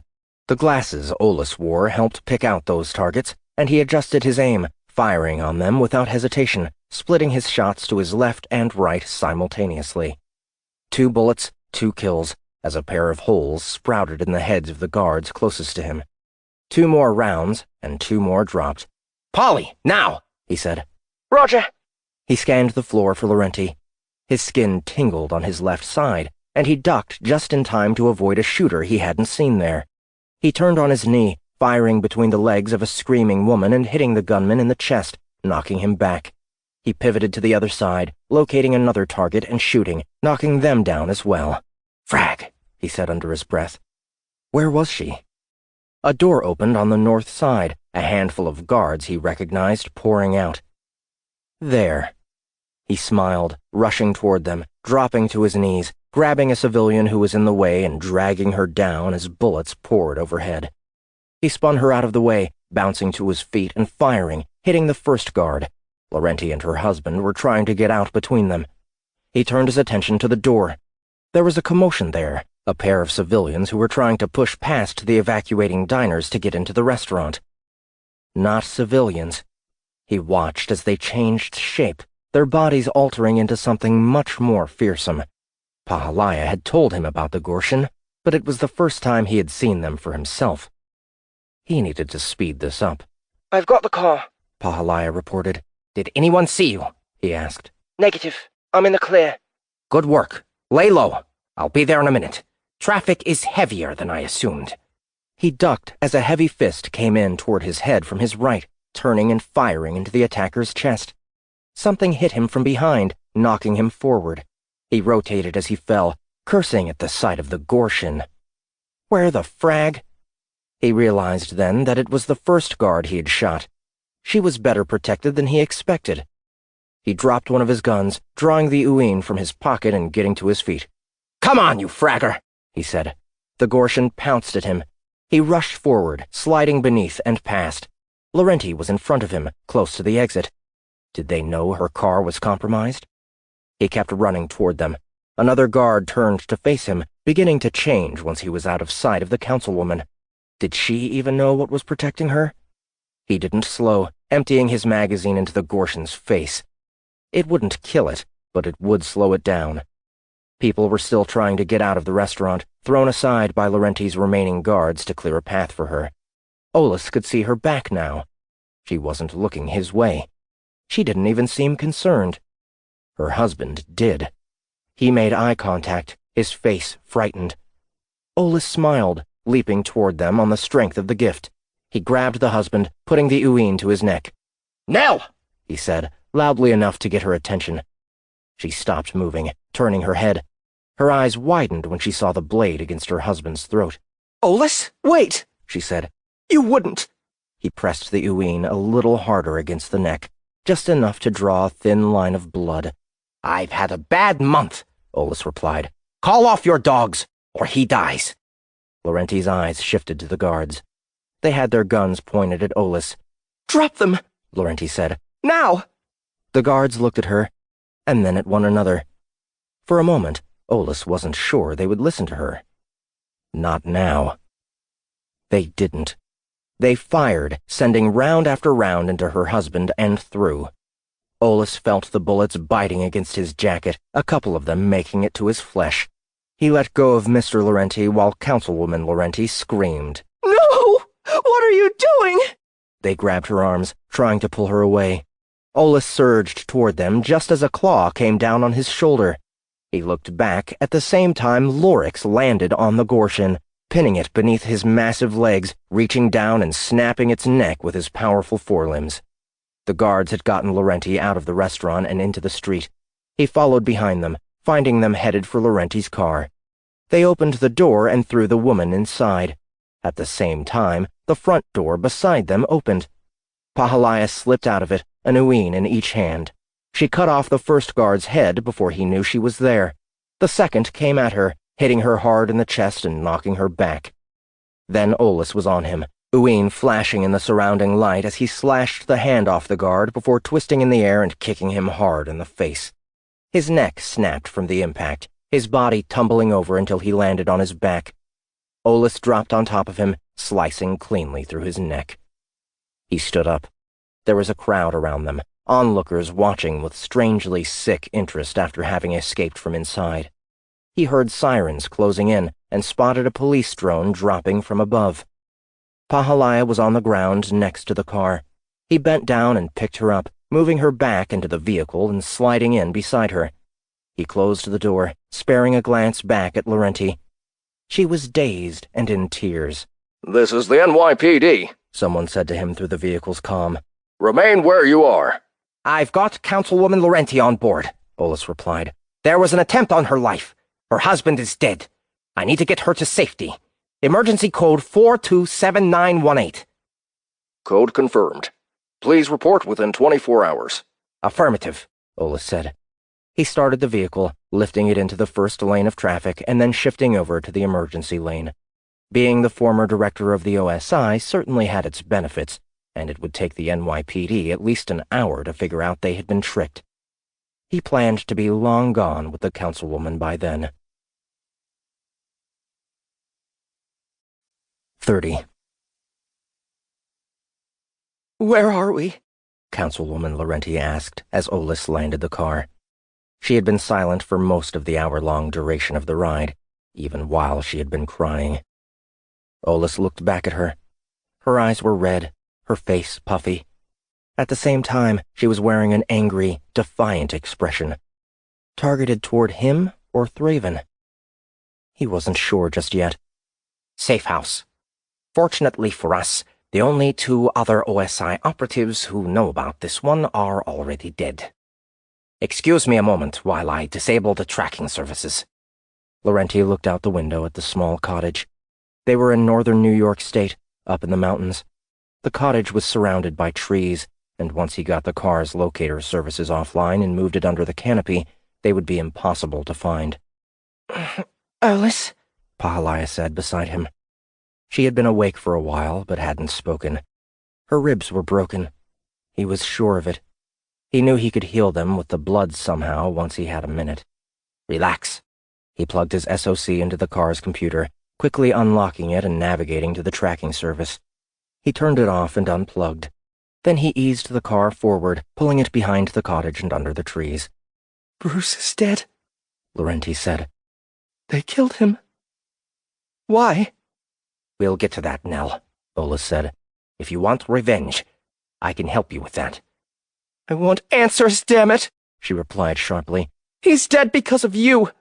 Because you attacked me. Why? What the hell happened to you, Captain? I see you're recovering nicely, Olus said.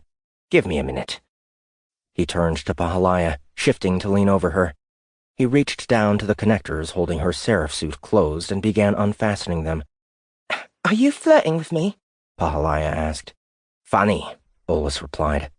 He slid his hand beneath the material, moving it toward the swelling on her left side, having to run it beneath her breast to reach it. Captain, Pahalaya said, forcing a smile through the pain. He ignored her, reaching out with the gift. What are you doing? Laurenti asked. Olus? He ignored her, too. His hand grew warm, and he could feel the swelling beneath it start to subside. That's nice, Pahalaya said. It took less than a minute. He pulled his hand away, opening the door and climbing out of the car. The effort left him feeling a little bit weak, but he wasn't about to show it. Nell, get out. Pahalaya was already climbing out on the other side.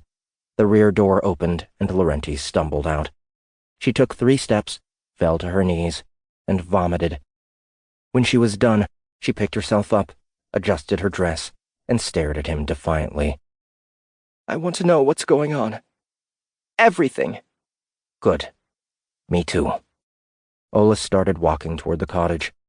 Both women followed him without acknowledging one another. He opened the door, holding it for them. They all entered. The cottage was simply decorated with sofas and chairs. An entertainment terminal sat in the corner. Have a seat, Olus said. I'll get you some water. He moved to the adjacent kitchen. It was well stocked with enough nutrients to keep someone comfortable for almost a year. He had never had to hide anyone here nearly that long, but it was good to be prepared. He pulled a handful of water containers and food bars from the shelves and brought them back, distributing them to the others. Polly, there's a bed back there if you want to rest. I'm fine, she replied. Olus nodded, sitting opposite Councilwoman Laurenti. I'll give you the short version. I know the CEO of Tridium has been blackmailing you in exchange for your vote on the council. They're aiming to start an all-out war with the Outworlds. That can't happen. What? Laurenti said. My husband is dead because of the vote tomorrow? You came after me. Why? For what reason? My ballot won't change anything. That's where you're wrong. You aren't the only politician Thraven has in his pocket.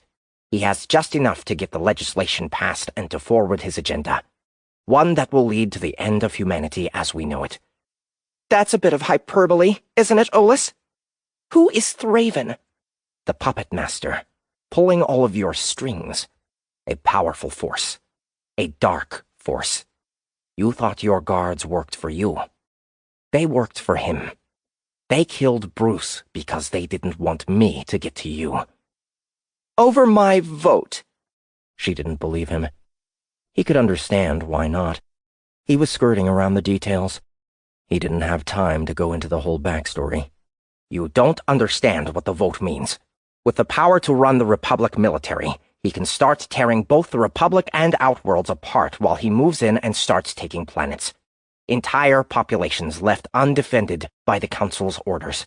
Orders that are coming from him as he completes his master plan. Which is? To enslave the galaxy and go to war with a god. What? Olus opened his jacket. He had 2 bullet holes in his shirt. Do you see this, Nell? I was shot. Twice. He unbuttoned the shirt and spread it aside, revealing the smooth flesh beneath. What the hell? Laurenti said. How? Did you really think I went rogue against the Republic? Me, of all people? Did you really think I killed those people at the museum? The evidence. Planted. Manipulated. Controlled. All of it. From Thraven's hand. He's been planning this for years. The casualties are in the thousands. You can add Bruce to that list. For my vote. Without your vote, the resolution won't pass. It will take Thraven time to move it back into place. Time that our side needs to work against him. There are others working against him? Yes. The fugitives from Hell? I set them loose to find the fire and the brimstone, which Thraven stole, not the Outworld governance. He has them under his thumb, too. Half of the galaxy already. They're working against him. They're out there fighting him, right now. Fugitives from hell? Military convicts of the worst order? You have to be joking. I wish I were joking. Damn it, Nell. You know me. We've worked together for a long time. Thraven killed E.T. Did you know that? The accident? It was no accident. She put her head in her hands. Olis, I don't know what you want from me. You attacked me. You were going to kidnap me. You're a wanted criminal. A terrorist. Bruce is dead. My bodyguards shot him. And now you're telling me there's what? An evil overlord trying to take over the galaxy? Is that right? That's exactly right. That's ridiculous. That doesn't mean it isn't true. Do you know a man named Davis? Her face turned to stone at the name. Yes. He was the one who showed me the video they took of me. Illegally recorded, I might add. I wasn't doing anything illegal. So what if I like to play around? So what if I like to experiment? I'm an adult, and Bruce was okay with it. We had an agreement. I don't care. But your constituents would. That's why you went in with the blackmail. They were asking me to vote on the same lines I would have voted anyway. It was a much better option. I know your record. You wouldn't have moved a military agenda. No. So I shifted on that issue. I have a reputation that I spent decades building, and they were ready to destroy it with one stupid recording. None of the measures were passing anyway. Until a few months ago. Yes. You didn't notice that others were shifting too? I did, but I couldn't exactly question them on it and ask them if they had dirt too, could I? Which is what Thraven was counting on. Davis is one of his. You aren't the only one he set up. Then why did you come to me? Why did you have to ruin my life? Because I found your evidence. It's nothing but bad luck on your part, Nell. She lifted her head, looking at him again. If I vote against the bill, this Thraven will release the recording and ruin me. You care more about your reputation than your husband? Laurenti was silent. She lowered her eyes. I don't believe it, Pahalia said. Don't you judge me, Laurenti said, shifting her gaze. You don't even know me. It's over, Nell.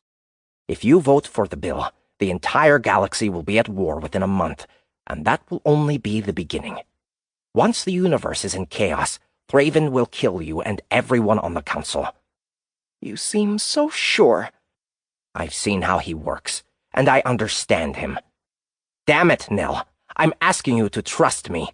I'm sorry Bruce got caught in the middle. I would have taken both of you here to talk about this, but I hope it proves to you where the real evil is in this. It does. Everywhere. She leaned back on the sofa, fresh tears running from her eyes. Can you promise to protect me? No. Then how do you know I won't agree with you here now and turn on you tomorrow? I don't. Other than I'm banking on the person I'm hoping you are. Deep down below all of the political bullshit. The one that cares about the Republic. Laurenti was silent for a moment. Then she got to her feet. Do you mind if I use the bedroom? I need some time to think about this. You need time to think about saving the galaxy from a monster? Polly? Not helping. Pahalia stood and stormed out of the cottage. Where did you find her? Actually, she found me. If you knew what Thraven and his kind had done to her and her kind, you might be able to find a little compassion in there. If you have any. Compassion? Where is yours, Olis? I just lost my husband, and what you just dropped on me isn't exactly easy to take. Olis paused. He was reverting a little too much to his older self. Maybe you're right. Take some time, then. I'll be waiting. The bedroom is back there. Councilwoman Laurenti followed his point. She had gone 3 steps when Pahalia came back in, carrying a communicator. This was in her purse, beeping. she said. Being tracked? Nell, you never let us put a beacon in your private comm. The recording of her exploits had helped explain why not. It's an incoming comm, Pahalaya said, looking him in the eye. From Mr. Davis. Take it, Olaf said to Laurenti. Pahalaya tossed her the communicator. Laurenti answered it, Evelyn Roosh appearing in a small projection above the device. Councilwoman Laurenti, Roosh said, smiling in the projection. I heard about the disruption at Nezpa and the unfortunate loss of your husband, Bruce. Did you call to offer your condolences? Laurenti asked. Or gloat? Neither, Roosh said. To be honest, I was hoping to speak to Captain Mann. Is it safe to assume he's there with you? Laurenti looked at Olaf, and then turned the comm to face him. There you are, Olaf, Evelyn Roosh said. What do you want, Davis? It's not about what I want. It's about what you want. Let me show you something. The projection flashed for a moment, diverting the stream to an alternate device. Instead of Roosh, Olaf saw a young girl sitting on a chair, her mouth gagged and her arms tied. Look familiar? Roosh said. Take a second. Haley? Olaf said. The girl looked up. She didn't look scared. She looked angry. Did Thraven send you to do this? If so, he's making a mistake. A huge mistake. Is he? Here's the deal. You return Councilwoman Laurenti to her home, and after the vote passes tomorrow, we'll release Miss Cage to you. What do you say? I say I trust you about as far as I can throw you. I've heard you have the gift, Olaf. You might be able to throw me quite far. The point is, there's no part of me that believes your word is worth anything. So why would I agree to something like this? Because when the Elder Cage learns her daughter is dead, do you know what she'll do? She'll go on a rampage, and the gift will get the best of her. Guaranteed. She'll lose her mind, and when she does, you'll lose the only person in the galaxy that has even a slim chance of challenging Gloritant Thraven. Olaf stared at Haley in the projection. Damn it.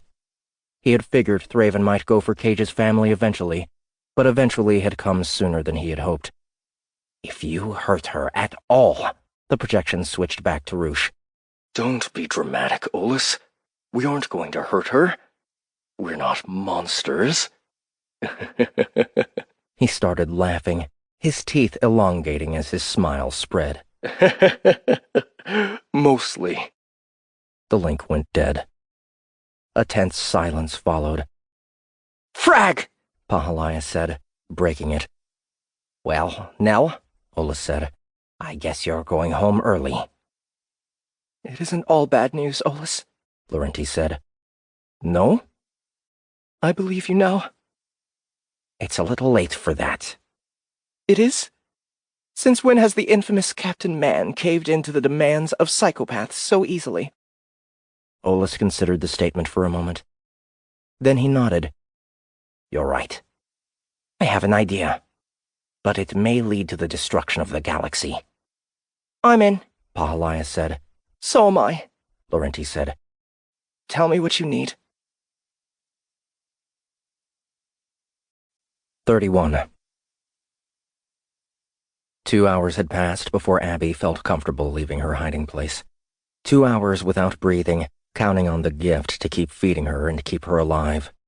She could tell she was losing strength from the effort, the molecular machines coursing through her bloodstream deactivating one by one as their resources were spent. At one point, she had wondered if she would be noticed because of the growling in her stomach. She pushed at the stone that covered her with the gift, easy at first, and then with increasing pressure. It took more effort to move it the second time than it had the first, but she managed to get it up just enough that she unstuck herself from the mire and rolled out of the way. The stone came down heavily beside her, and she sprang to her feet, quickly scanning the area for signs of the enemy. Nothing. They were gone. She was free. She took a minute to spit out the mud that had gotten trapped in her mouth and nose and ears. She pulled some of it off her demon suit as well, clearing the path to her tight packs and her uine. She checked her sidearms, finding the barrels stuffed with mud. She dropped them to the ground and moved the dreck with her foot until they were buried. She breathed for the first time in hours, finding the sensation had already grown less familiar. She gasped and coughed at first, before regaining her earlier rhythm. She smiled. Where did Thraven's forces think she had gone? She had vanished from their midst almost instantly and without a trace. Had she left them wondering if the gift had given her the ability to fly or become invisible? It was a whimsical thought, but after the week she'd been having, she needed a moment of whimsy. Only a moment. That mercenary was still out there, no doubt eager as hell to hunt her down. So were the Venerant and the rest of Thraven's army. She didn't have any more time to waste. She stood in the rain, staring into the mist ahead of her. What direction had the fire gone down in? She thought back, recalling the sound of distant collision and the rattling echo that followed. Then she turned in that direction and began to run, careful to watch the terrain before it tripped her up again.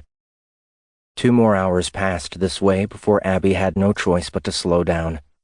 She was getting tired, the activity of the day catching up with her.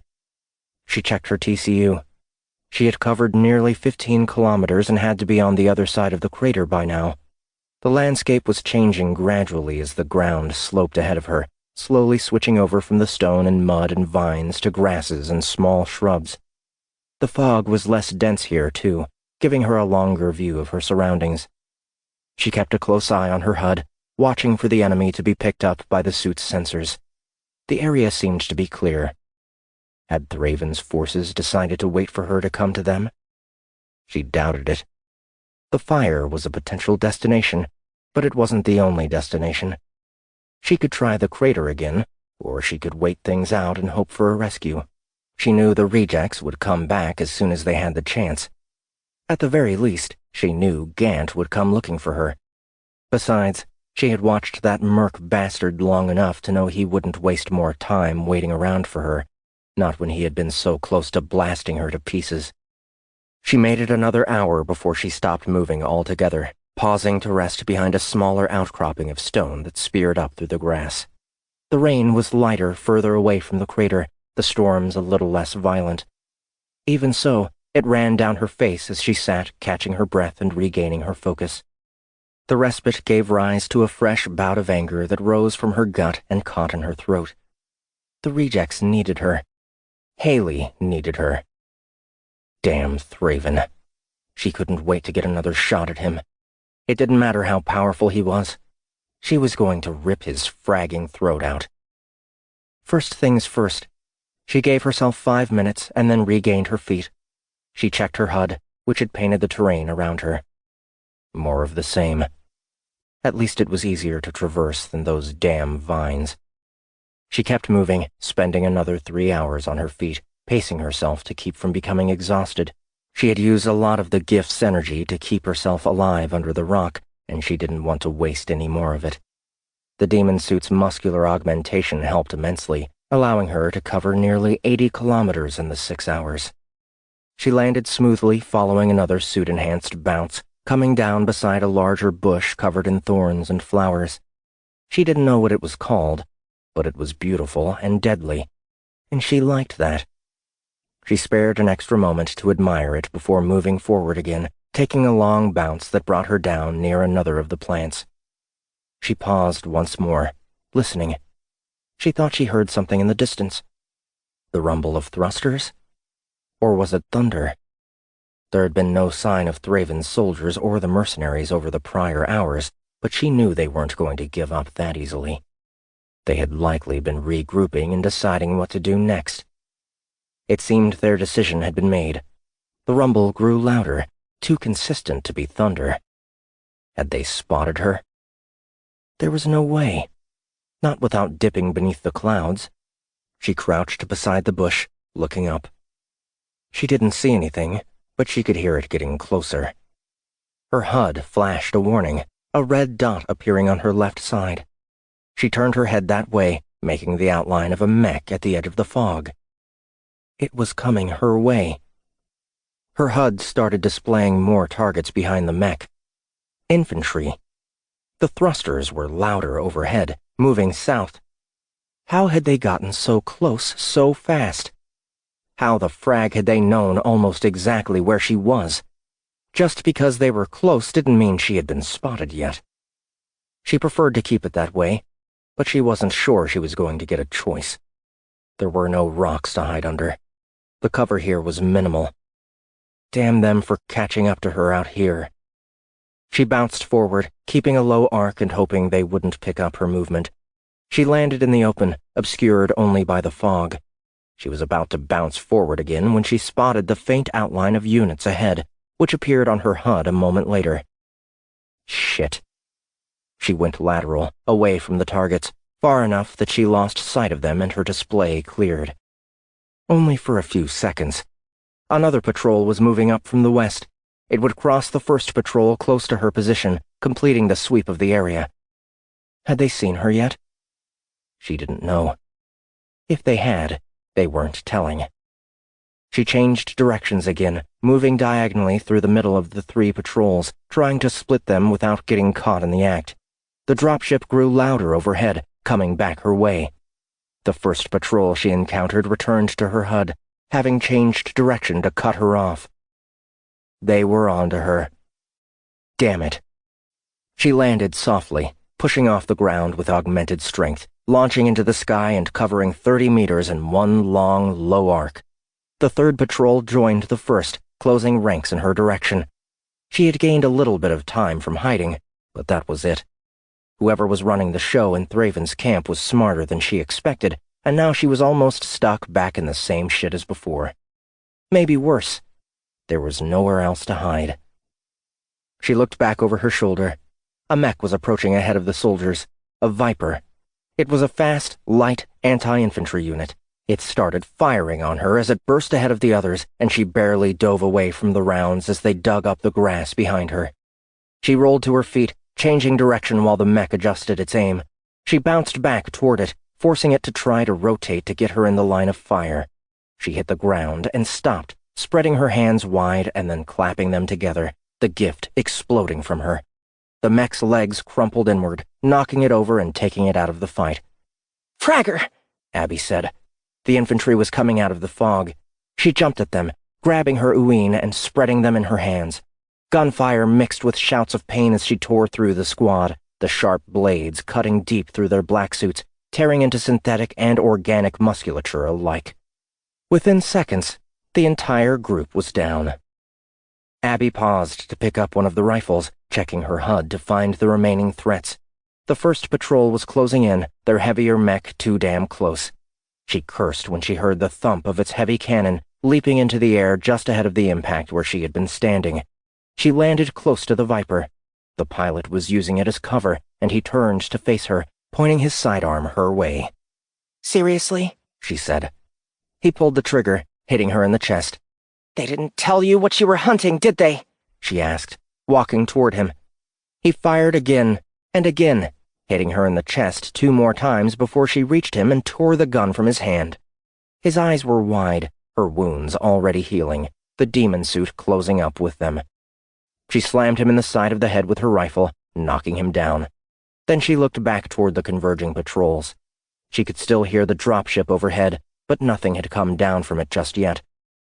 What were they waiting for? There were too many to fight, and they were cutting her off from both the crater and the fire. She would have to go the long way around and try to lose them. She bent her knees and bounced again, adding the gift this time, rocketing away, covering 300 meters in one leap, coming down and doing it again.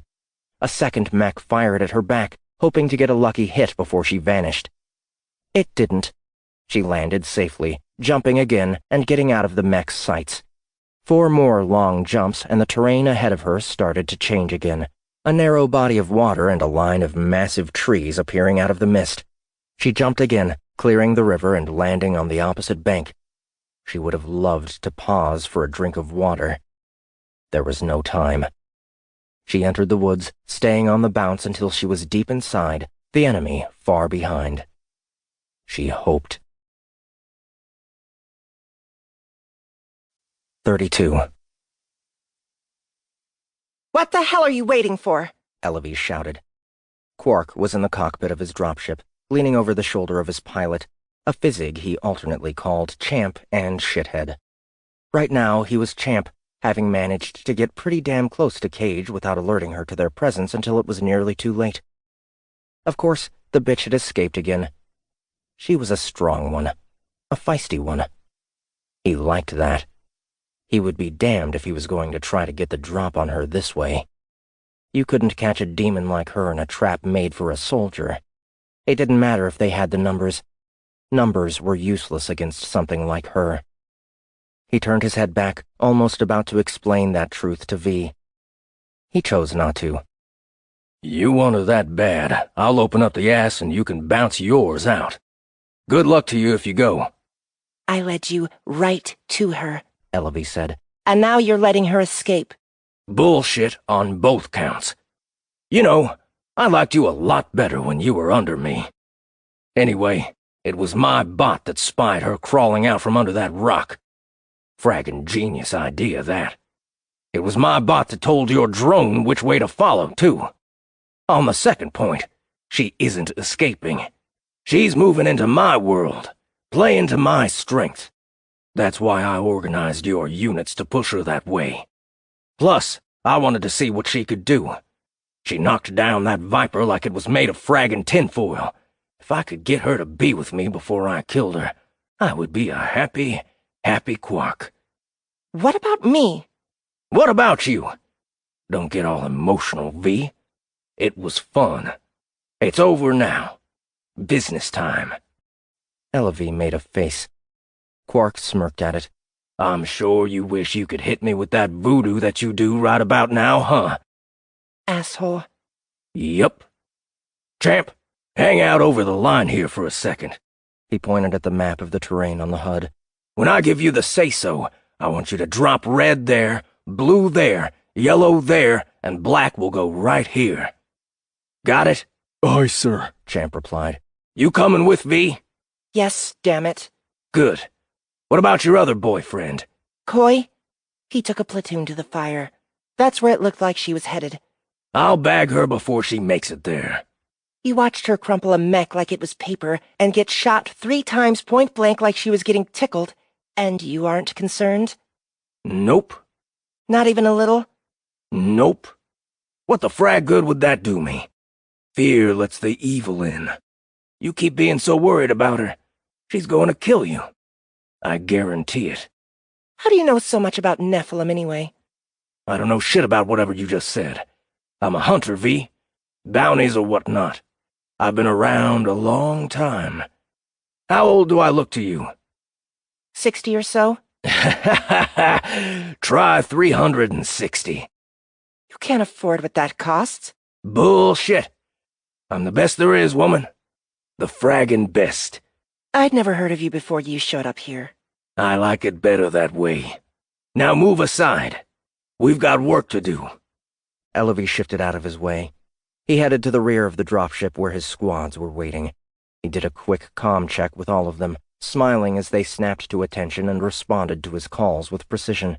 That's a fraggin' team, he shouted. Riders! They replied.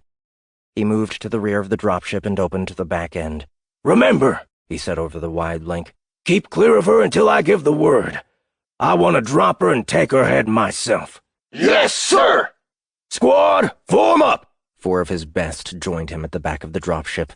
He switched the link to his squad. We ready, boys and girls of diverse genetic origins and persuasions? Yes, sir! Let's go hunt some demon. He took 3 running steps forward and bounced out of the back of the ship, dropping toward the canopy below. He wasn't worried he would kill himself on the trees. He had spent 10 years hiding from an invading militia when he was a boy.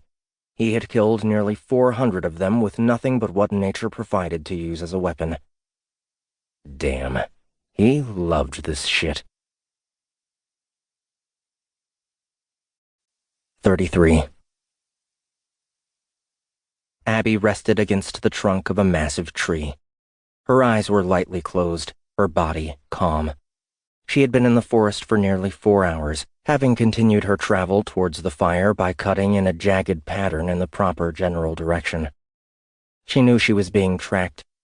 Then again, It would have taken an idiot not to know it. She had heard the dropship pass overhead, circle back, pass again. She knew there were units dumping into the woods with her, spreading out to box her in. She would have done the same if the tables had been turned. What she couldn't understand was why they hadn't put more pressure on outside the trees. It was clear that they had tracked her from the moment she came out of hiding. An unseen drone? The sensors in the demon suit wouldn't recognize anything too small, or it would be showing her targets every time a fly buzzed past or a mouse scurried by. Stuff that small and that capable was expensive and unheard of in the Outworlds. If Thraven's units had that kind of tech, they had picked it up in the Republic, likely from military special ops. If the mercenaries provided it, they were well-heeled, which meant they were more experienced than she had even guessed. She had experience, too, and the gift, for whatever that was worth. She had run her hand along her scalp. Her hair had grown in the last week, nearly reaching her shoulders. Her skull was changing as well. She could feel the beginnings of the bony extrusions beneath it, the alterations that would give her a true demonic appearance. She wasn't vain, but that didn't mean she wanted to look anything but human. Her hair was different, too. It was silver in color, almost metallic, and it felt both smooth and sharp to the touch. She had wrapped her hand around it and squeezed, and had been both frightened and surprised to find it had drawn blood. Was every part of her becoming a weapon? Either way, it was making her more apprehensive about using the naniates. Gant had reminded her that she was a weapon without it, a message she had forgotten more and more easily as the gift became more integrated with her, and more readily available. It felt like it had been so long since she had seen the little freak monkey, since she had seen anyone friendly. She missed them all. She turned her head slightly when she caught the soft snap of a branch a few dozen meters away, just enough to get her peripheral vision to the spot. There was nothing there, but she didn't expect there would be. She wasn't sitting against the tree because she was tired. She was sitting there because she wasn't about to be hunted without hunting back. Her eyes snapped open, her body tingling on the other side. The gift had seen what both her eyes and the demon suit couldn't. She rolled forward, barely evading the arrow as it speared the tree where her head had been. She bounced to her feet, turning in the direction of the arrow. She didn't see anyone, but she still didn't expect to. She knew that merc was out there, the one with the mechanical eyes, likely covered in leaves and brush and ducking down beneath it to hide. That was fine. She wanted to kill him last anyway. She bounced, but not toward the arrow. Away from it. She went backward, throwing herself with the gift. Gant was right that she was a weapon without it, but she was more like a dagger, and right now she needed a fragging bazooka. The gift could give her that.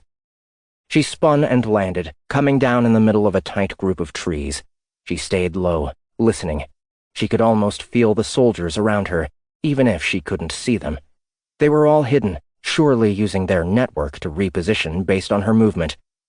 Come on, she whispered. They wouldn't trail around her forever. They would get tired, even if she didn't. They were going to make another move.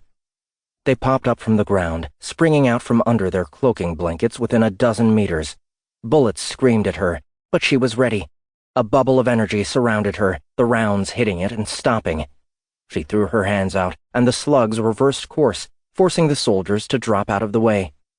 She lowered the field, bouncing toward the nearest target, a trover in a customized battlesuit.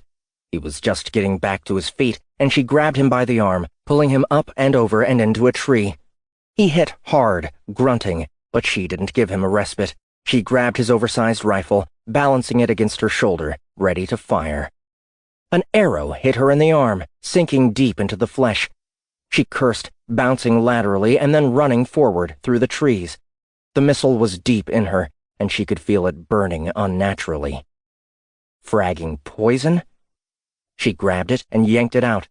The bastard had been waiting for her to get distracted with his team while he had kept pace with her. She paused against a tree, looking at her arm. The wound closed over, the demon suit over that. She could still feel the burn of the poison. The naniates were trying to stop it. Could they? She felt a sudden sense of panic. She wasn't supposed to be this easy to kill. But would it kill her? Or would it? Bullets tore into the tree around her. More rounds found her flesh, digging into her legs as she moved again. She hadn't sensed the attack. She had no idea it was coming. The poison? She stumbled through the brush while her body healed.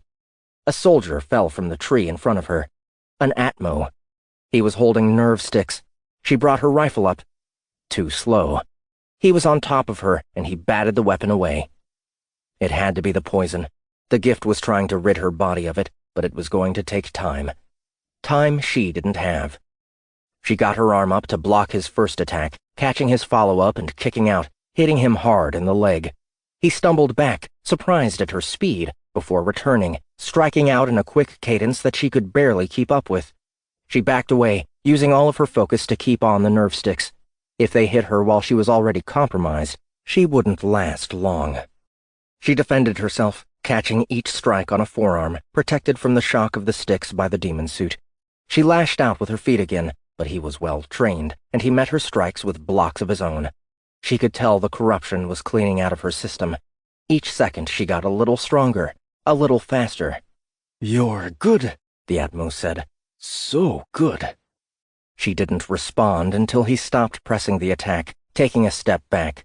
She let her legs fall out from under her as another arrow crossed her path. The Atmo saw this and charged at her. She grabbed his arms, holding them wide and pulling him toward her. Damn her for what she was about to do. She didn't have a choice. She kept pulling, dragging him in and flipping him over, winding up on top of him.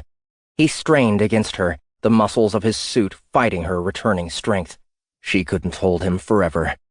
She opened her mouth, feeling it change as she did, the gift pouring into it and giving her the weapon she needed. Then she leaned down, finding the small, vulnerable spot between the helmet and the neck and sinking her teeth into it. The Atmo screamed. She bit as deep as she could, pressing until her teeth came together. Then she tore the flesh away, spitting it out on the ground beside them. Blood gushed from the wound. The Atmo's strength failed as he went into shock. She was in a state of shock of her own, suddenly weak and nauseous from what she had just done. She didn't have time to feel wrong about the violence of the act. She needed to survive, for more reasons than she could consider at once. She rolled to her feet, gasping as another arrow hit her, this time in the stomach. What the frag was it made of that it was piercing her suit? She looked down, grabbing it and yanking it out immediately before the poison had much time to spread. She turned and bounced away, catching a glimpse of the mercenary in the distance as she did. He wasn't wearing a helmet, and he was smiling, enjoying himself. Bastard. One way or another, she would wipe that smile off his ugly face. 34. "Come on, sunshine," Gant said, lightly smacking Captain Davlin's face again. "Wakey, wakey." Wakey, wakey? Bastian said. He's not 4. "Not like you," Gant replied. He hit Davlin a little harder. "Wake up, asshole." He looked at Bastian. "Better?" A little. It had been 2 hours since they had commandeered the high noon, the hatch to the bridge opened by one Lieutenant Plissian, a small Rudin who appeared to have Valis disease, which caused a discoloration of the tentacles and a softer-than-normal beak which affected her speech similarly to a lisp. The result was that the translator needed an extra second or two every time she spoke, which Gant tried not to, but still found excessively annoying, which was at least half the reason he wanted the captain to wake the frag up. They had found Davlin unconscious, having succumbed to hyperoxia sooner than many of the other crew members, probably because he was too high-strung in the first place. They had moved him to medical with a couple of the other crew while herding the rest into the hangar for a delayed briefing on exactly what they were planning to do with them. That was the downside of stealing an already occupied starship. All of the fragging individuals that didn't want you on it. Then again, Gant figured he was getting pretty damned good at this. Maybe too good. The good news was that having Pick and Dak handling the prisoners was as good a deterrent as any. They had the size, the armor, the guns. Nobody was going to start shit with them. Dak was as big a trover as Gant had ever seen, and Pick had that hand with the claw fingers. He was glad they were on his side. "Come on, Davlin," Bastian said. "I'm getting tired of waiting on you." I told you 10 minutes ago that I can give him something that will wake him, Flannel said. I didn't think it would take this long, Gant replied. Go ahead, I guess. Flannel drifted over to one of the cabinets, slipping past the resident sickbot as she did. It was standing motionless with its head down, disabled by the Herschen when she arrived in the bay, exclaiming that the machines were next to useless for all but the most minor injuries, like broken bones, hemorrhages, and other concerns that didn't seem all that minor to Gant. Then again, he wasn't a Herschen who didn't have to worry about any of those things in the first place. She had been a sort of doctor on Machina 4, so he figured there was no point in arguing. She withdrew a small vial, placing it into the delivery gun and placing it against Davlin's neck. A soft hiss, and his eyes shot open, his hand reaching up to the injection site. "Ow!" he said as Flannel pulled the gun away.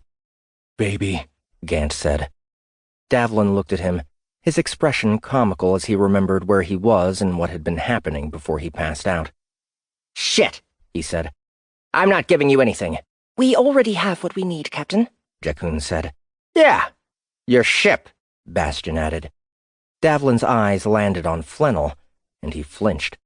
She was still in Abby's form, but she had dropped the textures and allowed herself to go back to her translucent, gelatinous appearance. "What are you?" he said. Herschen, Flannel replied through her bot, which was standing in the corner of the room. I take it you've never seen a Herschen before? No, Davlin said, his face softening. "What am I doing in medical?" You didn't handle the increased oxygen on the bridge very well, Gant said. You've been out for almost 2 hours. We're prisoners, then? That depends. I don't really want the complications of keeping you or your crew locked up. I'm not going to join Sylvan Kett as a traitor to the Republic if that's what you're suggesting. Neither is my crew. What about Gloritant Thraven? Jakun asked. Who? Good answer, Bastian said. It's a long story, Gant said. The short version is that Kett isn't a traitor, and the Republic is compromised. I don't believe that. Of course you don't. Why would you? Consider the source. You probably don't remember what I said to you before you blacked out. General Kett didn't harm any of your soldiers or your ships, but he needs to build his own army because the one the Republic has is split in two. One side that's loyal, and one that isn't. Well, it is, but not to the same master. You think I'm an idiot, don't you? That's beside the point, Bastian said. Look, Captain, Gant said, I know this is difficult to understand. Your commanding officer, he sent you out to our location and told you to stay and fight regardless of the outcome, didn't he? They didn't send us out.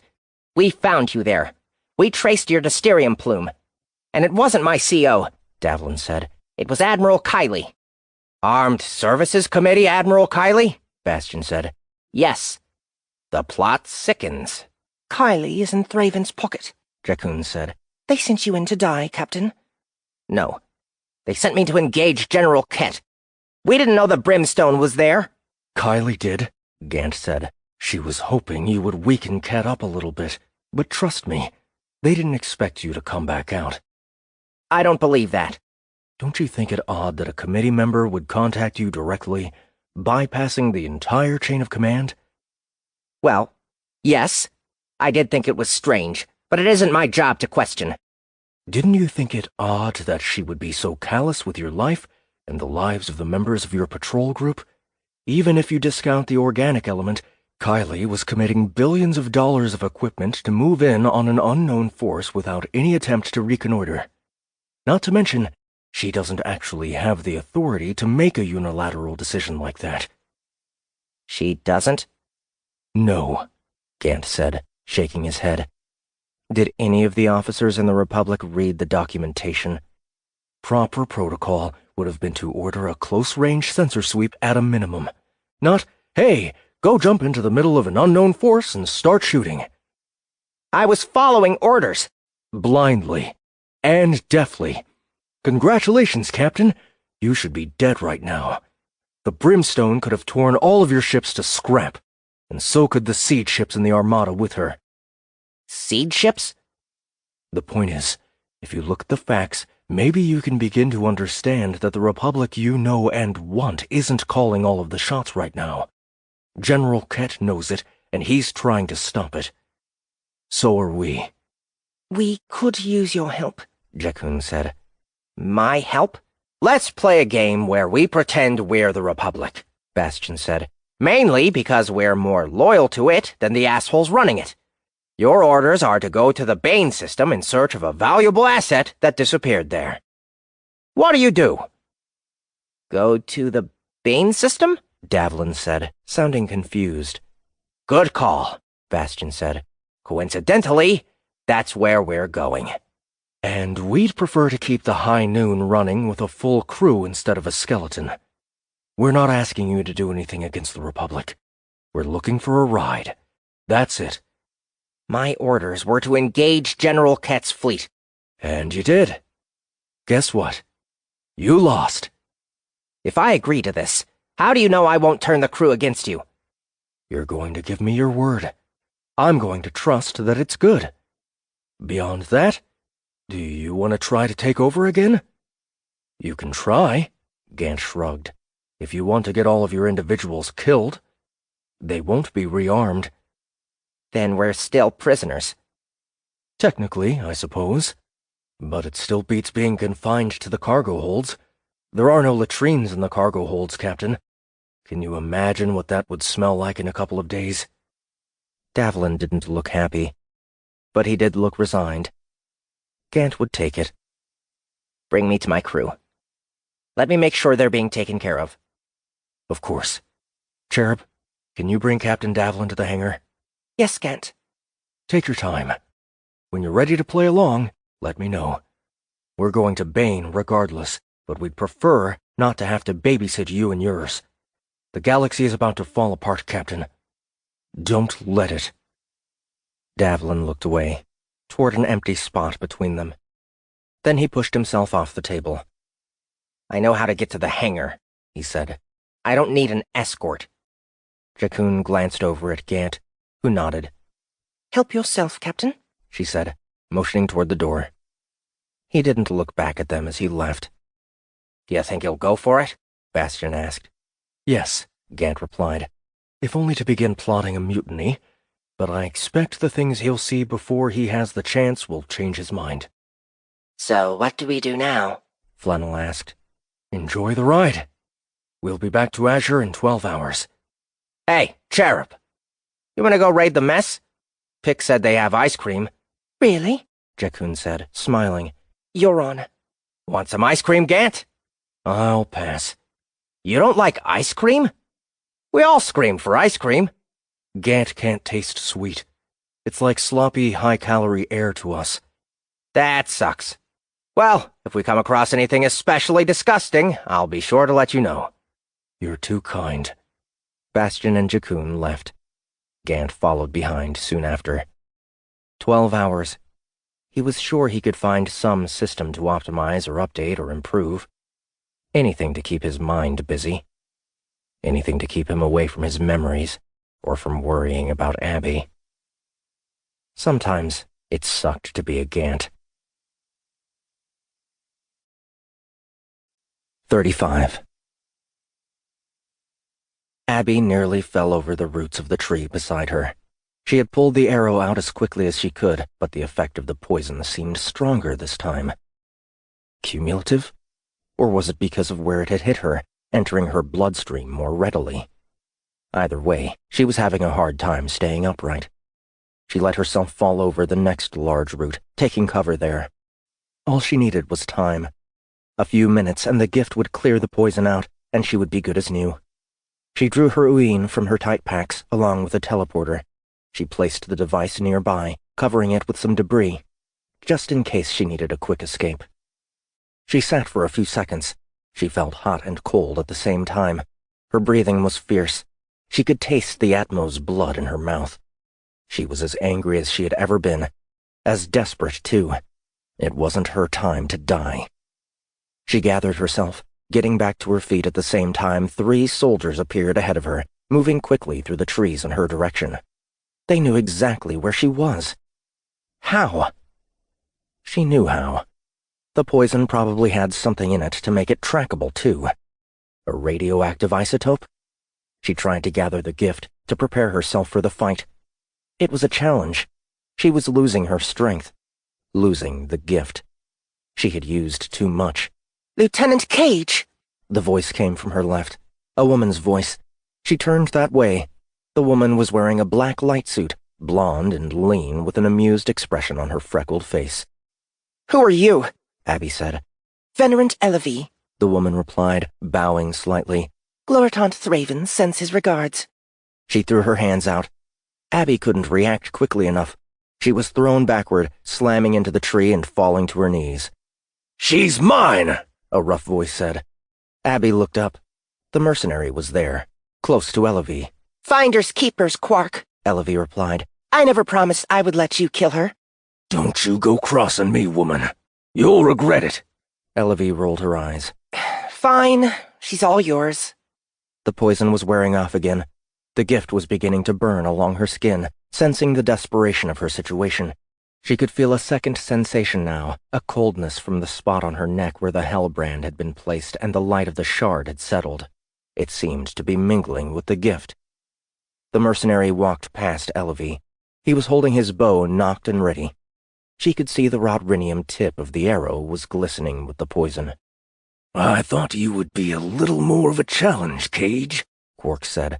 "Don Polimo of the Crescent Hollers wanted you to know he was the one who sent me. He's planning to mount your head on a plaque and display it in his office." He had been smiling, but now his smile started to fade. "I owe you for Griff, too.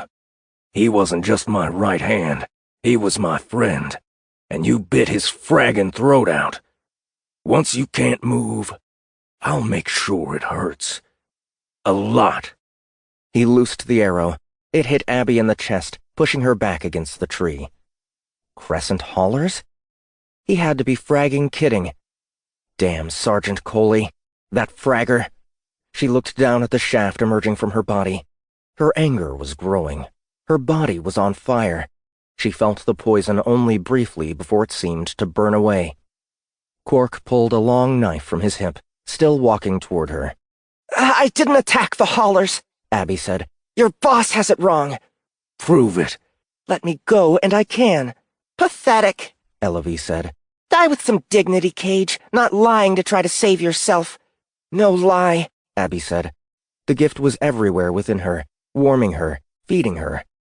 Let him get a little bit closer. I can tell you where we left the Devastator. You can see for yourself. Quark shook his head. "Nope.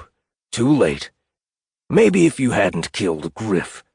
He was only a few meters away. "Sir, you might want to be careful," one of the other soldiers said. "Trackers aren't reading the isotope." "What?" Quark said, turning his head. Abby exploded. The gift lashed out around her, a wave of energy that flared so bright that it blinded the soldiers before it slammed into them. In an instant, the 3 mercenaries nearby were sliced in half by the power, cut down before they could scream. Quark was thrown backward, while Elevie screamed and raised a shield of her own. The power continued, slicing into the brush and trees, cutting clean through. The forest collapsed ahead of her, an echoing chaos that reverberated across the landscape. Abby reached down and pulled the arrow from her body. Then she began walking forward. She was on fire, a white flame that sat on top of her form, flickering and beaming. What are you? Elevie said, her voice fearful. Abby held her hand out, and the fire spewed forth toward the Venerant. She threw herself aside, barely avoiding the attack. Quark was on his feet. He had survived. How? He started backing away as his other men began to appear nearby, opening fire on her. The bullets were lost in the flames. Absorbed. She lashed out at them, the gift twisting them where they stood, breaking their bodies apart. "Retreat!" she heard Quark shout. "Cover!" She heard the dropship closing in. She could feel her fury beginning to wane. She couldn't use this much for very long. She lowered her hand. Let them run. She needed them to go. Now. The dropship appeared, moving in from the clouds toward the area she had just cleared. Quark and his soldiers were retreating. Where was Elevie? The dropship started firing on her, large-caliber bullets chewing up the ground ahead of her and racing her way. She put up her hands, raising a white wall of energy ahead of her that the rounds slammed into but didn't pass beyond. It continued for nearly 30 seconds, each one of them leaving Abby feeling more and more drained. Suddenly, it stopped. The dropship turned and rose, moving away from her, vanishing quickly from sight. Her energy went with it. The flames extinguished from her skin, and she fell forward again, landing on her hands and knees. She was cold, so cold. Her whole body shook. She was nauseous. So close, Elevie said. You almost escaped. Abby saw the woman's foot appear in front of her face. She lifted her head one more time. Elevie bent down and picked up one of the Uin. The flames, Elevie continued. They remind me of legends, stories of the past. Elysium. The One. The Shard. But you're no shard. You're just a woman. A human woman. A lesser. And this is where your legend ends. She raised the Uin. Something hit her from the side. Something so fast it was only a blur to Abby. She turned her head, tracking the attack. Elevie had vanished behind another large trunk, but Abby could hear her grunting and shouting and then crying out in pain. What the hell had assaulted the Venerant with such ferocity and speed that it took her completely off guard? She struggled to get to her feet. Whatever it was, it would probably come for her next. She didn't want to be here when it did. She couldn't move very well. Instead, she reached into her tight pack and withdrew another teleporter. She threw it like a disc, tossing it into the distance. Its pair was only a few steps away. It was the best she could do. She shrank back as a wave of flame launched away from where the Venerant had vanished, setting fire to some of the trees. Then she forced herself upright to make the steps forward, entering the teleporter and coming out 50 meters away. She collapsed as she fell through. Too weak. She was too damn weak. She needed food. She needed time.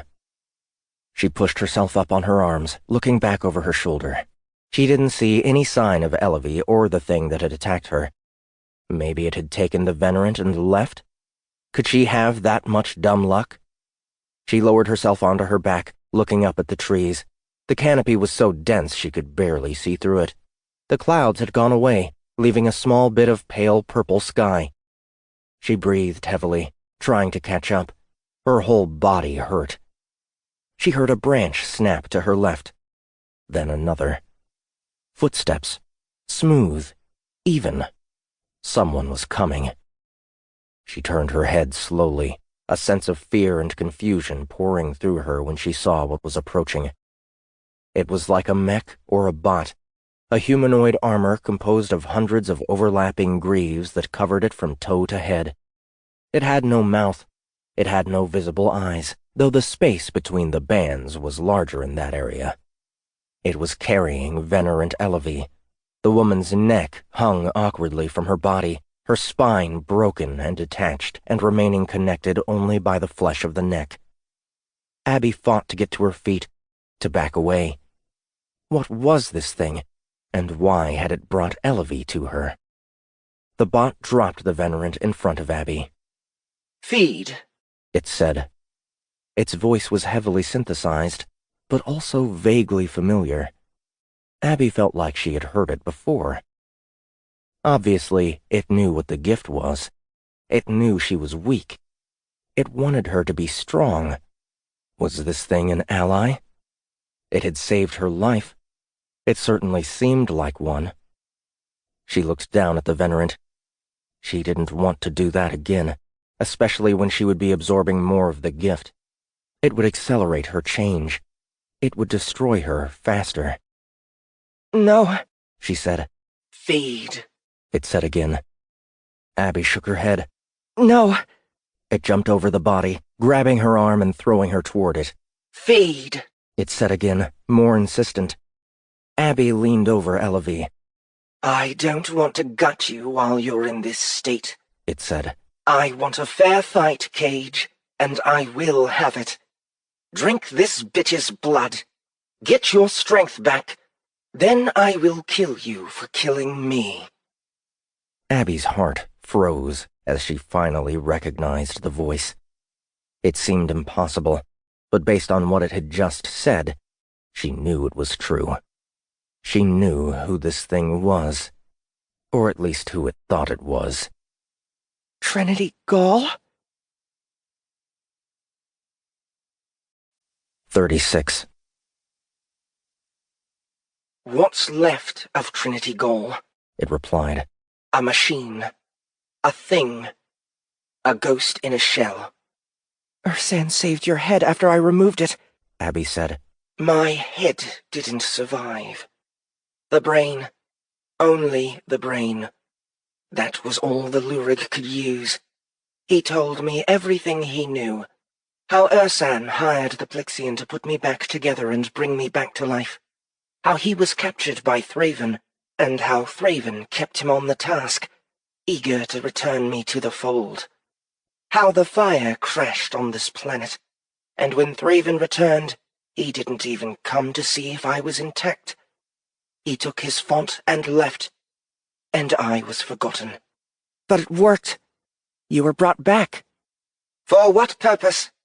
To what end?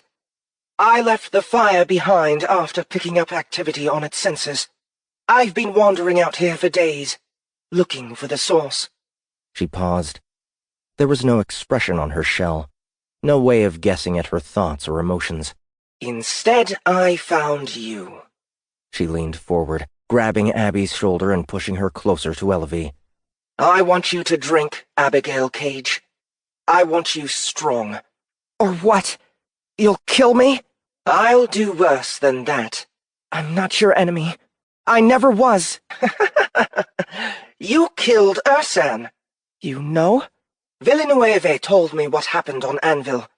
How could he? He wasn't there.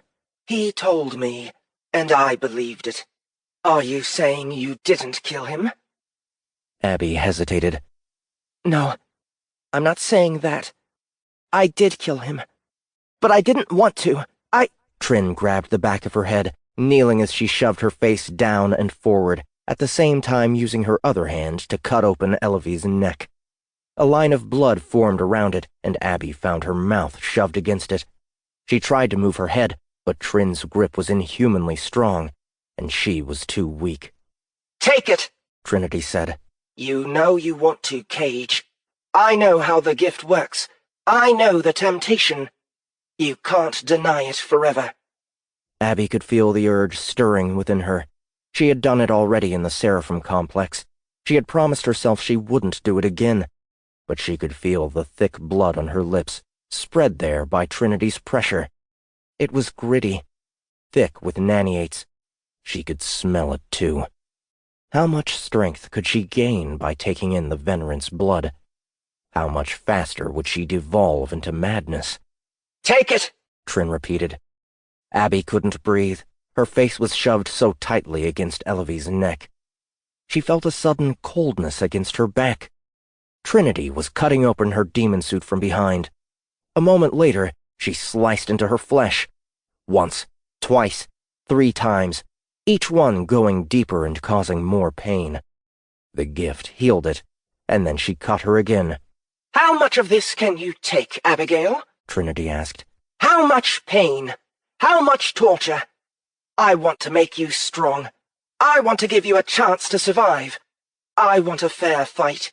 A fair attempt at revenge and redemption. Why do you resist that? She lifted Abby's head away to allow her to respond. You don't need to do this. I killed Ursan, but I didn't want to. I tried to warn him about Thraven. I tried to bring him to my side. He wouldn't listen. He would have killed me. Trinity shoved her head back into Elavie's neck. He should have killed you. This is your fault, Cage. All your fault. The blood was spilling out of the Venerant, enough of it spreading that it slipped under Abby's lips against her will. the faintest taste on her tongue. Perhaps a few thousand naniates. Her heart began to race, her body warming from within. She wanted it. Right now, she needed it. She couldn't expect Trinity to listen to reason, not when it came to Thraven and her husband. If she wanted to survive, she had to drink. Trin stabbed her in the back again, this time severing part of her spine. Her legs went limp and numb, and she would have fallen if the other woman wasn't holding her. How much of this was she willing to endure? And for what purpose? Trin was right. She was giving her a chance that she didn't have to give. Why was she resisting? She opened her mouth, feeling her teeth elongate on their own. She closed it, biting down, opening the wound Trin had created even further. The blood began to run into her mouth, and she sucked on it eagerly, taking it in and swallowing. It was thicker than the soldiers had been. Much thicker. It was filled with naniates, maybe even more than Emily Egan had possessed. Yes, that's it. Drink up, Cage. She could feel Trinity release her and sense the cyborg stepping back. She remained in place, pulling in the venerant's blood and swallowing, feeling her strength not only returning but blossoming as the naniates integrated and came back to life. She was there for nearly half an hour. By the time she was done, the venerant was nearly dry. She had taken all of it, unable to stop herself, unable to even consider it. Every part of her was tingling. Every part of her felt alive. But how long could she remain this way? Already, she felt as though her mind was becoming clouded. She felt a sense of frustrated anger lingering beneath her surface, stirring the motion beneath her skin. She wanted to kill, to hurt, to destroy. She struggled to focus. What was she doing here again? Haley. She thought of Haley. She put her attention on her daughter and kept it there, remembering her last birthday. She had bought her daughter a pair of practice sticks for her Takiga lessons. She was 10 years old and already in the most advanced classes with students twice her age. She wanted to be like her mother, and she would be damned if anything was going to get in the way of that. Abby smiled at the memory. The sticks were antiques. Expensive, denser and heavier than their modern counterpart. Dangerous in the wrong hands. Or the right ones. Most girls Haley's age wanted clothes or jewelry. Not her girl. She took a breath and got to her feet. She could feel Trinity behind her, waiting. Thraven did this to you, she said. He wanted Ursan to die. He wanted you to die. He wanted to make me stronger. Did he succeed? Not in the way he was hoping. You said it yourself, Trinity. He abandoned you here. He left you for dead. She turned around. Trinity was facing her, a set of claws extended from the wrists of each arm, having slid out from a small gap in the armor. You followed his orders, and look where it got you. Look where it got Ursan. He uses people to fulfill his goals, and only his goals. He was trying to use me too. He made me into this, just like he ultimately made you into that. Trinity was silent, motionless. For a moment, Abby wondered if she had gone offline. Then I will kill him next, she said at last. I want my revenge. I deserve it. Abby could feel the gift flowing beneath her skin. She could feel her anger growing. This woman was stupid. You want to die a second time? Fine. She held out her hand, motioning Trinity to her with a finger. Come and get it. 37. One moment, Trinity was standing 2 meters away. The next, she was on top of Abby, her claws slashing down and in. Abby reached up, catching Trin's arms, pushing against them and slowing the momentum, turning and pulling the cyborg past. Trinity succumbed to the motion, leaving her feet and launching forward, rolling on the ground and getting back to her feet. The claws on her left wrist were replaced by the barrel of a gun, which fired a quick burst of rounds that Abby barely blocked with the gift. Then Trinity was coming at her again. She threw her hands out, not overly surprised by the other woman's apparent immunity when the effort barely slowed her. She grabbed a nearby log instead, pulling it in and hitting Trin in the side with it, sending her hurtling away. It only bought her a couple of seconds. Trinity was up again, firing with both wrists now, sending smaller rounds whipping toward her at supersonic speeds. The darts skipped off the field she put up in front of herself, but they were intended to be a distraction. Trinity followed behind them, a silver blur leaping toward her. Abby bounced sideways, getting clear of the attack, turning to face Trinity again. She spotted one of her Uween nearby, and she rushed to it, rolling over the top of it and picking it up as Trinity closed the gap. She turned it sideways, blocking a hard swipe, flipped it downward to get it in front of a second attack, and then turned it up and slashed across Trin's arm. The edge couldn't puncture the rodrinium shell, and Abby felt her ribs crack as Trin slammed a fist into them, sending her into the air, flailing onto her back 5 meters distant. The wound healed in an instant, and Abby was up, squatting in a defensive posture with the Uween up in front of her eyes. Her free hand elongated into claws of her own as the cyborg closed in once more. They traded attacks, both moving so quickly no outsider could have tracked the motions of their hands and feet as they each sought to protect themselves from the other while dealing the killing blow. They danced through the woods, the sound of metal against metal echoing in the trees, along with Abby's grunts whenever a claw would find her and tear through, only to heal an instant later. Even with the power she had gained from Elevie, she knew she was losing. And she was holding back, keeping the full extent of the gift at bay. She didn't want to lose herself. She didn't want to change. It was a feeling that stretched into her reactions to Trinity's attacks. She could hold her own like this. There was no reason to take that risk. She didn't want to blaze like she had before, and she damned well didn't want to burn out. They crossed into the clearing the gift had made, where cut trees lay flattened on the ground.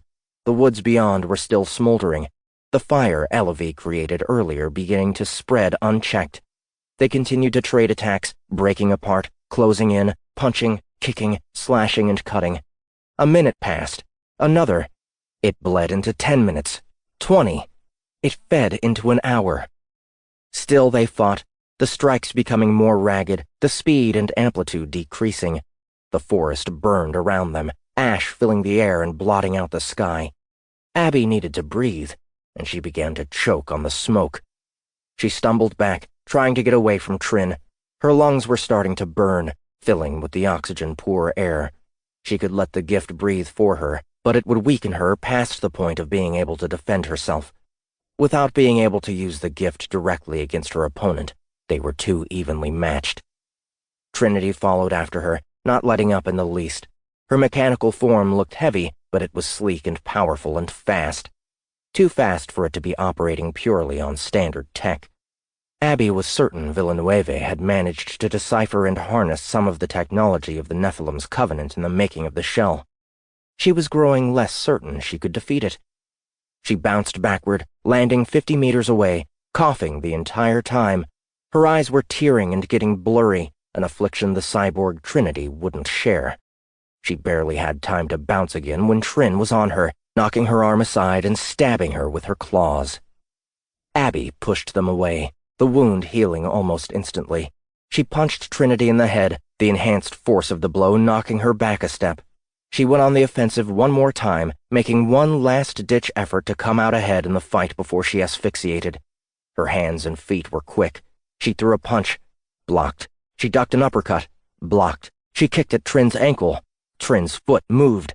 She sidekicked with her other leg. Trin slapped her leg down.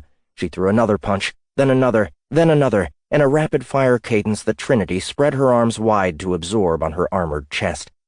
Then she reached out almost casually, grabbing Abby by the throat. Abby was coughing as Trin lifted her off the ground. The armor had no expression, but she could picture the woman smiling beneath it. Trinity held Abby up, choking her as she brought her in closer, placing the claws on her free hand against Abby's neck. One last cut was all it would take. Go ahead, Abby said, coughing again. Do it. Trinity was hesitating. Why? She had won the fight. It was fair. Maybe more than fair. The mixed properties of the armor and the integration had made her the perfect killing machine. Now that she had the chance to kill, she wasn't ending it. Trinity? Abby said, barely able to speak. Trin was still hesitating, holding her up, choking her, but not taking her head. Why? Trinity threw Abby to the ground, hard on her back, leaving her looking up at the other woman. What was she doing? Trinity lifted her hand, the one that had been gripping her neck. She turned it over, looking down into the palm. Abby noticed there was smoke rising from it. Trinity? Abby repeated. Trin's head lifted. She raised the palm toward Abby. The outline of the Hell brand was clear against it, etched into the metal. That was impossible. What is this? She said, confused. What do you mean? Abby asked. I saw a light. A blinding white light. I felt... Her voice trailed off. Felt what? What is it? Trinity asked again. The light of the shard. A mote of the dead shard. I think it's been with me since Faru, but I'm not sure. I can't explain it. Not completely. Tell me what you know about Thraven. About his past and where he came from. Tell me about the Nephilim. Tell me about the Seraphim. The corrupted aren't without hope or redemption, Abby said, remembering what the other shard had told her. Was that what it had meant? Individuals like Trinity, who had been pulled into the chaos? I need the truth, Cage, Trinity said. Why do you think I'll give it to you? You were about to kill me. I felt, she said again, pausing after the words. Tell me. Not here. I can't survive in this. Something collapsed nearby, sending a wave of ash in the air, drifting toward them. Abby put her hand over her mouth to keep from breathing it in. Trinity held out her hand. Abby reached up and took it, letting the other woman pull her to her feet. You really did try to save Ursan, didn't you? Yes. There's only one asshole out there that I want to die. Everyone else? I want them to join up or get the frag out of my way. Follow me. Where are we going? Back to the fire. Tell me what I need to know, and then we'll get off this planet. Together. 38. Quark's eyes passed over the remains of his squad, counting heads as they swept the field. 9 souls, out of the 20 he had brought along for this ride. 9. He threw his fist into the side of the dropship, ignoring the pain of the impact against the hard metal. Damn it! He shouted. The others didn't react. They certainly didn't disagree. They were hurting as much as he was. Those individuals were their friends and comrades, too. What the frag was that, Colonel? One of them, a Terran named Jones, asked. I don't know, Quark replied, shaking his head. He had seen a lot of shit that Elevy had been surprised to learn he knew anything about. He had never seen anything like that. Bitch went nuclear on us, Colonel, another soldier, an Atmo named Friafo, said. That she did. He paused. We aren't letting her get the best of us. We owe her for Griff and the others. Yes, sir, his riders replied. Hang tight and regroup, he said to them, heading forward to the dropship's cockpit. Shithead, open a channel to the mothership and get us en route to that downed starship and that asshole Coy. I want fragging answers. V told us we were hunting a demon, but she didn't say the damn bitch was Satan himself. He caught himself, turning to look back. Where had Elevy gotten off to? Left behind? He laughed out loud. Serves her right. Roger, his pilot replied. Channel open. Captain Drung, Quark said. Tell 2nd and 3rd platoons to get their dicks out of their hands and their hands out of their asses and rendezvous with 1st platoon at the coordinates that shithead is sending up to you right now." He tapped the pilot on the shoulder. The physig responded by transferring the location of the fire. "Aye, sir," Drung replied. "I didn't think you would need backup, sir." "You and me both. Our target is a tempest in a teacup, I'll tell you that. Hot as hell, but way too hot to touch." "Roger." "I want them down here in 30 minutes. Quark out." He tapped his pilot again, who dropped the link and then turned to face him. "Colonel, I fired 600 high-caliber rounds at her, and none of them hit. I don't see what an extra 2 platoons are going to be able to do." "I don't give a hot, flying shit what you think, shithead. But to answer your question, because I'm a magnanimous leader, our little tangle wasn't all for naught. We know she's vulnerable to the isotope. We just need to get a bit more of it into that fine body of hers. Thankfully, I brought enough to go around. The more hands we have, the more likely we can overwhelm her with the juice. Knock her out or kill her straight away. I don't give a shit which." "Aye, sir." "Coy!" Quark said, activating his personal communicator. "Quark?" Coy replied.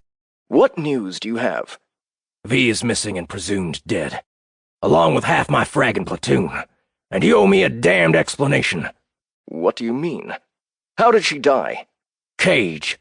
She went supernova, her whole body covered in white flame, and she blasted us all with it. If I weren't in a constant state of pissed off, I would be dead too." "Did you say white flame?" "Yeah? Why?" Coy was silent for a moment. "It doesn't matter. I told you Cage was dangerous. We both did. You underestimated her because you compared her to what you knew. She isn't like anything you've seen before." "I get that now," Quark replied, feeling more angry at being chided. "but you can't tell me you were expecting that." "No. Nothing like that." "I'm sending for the rest of my troops. We're going to regroup at the fire, and then we're going to hunt down Cage again and finish this thing. I expect you to be with us. We need your power to help neutralize hers." "You want to try again? How much is Polimo paying you?" "It's not a money thing. It's a pride thing. She hurt mine. Anyway, we've got a poison that seems to slow her down, and she blew up when she was weak and cornered. A self-defense mechanism is my guess. If we're ready for it next time, we can get ahead of the curve." "Okay. That's encouraging. Tell me what you need. Our units are your units." "That's awfully kind of you. You're a tad more reasonable than V was. Even sleeping with her didn't calm her down any." "Tell me about it. The fact is, Colonel, either Cage dies or I do. Gloritant Thraven doesn't tolerate failure." "Neither do I, Coy. Neither do I." 39. That's everything I know. Abby said. She still hated how she couldn't see any expression in Trinity's armor. No eyes, no mouth, no wrinkles. It was like talking to a wall. An armed and deadly wall. Trin was standing in front of her, less than a meter away. They had paused at the edge of the wooded area, in an outcropping of rock that overlooked the crash site of the fire. The derelict starship was still somewhat small in the distance, but not too small for them to see the activity around it. The dropships, the mechs, the starfighters. It was as though every soul on the planet that was looking for her had gathered there. And they probably had. It almost made her wish she had brought Trin back to the crater to try their luck at the other potential escape route. Except she had learned on the way that she didn't want to leave just yet. She wanted to get onto the fire and find the remaining doses of the serum that Thraven had brought on board. Trinity had confirmed that there were more doses of the serum when she had gone into detail about how her new form functioned. Like Abby had suspected, Thraven had shared parts of the Nephilim covenant with Villanueve. He had given over ancient technology to the Lurig in order to bring his favorite Evolent back to life, and now Trin was powered by the blood of the Nephilim. It didn't only feed oxygen to her brain, it fed energy to her synthetic muscles, pumped through her system by a mechanical heart, not unlike the generator she had seen in the Brimstone's engine room. It wasn't a perfect system. Trinity had a small hole in the back of her neck to connect a tube to pump fresh blood and nutrients in to refuel the spent naniates. She could go for a week easily if she didn't exert herself, a few days otherwise. But it was a weakness. A major weakness. Abby couldn't say she wasn't glad it existed. She didn't completely trust the woman. She would have been an idiot not to be hesitant, especially considering Trinity's story that Thraven had abandoned her. Why would he go through that much trouble to bring her back to life and then forget about her? According to Trin, the Gloritant had never even gone to Villanueve's lab to see if the scientist was still alive after the crash. Trinity was online by the time Thraven left the planet with the font, but Villanueve hid her from him. He had no intention of sharing his greatest creation with the one who had enslaved him and then ignored him. That decision hadn't gone over well. Abby had been surprised when Trinity told her that Villanueve was dead, and she had been the one to kill him in reprisal. The whole thing was fragged up, which made Trinity's sudden interest in the Shard all the more fragged up. She had given her everything she knew, repeating most of Jakkun's original story and sprinkling it with her experiences. She had fuzzed some of the details about the Seraphim complex and the alternate universe where she had spoken to the other Shard, but she had told her of the recording she had seen, an example of how the naniates had been twisted from what they were originally supposed to be. Trinity had accepted it all in silence, standing completely still throughout. Even now, she didn't move at all, appearing more like a statue than either a living or mechanical thing. And even Trinity didn't know exactly what she was. She accepted the term cyborg, though she didn't like it. She accepted she was a human consciousness in the shell of a robot, though she didn't like that either. Abby hadn't sensed any regret from her about being brought back to life, and Trinity hadn't expressed any. The question was, what was she going to do with her second chance? Something had happened to her when she touched the Hellbrand and came into contact with the light of the Shard. She said she had felt something that she wasn't able to describe, but whatever it was, it had saved Abby's life. A hint of conscience, maybe? A sudden ability to determine right from wrong and truth from lies? The other Shard had hinted that such a thing might be possible with the help of the original Covenant. All she had to do was find it. Trinity? Abby said. 5 minutes had passed since she had finished her story. Trin still hadn't moved. I can't cry like this, Trinity said. Not visibly. I can't express any emotion in a meaningful way. It is awkward and difficult. I lied to him, Abigail. To Ursan. I knew what Thraven was, and I brought him into this war on deceit. I told him Thraven cared about the Outworlds when I knew he didn't. You were right about me. What you said back on Droon. Power. I wanted power. The gift. If you aren't careful, you believe you're in control of it. But in truth, it is in control of you. I know, Abby said, remembering the battle she had fought with it, when she had seen the light of the Shard for the first time. We must all assert, Trinity said. That's part of gaining the gift. But it never stops trying to take over. It never stops trying to subvert you. You say the gift is composed of machines of some kind? I struggle to believe that. If they are machines, they are intelligent ones. They have minds of their own. Primitive? I'm not sure. I know. The gift had Ursan, too. He wouldn't listen to me. He only saw your death. It didn't matter how Thraven was using him, or that I was only defending myself from you. It didn't matter that I didn't want to kill anyone. I don't blame him.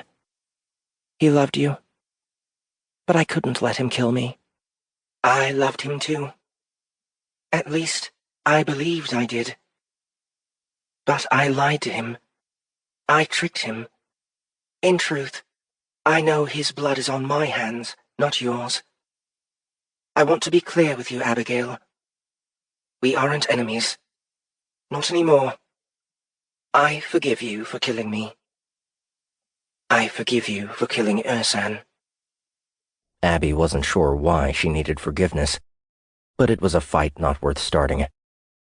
I forgive you too. We need to forget about the past and move forward from here. She turned and pointed out to the fire in the distance. We need to get in there. I need the serum. I have to stop the change. She held out her hand. There were ridges along the back of it pushing up the skin, and she had pressed her hand against the back of her demon suit. The tail was still only a stub, but the stub had grown. We need one of those ships as well. But clearly, they know you're coming. They don't know I want the serum. That may work in our favor. They'll defend the area outside the fire more heavily. If we can get past it and get inside, we can choke them up in the corridors and force them to come at us in smaller numbers. The starfighters and mechs will be useless inside, too. She reached into a tight pack, withdrawing one of the 2 remaining teleporters. I have these. We can set one and throw the other forward, and use it to move through the enemy line. This is technology of the Shard? Trinity asked, taking it and turning it over in her hand. Yes. From what I understand, the Seraphim tech is more advanced than ours, but none of it was originally intended for war. The Nephilim, on the other hand... I know. They created the fire and the brimstone. They created me. In a sense, they created Thraven, too. He wasn't always a Nephilim. He didn't always have the gift. He didn't? No. Thousands of years ago, he was a slave. A Terran from a place called Egypt. The Nephilim took him and made him a different kind of slave. He broke those chains and became a prophet. He promised the Great Return would happen. He helped settle the wars that plagued his people. Now he is trying to fulfill the promise of their father. Lucifer. I suppose. He never mentioned the father by name to me. Thraven is human?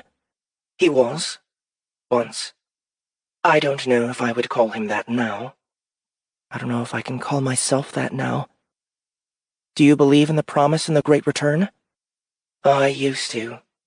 I hungered for the power that came from Dominion, especially over the one who called himself a god. I sacrificed Ursan to it. She paused. Abby didn't know if she was crying again. How many have suffered under this corruption? Thraven included. How many have died in the name of freedom for a people who are already free? I've lost almost everything, Abigail. The promise is a lie.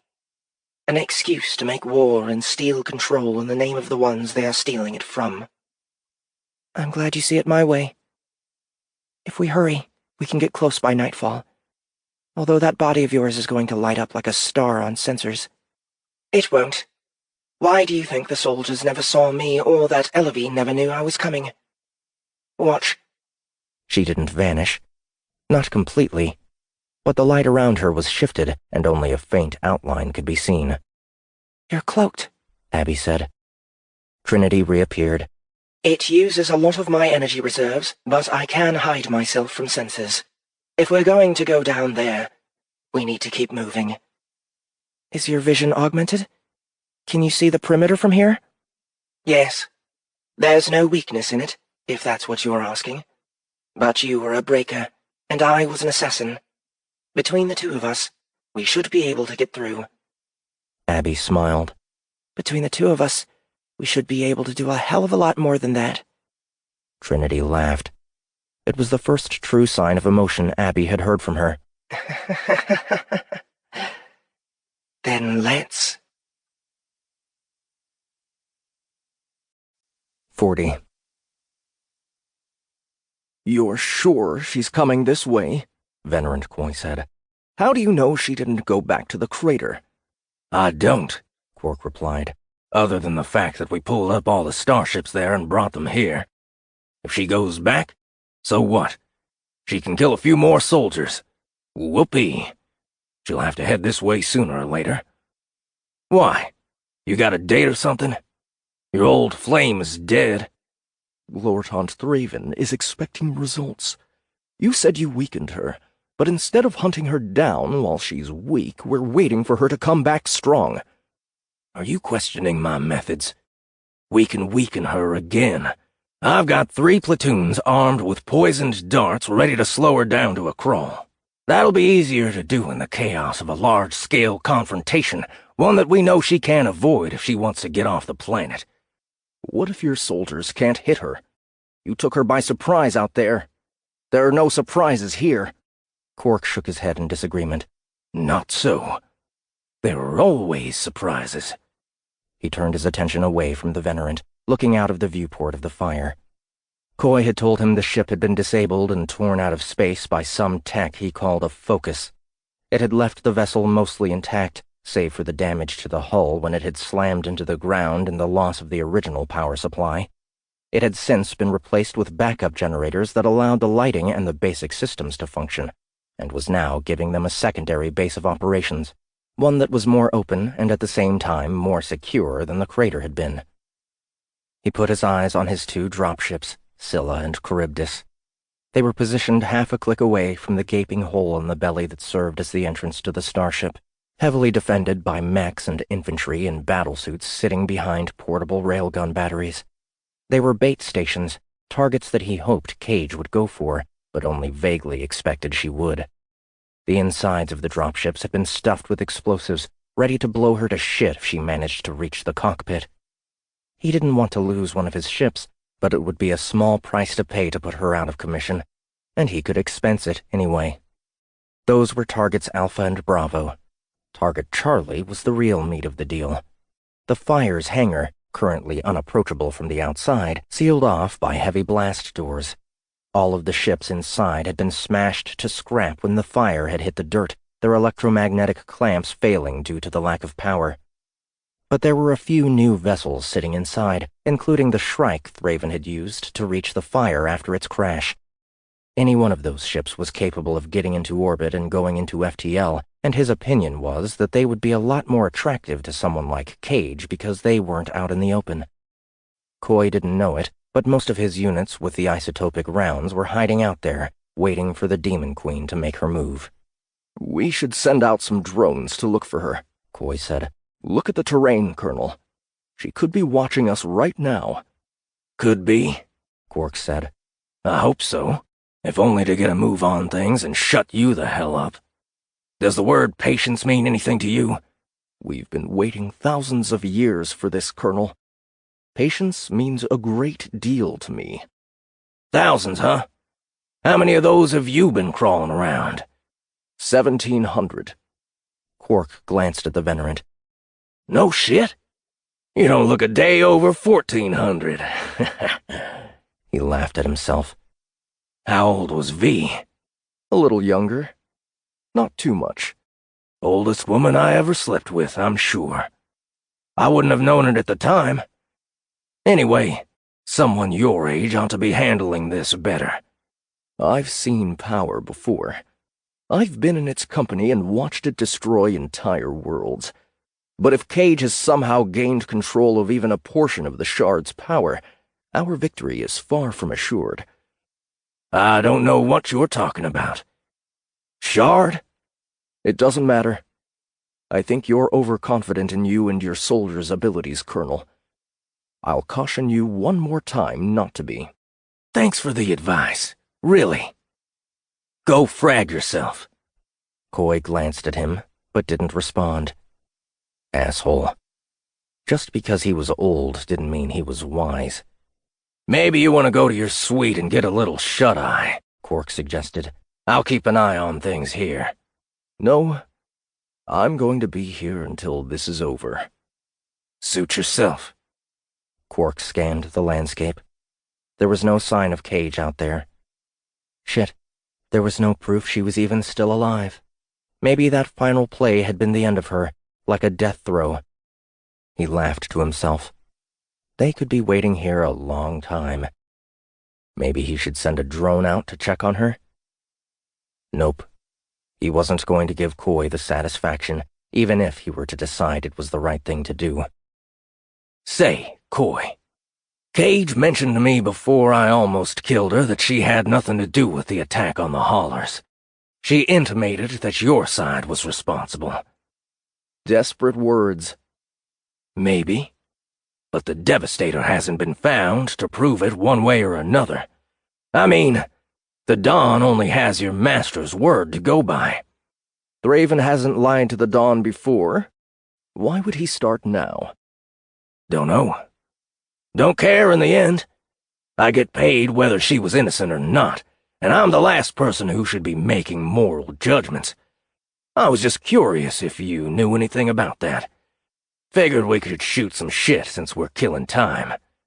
No, I don't know anything about that. Quark watched Coy's face as he said it. His augmented vision tracked all sorts of things that would suggest dishonesty.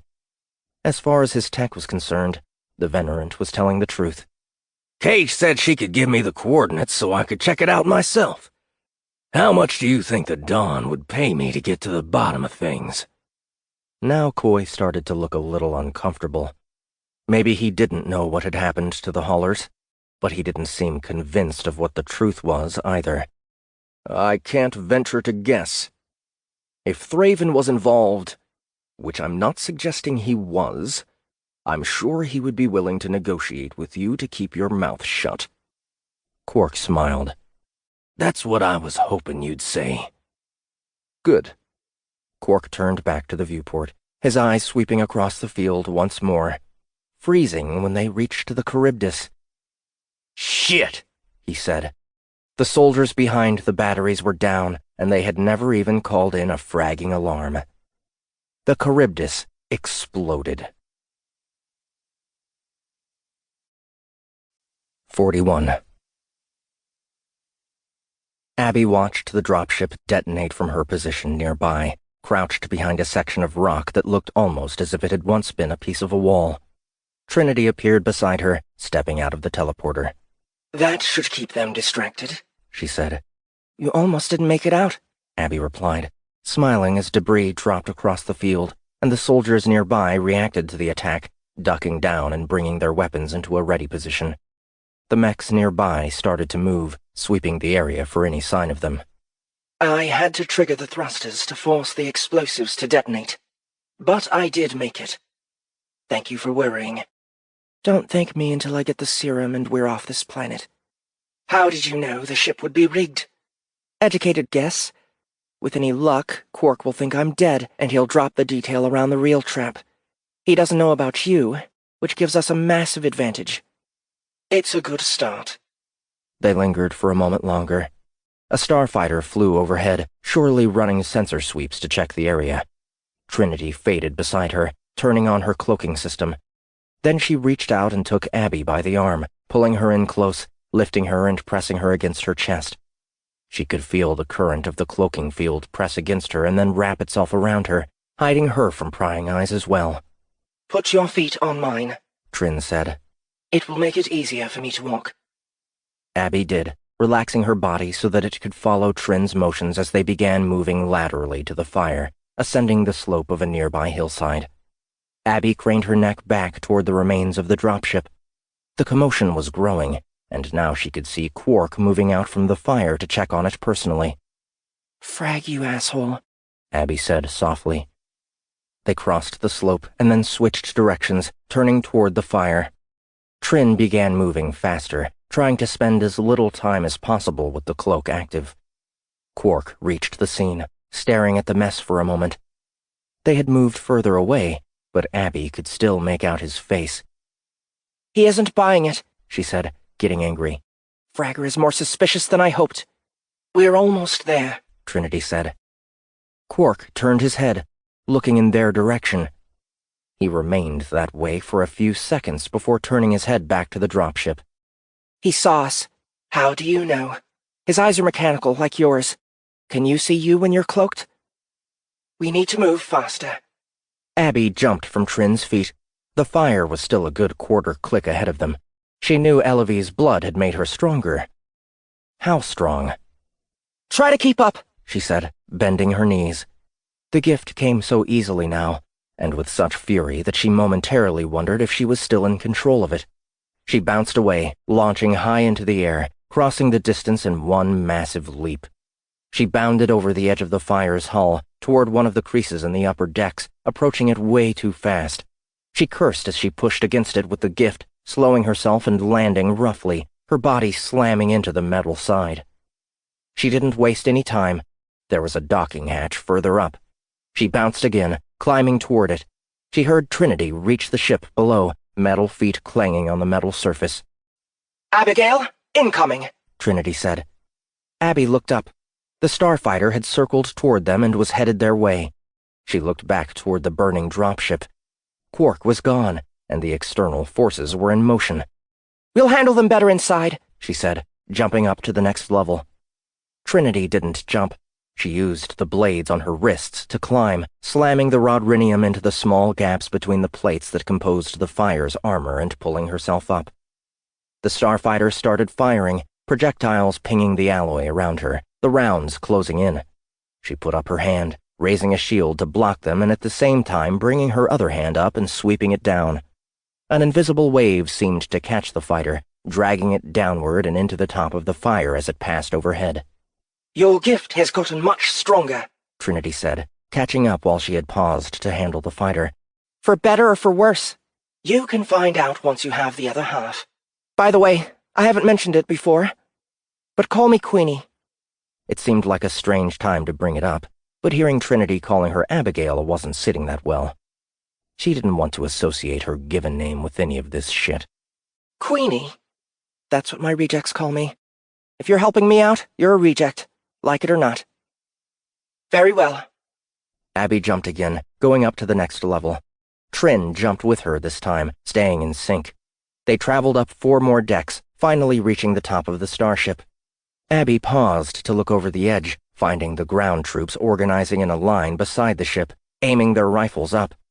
They were out of the fight, unable to get an angle on them from down there, left with nothing to do but wait. Queenie, here, Trin said, rushing to one of the docking clamps. Of course, the airlock hatch was locked and sealed, but it was hardly a problem. Abby pulled at it with the gift, needing only a few seconds to lift it away from its moorings. She dropped the heavy door to the side and jumped down into the airlock, putting her hand against the next hatch and pushing. The second hatch buckled inward, groaning and finally releasing before thunking onto the floor. Abby dropped into the fire with Trinity right behind her. She quickly scanned the corridor. 2 rotting corpses sat nearby, crushed by the force of the original impact. Abby wrinkled her nose and looked away. There was nothing pretty about war. Which way? She asked. Follow me, Trinity said. She directed Abby down the corridor toward the tubes. The backup generator had made them operational again, and Abby tapped the control pad, calling one to them. It arrived within seconds. They climbed in. Which deck? 4. Villanueve's research lab is there. Abby directed the tube to deck 4. It stopped on 6, the power to it going off. Damn it! They cut the power. I know. Do you mind? Trin grabbed the tube hatch and pulled, forcing it open. They climbed out.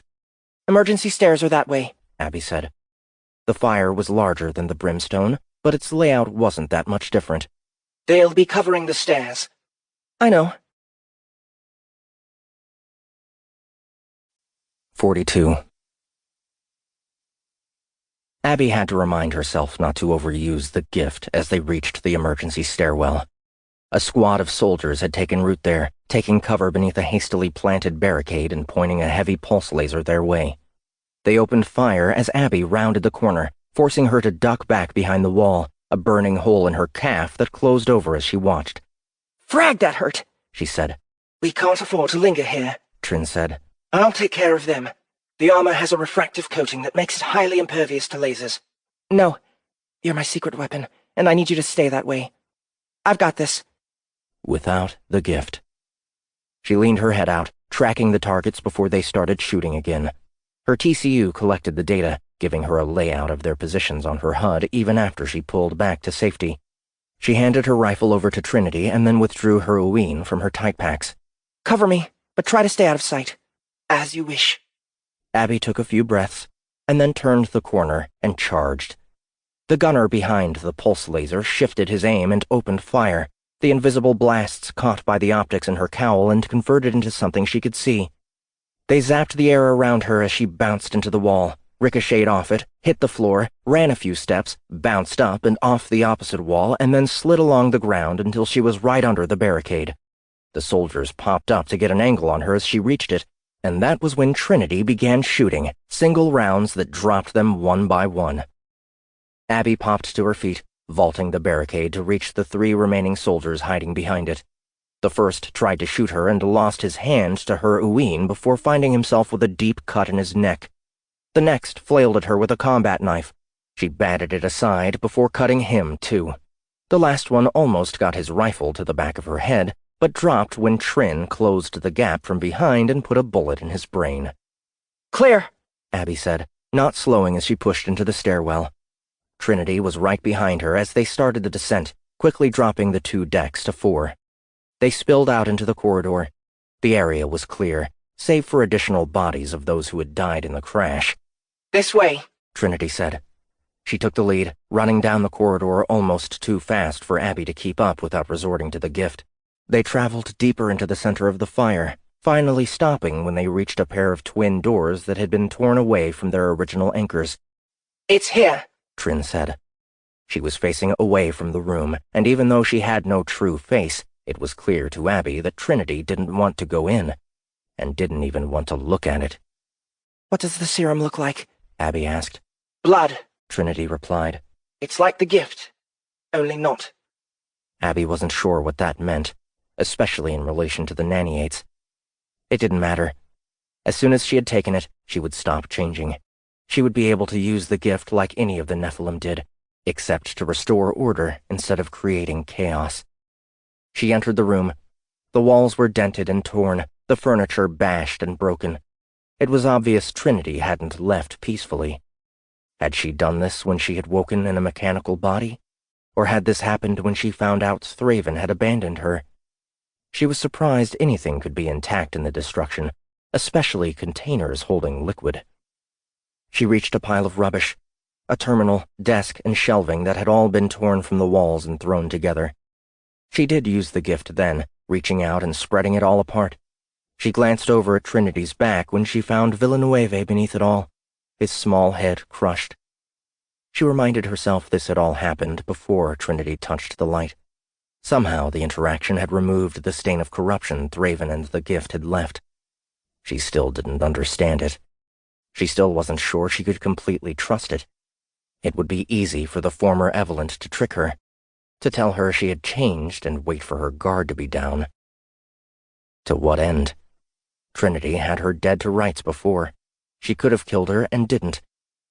If it was a trick, it was an elaborate one whose purpose she wasn't able to discern. That didn't mean there was no purpose. She fought the idea. Was it the gift trying to assert control again? If there was anything she shouldn't trust, maybe that was it? She went to the shelving she had uncovered, pulling open the drawers. One of them held a series of vials. She lifted one of the vials out. It was printed on in Lurig. She had enough familiarity with the written language to decipher it. Trinity, Sample 10. The others were marked similarly. She opened the drawer beneath it. More vials. Queenie, there are units approaching, Trinity said. I can feel the vibration of their boots on the floor. I'm coming, Abby replied. She lifted the vials out. Generator Sample 4. Blood from the engines. Villanueva had used it to bring his cyborg to life. It still wasn't what she wanted. Reports sounded as Trinity backed into the room, still refusing to look. No more time, Queenie. We're going to get boxed in down here if we dally. Abby opened the last drawer. More blood in 2 larger vials. She lifted the first. Font Sample 1. Font sample? Interesting. She took it and stuck it in a tight pack. She lifted the other. Neutralizer Sample 1. Neutralizer? That sounded good. She reached for the seal to snap it off. A flash of white light blinded her. She lowered her head, blinking a few times. What the hell? The light faded a moment later. She reached for the seal again. Again, a flash of bright light stopped her. She growled softly. Damn it. Why not? She said out loud. I don't understand. Understand what? The light doesn't want me to drink the serum. Can we figure it out later? Yeah. She shoved it into a tight pack. Let's move. Where to? Abby considered. She knew the dropships had to be a trap. They were too damn obvious. Quark had to know her goal was to get off the planet, which meant anywhere there was a ship to take her there was just as likely to be set up for an ambush. Wherever they went, they were going to be in for a fight. She was okay with that. Still, there was no reason not to be prepared. Hold up! Keep me covered. What are you doing? They're almost here. Abby turned back to the bent terminal, resting on the floor. She knelt down beside it, turning it on. It was still functional. She stuck an extender to it, moving her fingers to activate the terminal in her cowl. Hopefully getting onto the fire's network, she said. The first of the soldiers reached the room, getting a few shots off before Trinity rushed him, grabbing him by the neck and breaking it with a single, overpowering squeeze. She grabbed his rifle, pulling it so hard it broke the shoulder strap. Then she threw him out into the hallway, shouldering the weapon and trailing behind. Heavy gunfire echoed in the corridor, mixed with single, measured pops from Trinity's weapon. Rounds pinged off the battle armor, searching for a weak spot and failing to find one. Meanwhile, Thraven's soldiers continued to die. Abby ignored it, focusing on the terminal. It was already logged in, and she paused as her display filled with the completed schematics for the fire's naniate-fueled power generators. She couldn't make out most of it, but she knew someone who probably could. They needed to hurry, but it was data they couldn't afford to leave behind. She transferred it quickly to her SOC before working on connecting to the ship's intranet. The security on the terminal was easy to break, though the gunfire had calmed to almost nothing by the time she did. She quickly navigated to the sensor systems, getting access to the cameras in the hangar. A quick look through each verified her suspicion. Soldiers in mismatched uniforms were organized throughout. Quark's mercenaries. They were holding weapons she didn't recognize. Non-standard rifles. Did they fire poison bullets? She was going to assume they did. She transferred the network access commands and routines to her demon suit, giving her a mobile connection to the services. It wouldn't have been this easy if standard security protocols had been in place, but the condition of the fire had made the enemy sloppy. Abby disconnected and rushed to the hallway. Trinity was standing over a soldier, pulling her blades from his chest. The armor was scuffed from bullets and stained with blood. A dozen soldiers lay scattered on both sides of her, all of them dead. They're waiting to ambush us in the hangar, but I have an idea. Do you know how to fly a Shrike? Absolutely. Good. Then let's get our asses off this rock. 43. They made it close to the hangar before Abby put her hand on Trinity's shoulder, bringing her to a stop. Trinity turned her head, looking at the hand as though surprised that anyone would be willing to touch her. There's a maintenance access shaft that runs above the hangar, Abby said, transferring the schematic through their linked TCUs. I want you to go in that way. Secret weapon? Trinity said. Exactly. One of them. What's the other? It's a secret, Abby said, smiling. I'm going to walk in the front door. I expect Quark will be waiting for me there, ready to put as much poison into me as he can. A reasonable expectation? I'm going to let him hit me. What? It's a risk, but I want him off guard. When he comes in for the kill, that's when you make your move. How do you know how much you can absorb? I don't know if you saw. I took a few hits out in the woods. I have a general idea. And I have this if things get too bad. She patted the tight pack on her thigh. What is that? Blood from Thraven's font. If I can't take the serum yet, I assume it will make me stronger? And accelerate the madness. No pain, no gain? I like you, Abigail Cage. More than I expected I would. Same here. I'm glad we're not trying to kill one another anymore. Trinity reached out and put her hand on Abby's shoulder. Abby did the same. She looked into the other woman's blank faceplate. I won't let you die, Trinity said. I appreciate that. Ping me when you're in position. Roger. They split up, with Trinity moving off to the location Abby had passed her. Abby turned and re-entered the emergency stairwell, headed toward the main hangar entrance, a pair of twin doors one deck down. The area remained clear as she crossed the corridors, the lack of activity an overly clear signal that Quark was expecting her. She confirmed it when she spotted a small sensor placed in the corner of the hallway, a secondary camera tracking her movements in the area. She stopped right in front of it, flipping her finger at it before continuing. She had no idea if Quark knew the Terran gesture, but it amused her all the same. She was a few dozen meters from the hangar when she paused again, reconnecting to the network in the camera feed on the inside.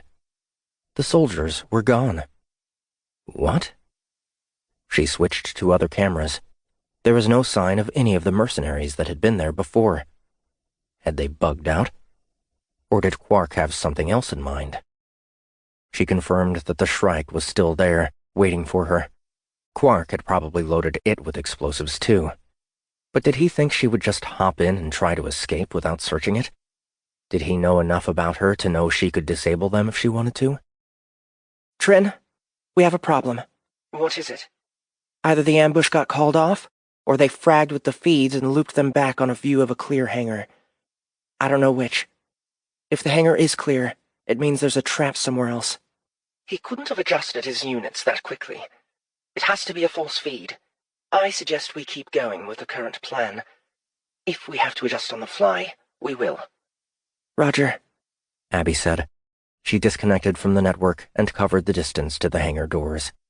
She hesitated there for a moment, still unsure. She was walking into the middle of it on purpose, and despite her plan to let Quark poison her again, she wasn't exactly looking forward to it. Frag it all. She reached out with the gift, throwing the doors aside. Before she could even get a look at the interior, something grabbed her and pulled her in.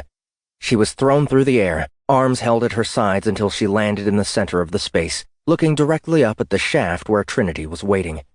She expected the bullets to come then, but they didn't. She lashed out with the gift, breaking free of the invisible hold and rolling to her feet. Abigail Cage.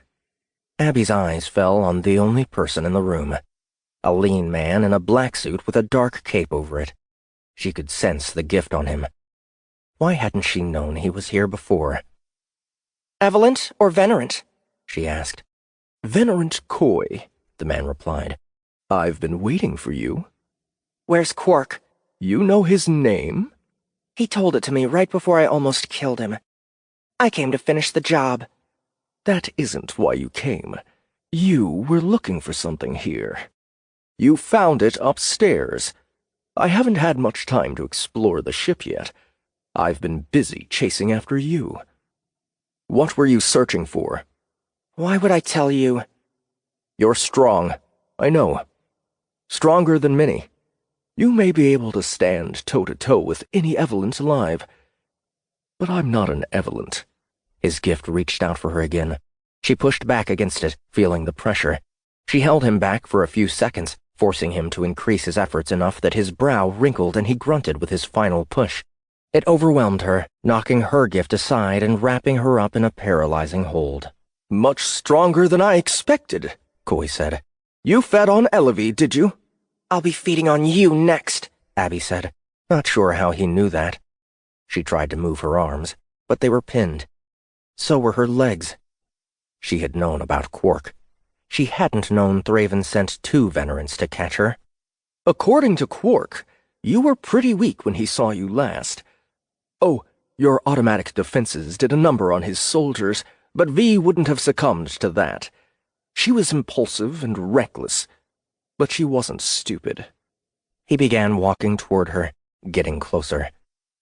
I heard you cut Gloritant Thraven, he smiled. Incredibly impressive. Even so, I don't believe you could have killed Elevie in your condition as it was described to me, even with the shard on your side. You know about the shard? Rumors and myths and legends. Apparently there is some bit of truth to them. Apparently, it doesn't matter.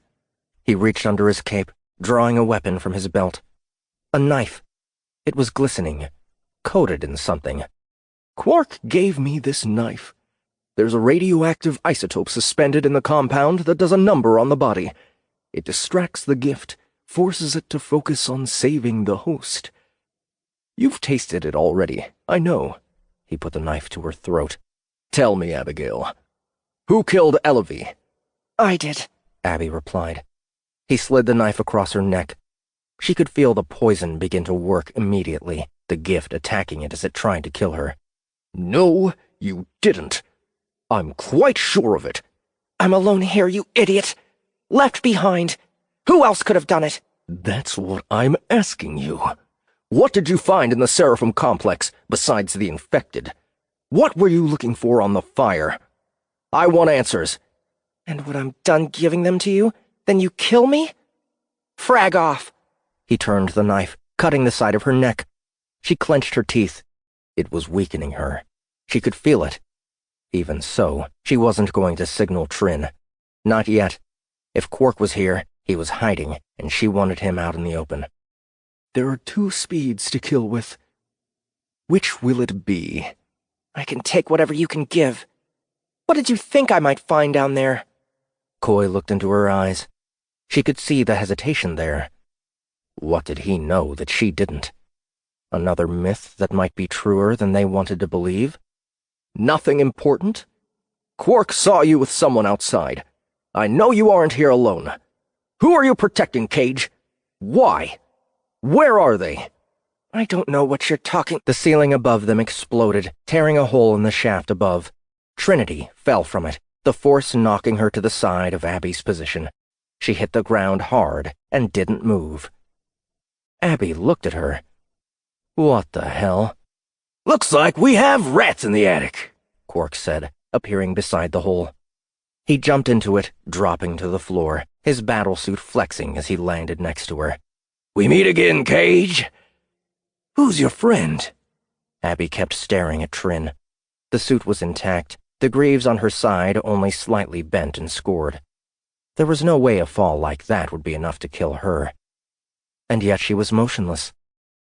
There was motion, though. Quark's soldiers appeared all around them, pouring out of every crack and crevice in the hangar as they lowered pass-through screens that had made them invisible to both casual observation and sensors. They were nowhere near as powerful as real cloaking systems, but in this case it had been enough. If you could see the look on your face, Quark said. Yes, Cage, you are well and truly fragged. 44. Prepare all batteries, Captain Davlin said. Arm the torpedoes. We have no idea what kind of shit we're stepping into. Huh. You're starting to sound like one of us, Gant said. Davlin looked over at him from the command chair, giving him a half-smile. I could be setting everything up to trick you into a false sense of security. You could be, but you aren't, Gant replied. We're going to be coming out of FTL in 84 seconds. Not enough time to mutiny and defend yourself. If the mysterious enemy force you keep claiming is behind the shenanigans with the Republic Council is waiting there. They had both caught wind of the news that the Council was preparing an emergency session to vote on legislation that would inevitably lead the Republic to war with the Outworlds.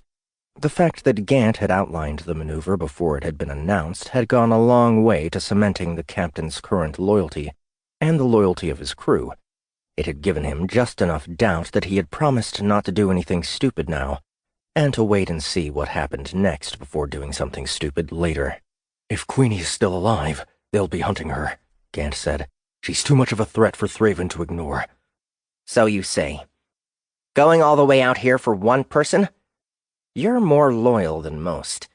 You have no idea. Believe me, she's not just anybody. She may be the only one who can kill Thraven. The wizard? I told you, he isn't a wizard. The gift seems like magic, but it's tech. Crazy, advanced, nano-sized tech. If it breaks the laws of science, it's magic. FTL breaks the laws of science. That's different. How? Davlin didn't reply. He shifted in his seat. Nerd, when we drop from FTL, give us 20% thrust toward the planet, and be ready to kill it and prep the Dysterium drives if it's nasty out there. Belay that order, Nerd, Gant said, turning back to Davlin. I don't think I made things clear enough. We leave with Queenie, or we don't leave at all. No matter what we come up against out there? We stick around long enough to pick her up. Your job is to keep the ship from getting blown up before that can happen. This could be more suicidal than attacking the Brimstone. It could, but I promise it'll be a lot more fun, too. Speaking of which, he switched his comm. Imp, is your squadron ready? Roger, Bastion replied. I'd prefer to be going down there in the Faust, but seeing as how she has a broken wing, this will have to do. He was going to be piloting the High Noon's lone shuttle down. It was a lightly armored, unarmed vessel intended to ferry officers planetside from orbit. It wasn't a warship in any sense, which was why Bastion was behind the stick. If they were going to extract Queenie, they had to get in and out without being hit. Fortunately, they had 2 squadrons of starfighters to help back them up on the run. Flannel was piloting one of them, and he had heard what the Herschend was capable of after her efforts at Kell. He felt pretty good about them reaching the surface, good enough that he wished he could go with them. Somebody had to stay and keep Davlin in line. He had earned a little bit of trust, but not enough to let him off the leash. I didn't agree to help you in exchange for getting my crew killed, Davlin said. If we have to retreat, we're going to retreat. I'll kill you before you have a chance to give the order, Gant replied. Davlin's face paled. His mouth opened. Want to try me? Gant said. Davlin shook his head. Good. Let's worry about it if we need to worry about it. 10 seconds, Captain, Erland said. Gant and Davlin both fixed their gaze on the forward viewport. Right now it was nothing but a storm of blue and red gases, the dysterium around them hiding the universe beyond its bubble of containment. A few seconds later, the bubble popped, the gases spreading away and the ship coming to rest off the planet Azure. Immediately, warning tones began to sound on the bridge. 2 unidentified starships, Erland said. The UFOs match the profile of Thraven's battleships. Gant heard Lieutenant Plission's beak snapping for 2 seconds before the words started filtering through his translator. They're powering weapons. Full shields, Davlin said. Don't fire on them until they fire on us. He looked at Gant. It seems you were right about this much. Gant tracked the area ahead of them through the viewport, pointing at the first of the dark battleships when he caught sight of it. Have you ever seen a ship like that before? He said. Davlin stared at it. No? Because it isn't from around here. We should be able to stand up to them for a while. Nerd, get us in close enough for Imp to launch. Gant noticed Erland turn his eyes toward the captain. You're a reject, Nerd. Why are you looking at him? Sorry, Erland replied. We're moving in. Gant heard Plission's beak again. Every time he did, he couldn't help but flinch. They're firing on us, sir, she said, the translator not getting it until the first round of missiles was already on its way, streaking on an intercept course with the current momentum. Increase thrust, Davlin said. Try to slip ahead. Already doing it, Captain, Erland replied. You speak Rudin? Gant asked Davlin. It was the only way Plission's condition wouldn't be a problem out here. They started teaching it in the academy 4 years ago, since Rudin matriculation is nearly 30%. It's easy to understand once you get the hang of it, but impossible to speak. The missiles reached the impact point, detonating along the starboard shields. Shields at 80%, Erland said. Return fire, Davlin said. Target the first one, there. He set a marker on it, which appeared on the projected HUD at the front of the bridge. Firing, Ensign Sill said. A return volley of torpedoes launched from the battleship. Keep it coming, Davlin said. Everything we've got. Lasers started spearing out from their batteries, invisible beams that cut the space and burned into the enemy shields. Thraven's ships responded in kind, both of them intensifying the attack on the High Noon. Try to get us a lower profile on them, Davlin said. 15 degrees starboard. Ah, Captain, Erland said. The High Noon shifted in space, rotating and cutting over until her bow was turned closer to the enemy ships. You're slowing our pass on the planet, Gant said. We're going to take more fire this way. Who's the captain here? Davlin replied. I'll command my own damned ship. I know what I'm doing. His eyes scanned the projection. 15% thrust.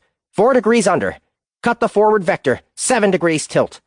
Gant watched the viewport as Erland carried out the directives, adjusting the ship's course. More projectiles slammed into the shields. They're launching fighters, Plission said. Get the mains on full, Davlin said. Adjust course to head straight for the planet. Ah, Captain, Erlan replied. The High Noon began accelerating, the thrust pushing against Gant, forcing him to grab the side of the chair. They had moved into a vector that would bring them past the enemy ships and closer to the surface than he had been hoping. "Nice work, Captain," he said. "I'm sorry I doubted you." "Shields at 60%, Erlan said. "Don't be sorry yet," Davlin replied. "Just because we're past them doesn't mean the shields are going to hold. It's still 2-on-1. "Imp," Gant said. "Go! Go now!" "Roger," Bastion said. "We're on our way. Don't die on me while we're gone, freak monkey." "I didn't know you cared." "I don't, but this tinfoil shitbox doesn't have an FTL drive." Gant smiled. "Asshole." "Ditto." "Sir," Erlan said, his voice nervous. "Sensors just picked up another ship. A heavy corvette, closing in fast. She must have been cloaked." "Friendly?"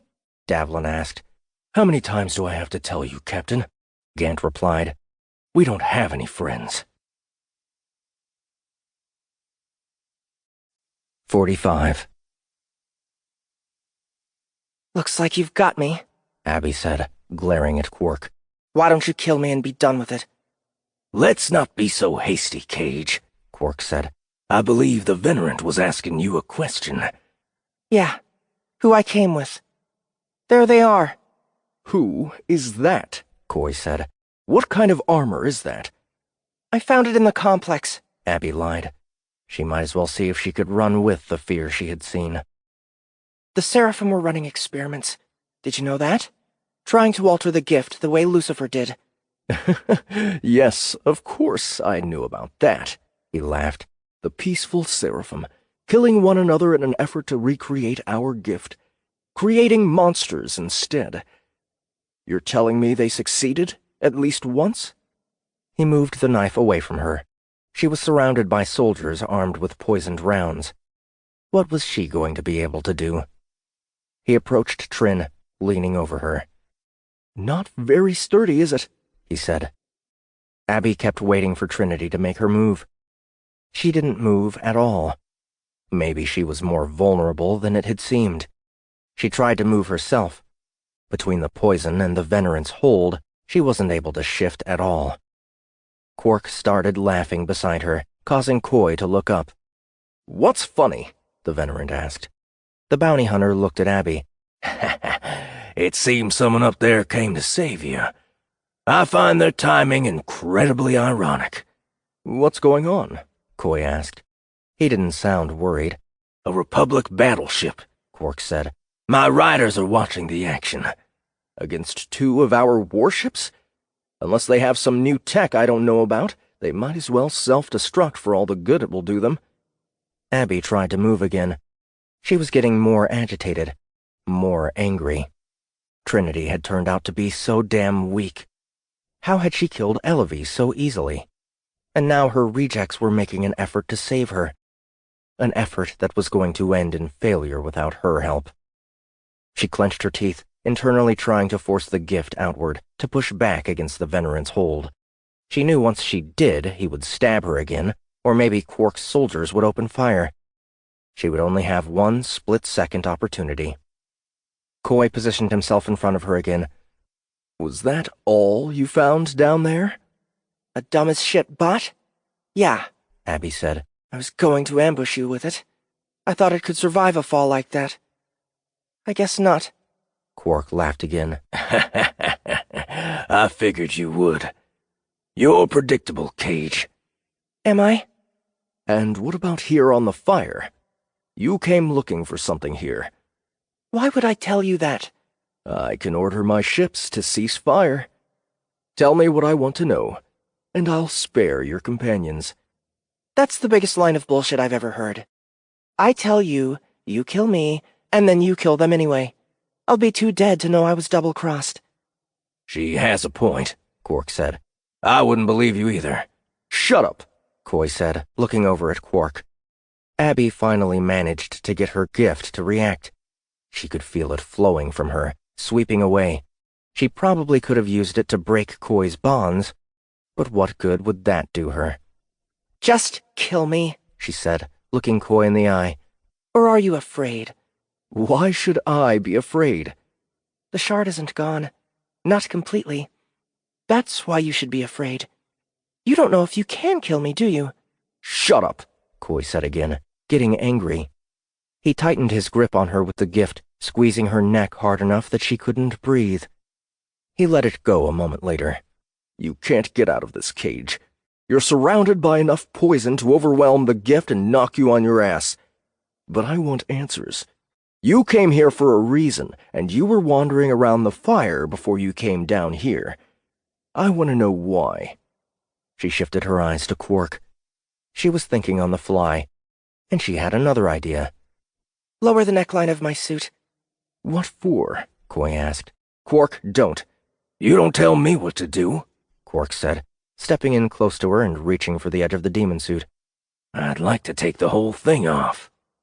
Maybe later, Abby replied. Quark laughed. You're going to be dead later. Am I? He laughed harder, grabbing the edge of the suit and pulling it down enough to reveal her hell brand. The light of the shard had filled the entire thing, and it glowed brightly as it was uncovered. Quark and Coy both flinched at the sudden light, giving her the moment that she needed. She wiggled her fingers, activating the switch she had prepared in the fire's network. A loud clang followed, and the hangar's blast doors began to slide open. Coy grabbed her again, his gift coming back stronger than before, holding her tight. His eyes were filled with fear, locked onto the hellbrand and the glow rising from it. Sweet tat, Quark said, eyeing it. Abby couldn't move her head. Her eyes shifted in his direction. His fingers had brushed against it. Did the interaction do anything to him, the way it had to Trin? She had been hopeful, but it didn't seem he had changed at all. Coy glanced at the opening blast doors. That was your move, Cage? Opening the hangar? Your friends aren't going to make it to you. They aren't going to save you. She couldn't move her mouth anymore. He was holding it, too. She could feel the gift burning within her. She could feel it stretching away beyond the slowly moving doors. She didn't need them to save her. Coy raised his weapon, aiming it toward the hellbrand. Nothing more than a light show, he said. What Nephilim hasn't dreamt of sinking a knife into the shard? The blade began to lower. Trinity shot from the ground, moving up and forward on one strong push from her hands and feet. She hit Coy in the midsection, knocking him back. At the same time, the dirt and rock and stone that Abby had been gathering outside began pouring in, a whirlwind of debris that washed into the room, overtaking the soldiers surrounding her, peppering them with wind and detritus that stole their attention and aim. I'm sorry, Queenie, Trinity said through her comm. The fall affected the skeleton circuitry. It took me a minute to reboot. Abby was suddenly free, just in time to catch Quark's hand as he moved to jab a knife of his own into her gut.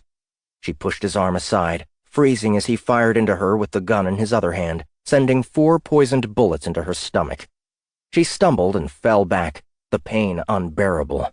Not so fast, Quark said. The whirlwind stopped as immediately as it had started. Abby lay on the ground.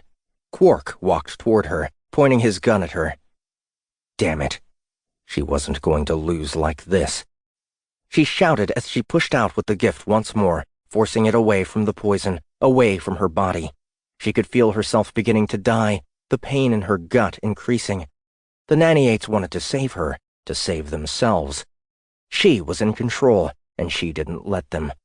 The storm picked up again, one of the larger rocks whipping toward Quark's head. He saw it at the last second, dropping below it before springing toward her. She rolled aside, kicking out and meeting his ribs, the damage absorbed by the battlesuit, but the force still enough to knock him aside. Bullets started hitting the floor nearby, the soldiers recovering and doing their best to get a bead on her. All of the dirt and debris was making it hard to see, and the swirl of stones was intercepting the paths of the rounds. She fought to get to her feet, stumbling from the weakness of her body. Quark was getting up again, coming back for her. Trin was on top of Coy, trying to stab him through a barrier he had erected with his gift. Damn it, she whispered. At the same time, she reached into her tight pack, withdrawing the font sample. She knew if she drank of the font, then Thraven would be able to control her, even over a distance. She needed the strength of it, or she was going to die. She popped the cap and dumped it into her mouth. It was thick and sweet, denser and less foul than Elovy's blood had been. She could only imagine how many naniates were in the sample. Billions?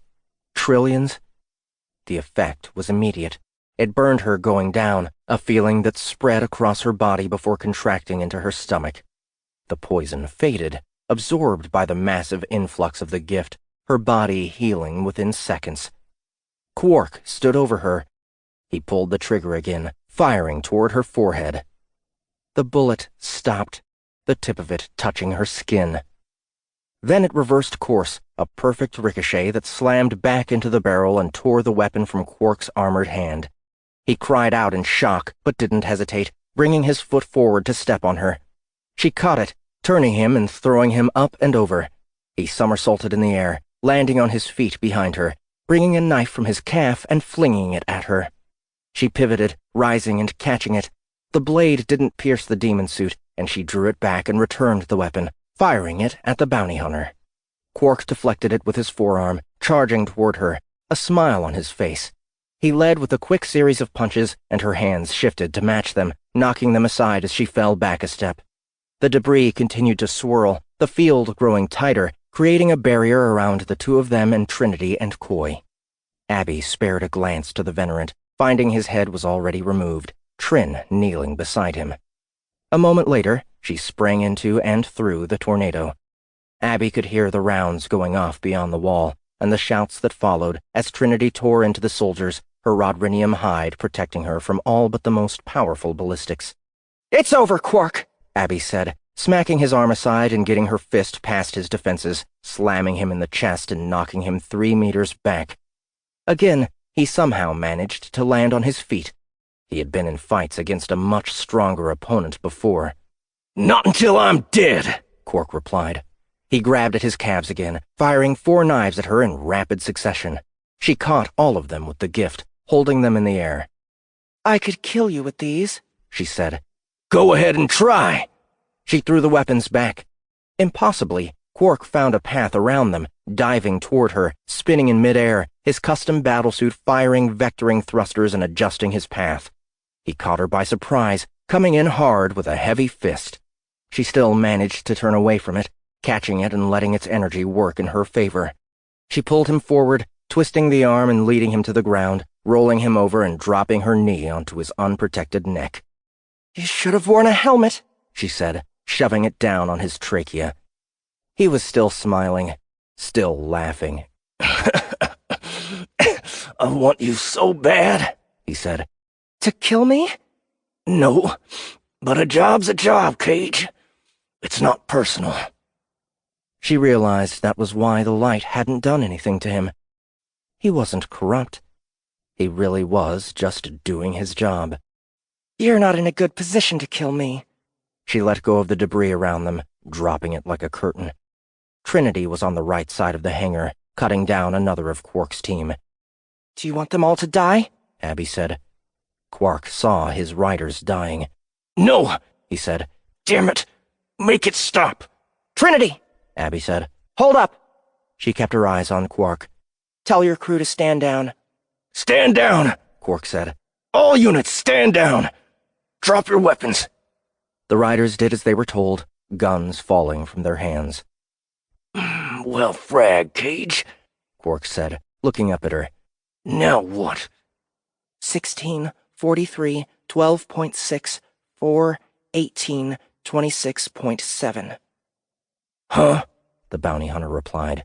"The coordinates to the Devastator. I wasn't lying to you, and now that you're the one on the wrong side of the fight, maybe you'll believe me. Find the ship, check the logs. One of mine killed the Devastator's captain, but she was a traitorous bitch, and I killed her back at the crater. Get the data, show it to your boss. When you're done, if you want another job, find General Sylvan Kett or find me. I trust someone like you can do it." He smiled. "What's the pay like?" "There isn't any, but you'll have a chance to help me save the galaxy from a bigger asshole than Coy." Quark pointed to her knee on his throat. She removed it, allowing him to stand. He adjusted his collar and glanced over at the decapitated Venerant. "I never did like that shithead much. Fine. I'll go and check it out. Though I expect you're being straight with me. Don Polimo is going to be pissed when he finds out Thraven lied to him. Good. Have the Don contact me, too. Maybe we can work something out. We could use his resources. Sure thing, Cage. You're a real demon, you know? So I've been told. It isn't a bad thing. Hot as hell, if you ask me. He turned away, surveying what was left of his riders. All right, you lazy shits. Let's collect our fallen and get the frag out of here. Our work is done. The soldiers organized quickly, passing Trinity as they began picking up the individuals she had slaughtered. Quark, is the Shrike compromised? Of course. I can disarm it for you. A rumble from outside drew her attention. Abby bounced to the now open hangar entrance, looking up and out into the gray sky. Coy might be dead, but Thraven's ships were still up there, his fighters still giving chase to the rejects as they came to rescue her. The shuttle broke out of the clouds a moment later, dropping quickly toward the surface. A pair of black shrikes were harassing it, and another starfighter was behind them, trying to get a bead. Wayward rounds began hitting the side of the fire as the shuttle dove, barely avoiding the attacks. Abby raised her hands. The gift was so strong within her now, and it left her both elated and frightened. She had the serum, but the light didn't want her to use it. Why? She was already changing, and she would only change faster with so many of the Nephilim's naniates in her system. She couldn't worry about that now. Her friends needed her. She pushed out with the gift, a wave of it that slammed into the two shrikes trailing the shuttle. They seemed to shred apart in midair, bits and pieces breaking away in a trail of debris as they lost control, spinning wildly before slamming into the side of the fire in a pair of fireballs. The rear starfighter pulled up in response, circling the downed starship. Queenie, Trinity said. Quark has disarmed the Shrike. I've got a ride, Abby replied. Follow us up and out. Roger. The shuttle reached her eye level, coming to a quick stop only a meter ahead. She could see Bastion through the viewport, smiling and waving at her. She smiled and waved back. 46. Queenie! Pick said, a massive smile on his massive face. It's good to see you again. You too, okay? Abby replied, climbing into the shuttle. She hurried to the cockpit, dropping into the seat beside Bastion. Imp, get us out of here. Oh, hey, Queenie, Bastion said. Long time no see. Screw the pleasantries. There's still 2 warships up there, and I don't want to get stranded here again. She glanced over at him, smiling. I especially don't want to be stuck here with you. He laughed as the shuttle lifted away from the fire. A dark shrike streaked out of the hangar beside them, rising into the clouds. What the hell? Bastion said. Ease up. She's with me. Who? You'd never believe it. Make sure the others know. Inception team, the package is delivered, Bastion said through the comm. And we've got a new friendly. A black shrike, marking it now. Roger, Flannel said. Abby glanced at the shuttle's HUD. Trinity and Flannel were the only 2 ships nearby. I take it you started out with more than one? Fraggin' Thraven. They knocked out 8 of our starfighters like they were flying bricks. He glanced over at her again. What happened to you down there? You look different. Besides the hair, I mean. It's a long story, and I don't want to talk about it right now. Just get us back to the mothership in one piece. Roger. Sorry, Queenie. I'm sure it hasn't been easy for you. The shuttle continued to rise, clearing the clouds and reaching the upper atmosphere. Abby could see the fighting above them, where Thraven's 2 warships were pounding the lone Republic battleship. I thought we were screwed when that other one decloaked. But it just sat there and watched. It looks like it's gone now. Quark's ship. We came to an understanding. What kind of understanding? Not the usual kind. We talked it out. You're right. That is new. Gant, what's your status? We're updating our course to grab you on the way by, but we're in bad shape, Gant replied. I can't even list all of the systems that are offline, and I had to punch out Davlin to keep him from ordering the retreat. By the way, good to have you back, Queenie. Assuming we don't all die out here. It's good to be back, Abby said. And we aren't going to die. You know something I don't? Yes. Abby could feel the gift burning within her, but now she could also feel it swirling beyond, a maelstrom of naniates following them back into space, keeping pace with their host. She locked her eyes on the Nephilim warships, her fury amplified by her adrenaline. She could sense the gift responding to her, teleporting away from the shuttle to where she wanted them to be. Enemy Shrikes were closing in on them. Bastion rocked the shuttle, altering vectors to avoid their fire as they approached. Flannel and Trinity peeled away, each of them laying down return fire that tore through 3 of the enemy ships before they had a chance to realize they were in the crosshairs. The others adjusted course, taking evasive action and working to circle back. "Wow! Your friend is good," Bastion said. "Get us to the battleship," Abby said. "Doing it." The gift had reached the Nephilim ships, split between the two. Subconsciously, she felt as though she could sense every individual machine, trillions and trillions of them like points of light in her mind. They were a collective of sorts, a hierarchy that started with her and ended with the lowest of them all, infinite branches extending from her root. She pushed her hands out at the enemy ships, sending her will to the first 2 naniates. The orders rippled through the ranks, and the gift extended itself, small enough to easily slip through the web of energy that composed the shields, small enough to find a path through the armor of the hull. Trillions of flares of energy rose up as one massive burst, cutting a hole in the warships that tore through their main thrusters, creating a reaction of detonations that broke the back of the ships and left them unable to increase their velocity. Abby threw her head back, crying out at the effort. The gift could sense her weakness, and it tried to seize control. She fought back against it, cursing and growling, her teeth extending into points, her hands turning into claws. She screamed like an animal, like a demon. "You are mine!" Then it passed. Her head rolled forward, her body returning to normal. She didn't see the shuttle slipping into the High Noon's hangar, or the 2 starfighters joining it a moment later. She didn't see how the Republic battleship pulled away from the critically damaged warships, finally escaping their assault. She stared at the flat surface of the cockpit in front of her. Her heart pounded. Her eyes teared. Her body hurt. "Queenie?" Bastion said, unbuckling himself and crouching over her. "Queenie!" Her hand shot out, wrapping itself around his neck. She turned, teeth extending again, her voice a feral snarl. Bastion's eyes widened, and he grabbed her wrist, struggling to escape her grasp. Then Pick was there, adding his strength, wrenching her hand away. "Queenie?" the Trover said. "What's going on?" She snarled at him, too. She didn't want to, but she couldn't stop it. She couldn't think straight. She couldn't focus. "Leave me here," she managed to say. "What?" Bastion replied. "Queenie, you need help! Medical!" "Leave me!" She grabbed the seat to keep from trying to seize him again. She was losing herself, the way Thraven had warned. She had taken too much, used too much. "Lock the door!" "Like that will hold you," Bastion said. He did it anyway, closing the cockpit hatch behind her, fleeing the shuttle and moving out onto the hangar floor. Abby fell onto the ground, fighting to concentrate. Her body was hers. Her mind was hers. She reached for the serum. She needed to stop it now before it got any worse. A bright, white light filled her vision, overwhelming her. She fell onto her back, unable to move. "What do you want me to do?"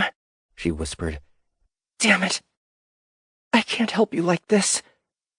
The white light faded to darkness. 47. Glortant Thraven rested on the bridge of his flagship. For the moment, he was as calm as he ever allowed himself to be. All of the pieces were nearly in place. All of the seeds nearly ready to bear fruit. Only a few loose ends remained, and he was confident they would be resolved soon. "Glortant, we have an incoming communication from Evelyn Roosh," Honorant Lou said. "Put it through," Thraven said. The Evelyn's projection appeared at the front of the bridge. He dropped to his knee at the sight of Thraven. "Glortant," he said. "Captain Mann was able to defeat our defenses and capture Councilwoman Laurenti." Thraven's rare sense of peace began to crumble. He put up his hand, turning Roosh's gift cold. What? Your Eminence, Roosh said, shivering from the sudden freeze. Can you say you are surprised? Thraven released the gift, settling back and smiling. No, I can't say I am. What are you doing about it, Evelyn? We have Cage's daughter. I made a deal with him. Laurenti for the girl. Your plan will go forward as expected. Will it? Do you guarantee it, Roosh? Roosh glanced up from his kneeling position. Yes, Gloritant. It had better. We need our individuals in control of the Republic, not some incorruptible puppet prime. He shook his head in annoyance at the head of the Republic. He had tried to keep things simple and gain control of the Prime, but the Terran had resisted every effort. Killing him was out of the question. It was too obvious, especially in light of the other officials he had already removed. It will, Gloritant, Roosh insisted. And when Olis comes for Miss Cage, as we both know he will, I'll be waiting for him. He's going to be expecting you, and he's not going to play the exchange straight. Neither will we, Roosh said. I've prepared a special gift for the captain, one that I'm sure is going to knock him off his A-game no matter how he tries to double-cross us. Thraven wasn't sure what the Evelyn meant, but he didn't ask. Roosh had never let him down before. Even so, he needed to be sure the lesser knew the stakes. If you fail me, Evelyn. I don't fail. After Man is taken care of, what do you want me to do with the girl? Cage's daughter? How is her demeanor? She's just like her mother. She broke one of the adjutant's arms before we restrained her. I should mention, we were forced to kill her father. He's of no consequence. Once Man is dead, send Haley Cage to me. If she has the same temperament as her mother, perhaps she has the same aptitude for the gift. How satisfying would it be to turn Cage's daughter against her? He closed his eyes, imagining the pleasure of the scenario. If not, I can dispose of her just as easily. Yes, Your Eminence. Contact me as soon as the vote is completed, and Man is out of the equation. Yes, Gloritant. Thraven dropped the link. He began to relax, visualizing himself training Cage's daughter in the use of the gift. He could almost taste the perfection. The father would be pleased with that outcome. Gloritant, another communication is incoming. Venerant Coy. Coy? He hadn't been expecting to hear from him already. Did that mean they had succeeded and Cage was dead? He wasn't sure if he was pleased or disappointed, considering his prior thoughts. Put it through, Thraven said. It wasn't Coy that appeared on the projection. It wasn't Elevie either. Colonel Quark, Thraven said. Howdy, General, Quark said. Or should I call you Gloritant? Either is acceptable, Thraven said, refusing to show his surprise. I just thought you'd like to know. Elevie and Coy are dead. Cage killed them. Well, one part Cage, one part psychobot, but the fact remains that they're both dust. I had a nice chat with Miss Cage before she left the planet. She gave me the coordinates to the Crescent Holler vessel that you claimed she stole after killing the crew. That's where I am right now. Funny thing, the security logs show your details starting the murder, and her crew trying to stop it. Quark's face hardened, and he leaned in closer, filling the projection with it. I may be a bounty hunter, Gloritant. That doesn't mean I don't have scruples, and I damned well don't like to be tricked into hunting innocent parties. I'll be letting Don Polimo know what went down here, and I imagine he'll be none too pleased either. Thraven stood up, glaring down at the projection. He brought up his hand almost without thinking, as though he could control the mercenary. Who do you think you— What's that? Some kind of secret handshake? Quark backed up. I've got one of my own. He raised his hand, turning it over and sticking up his middle finger. I wanted to give that to you in person. You'll be hearing from the Dawn soon regarding the termination of your contracts. You're lucky if that's all he does. Quark out. The link dropped. leaving Thraven shaking in anger, his sentence half finished. He had to direct his anger somewhere, so he grabbed Honorant Lou with the gift, choking him so hard his spine shattered beneath the pressure. He dropped the dead soldier and stormed from the bridge. Fragging cage. 48. Gant reached the hangar at a run, responding to Bastion's warning that something was wrong with Abby. His heart was in his throat, his nerves already frayed. After everything she must have been through, what could have happened to her now that she was safe? The doors slid open ahead of him, and he hurried inside. He wasn't surprised to find Bastion, Pick, Jakun, and Flennel standing outside the shuttle. He was confused by the newcomer, a faceless armored bot that was closing in from a Shrike that had landed nearby. It looked threatening by default, but the way it held its arms at its sides suggested it didn't mean them any harm. He put his attention back on the shuttle. "What's going on?" Gant asked, reaching them. "I don't know," Bastion said. "One second, she was tearing the engines out of the enemy warships, and the next she went nuts." He tilted his head, showing Gant the discoloration on his neck. "She nearly choked me to death." "What do you mean, tearing the engines out of the enemy warships?" What did you think caused that damage? The armored bot said, joining them. Only the gift can do such a thing. A powerful gift. "Do I know you?" Gant asked, trying to place the synthesized voice. In a past life, the armor replied. You shot me in the head once. Gant stared at it. Trinity Gall?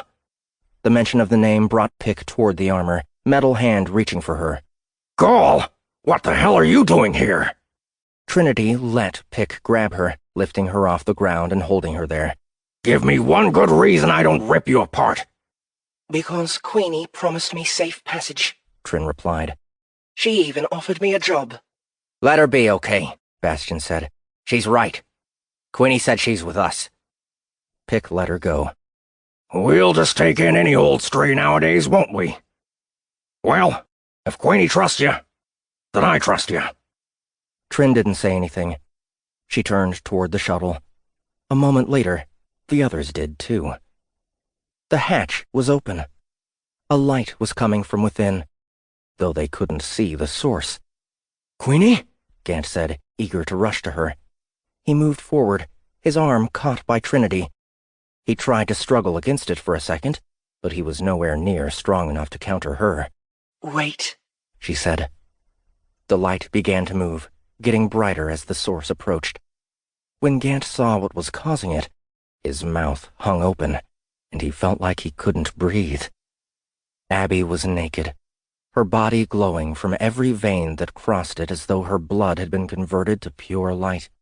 Her hair had changed from silver to white, maintaining its metallic sheen. Her flesh was pale, her eyes like pearls, her lips a hint of blue. "Frag me," Bastion said beside him. She came forward, stepping out of the shuttle and onto the hangar floor in front of them. As she did, a trillion tiny specks gathered around her, connecting and wrapping tightly around her flesh, coating her in a suit made of the gift itself.